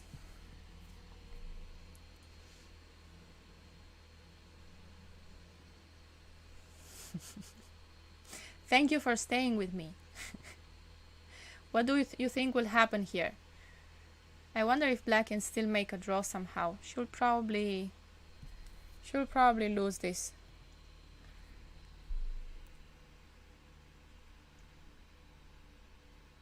It's probably too late. These rook endgames, they are just so tricky. So tricky. Cannot lose focus for any moment. I think she was also low on time when she played this. She couldn't calculate everything.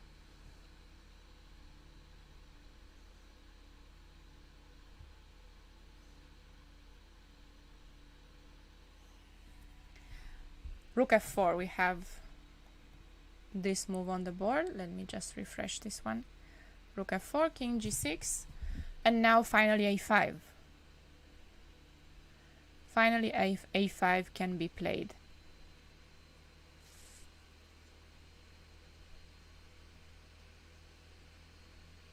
Because even if she plays king g5, then rook a4.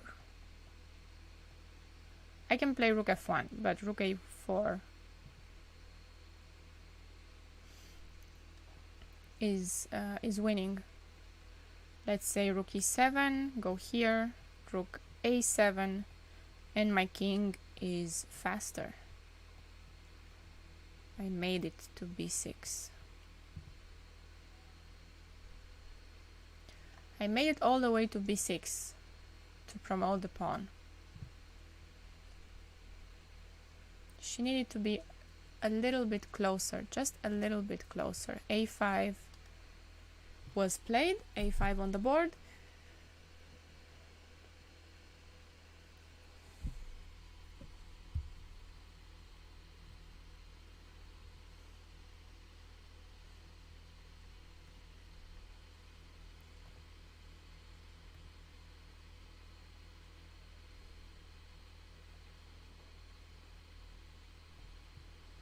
king g5.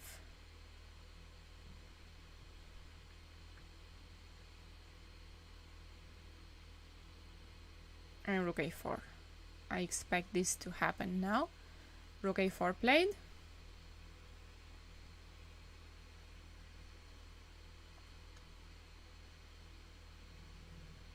Rook e7 or rook e8 seem like the most. King f5. But a6, no?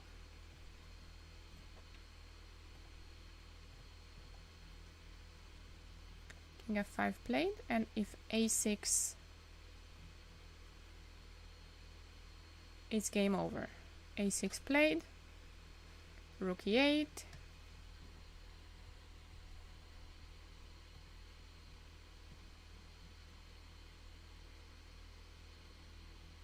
maybe now there is still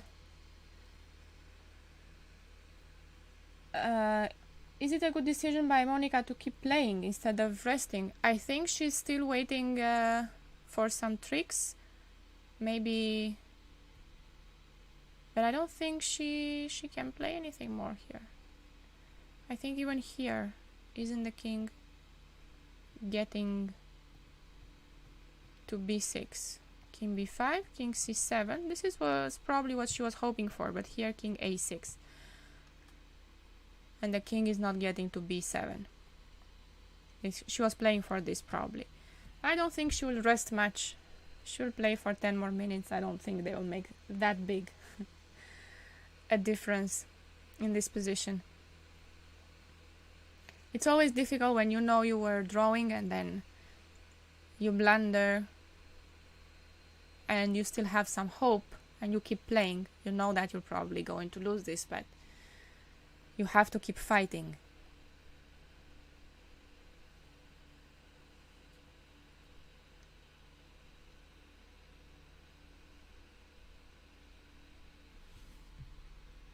King e6, king b4 played.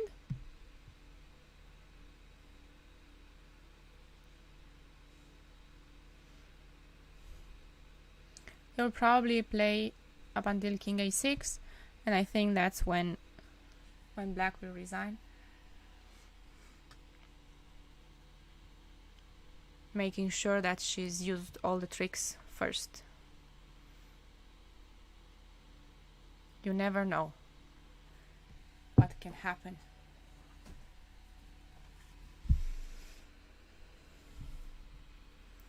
King d6, king b5 anyway.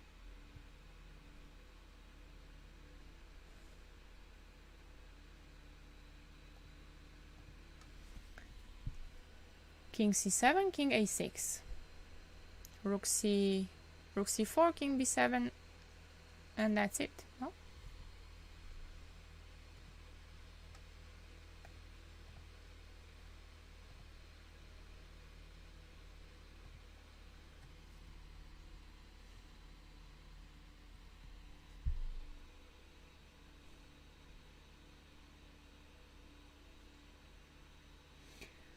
How do I like to spend the rest days in a tournament like this? No, I didn't used to prepare on the rest days. I usually took a break. For me, that's what worked best, but it doesn't mean that it will work in the same way for everybody. It probably depends very much on who you're playing the next day as well. If you're playing on the first board and you need to prepare, you'll probably use some time to prepare as well, but I think most people like to take a break and relax, and then it's like starting a new tournament.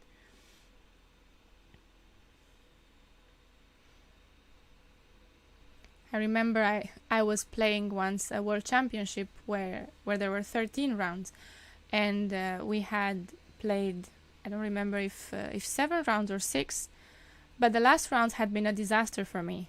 So I completely took a break on the free day. I went to the pool, I went to the excursion, and then I came back fresh. It was like a new tournament, and I only lost one of the following games. I almost got in the first 6. So a break is welcome sometimes. I think I made 5 out of 5 and only lost the last one. it truly depends on every player. Are me and Renier still playing competitively? Yeah, we are, but now with the pandemic, it's been more difficult to play. We played a tournament in Spain, Benasque Open. We came back a few weeks ago, but that was all for now. It's very difficult to travel for now, and it's very difficult to play as well. At least in this tournament, you had to play with a mask on. There were strict rules about going to the bathroom. You could only go one way and then you come back to the other way. So you waste a lot of time going out. You couldn't take breaks. You cannot go out anymore. You cannot go out of the playing hall. That's one of the downsides. I like to take some breaks at some point. You take some fresh air, you come back. That's no longer possible. You could only stay behind your board. So it's a little bit uncomfortable. Necessary, but definitely uncomfortable. So hoping that this will slightly get, well, probably never going back to normal, but somehow closer to normal, maybe. I don't know about the pool here in this tournament because of the COVID protocols. When I left Romania in June, pools had just opened. I don't know what's happening now, but from what I'm reading in the news, Romania was doing fine regarding numbers. I don't know how things are with hotel pools. I know that in the playing hall they don't have to wear a mask. At least what I've been told is that they have to wear the mask if they leave the board. But while they are playing, they don't have to wear the mask, which is already a step ahead because you get really hot with the mask on. And Romania can get really, really, really hot. What about Renier? Yeah, he's pushing for GM. He has two norms. He has been over 2500 several times. I don't remember his maximum rating. And he's actually had a lot of funny stories with the GM norms. He had 2 norms cancelled. He thought he had all 3 of them, and when the norms got to FIDE, then they got cancelled. So then he just got 1 norm, and then he had to make another norm, which he got a few years ago, and now he still needs to get another one. Yeah, that sounds rough. I wouldn't like that to happen. And you have to pay all the fees for your norms to be analyzed. I don't know if you can get the fees back. Are you going to see him in Hungary sometime soon? I don't know. There were some strong tournaments recently. No, wasn't there one in Hungary? I know we wanted to play one before the pandemic. There was a very strong one in Hungary. I don't remember the place now. But it was a very strong open that we kept looking at. Not sure how that will happen now. How are things in Hungary? Is traveling easy? Probably not from Spain, because Spain is now on the red list for everybody. So do we have a result here? Because I don't see any more moves. I believe black resigned here after rook c1. And I don't have the images from the playing hall either, but I can only assume that this game did end.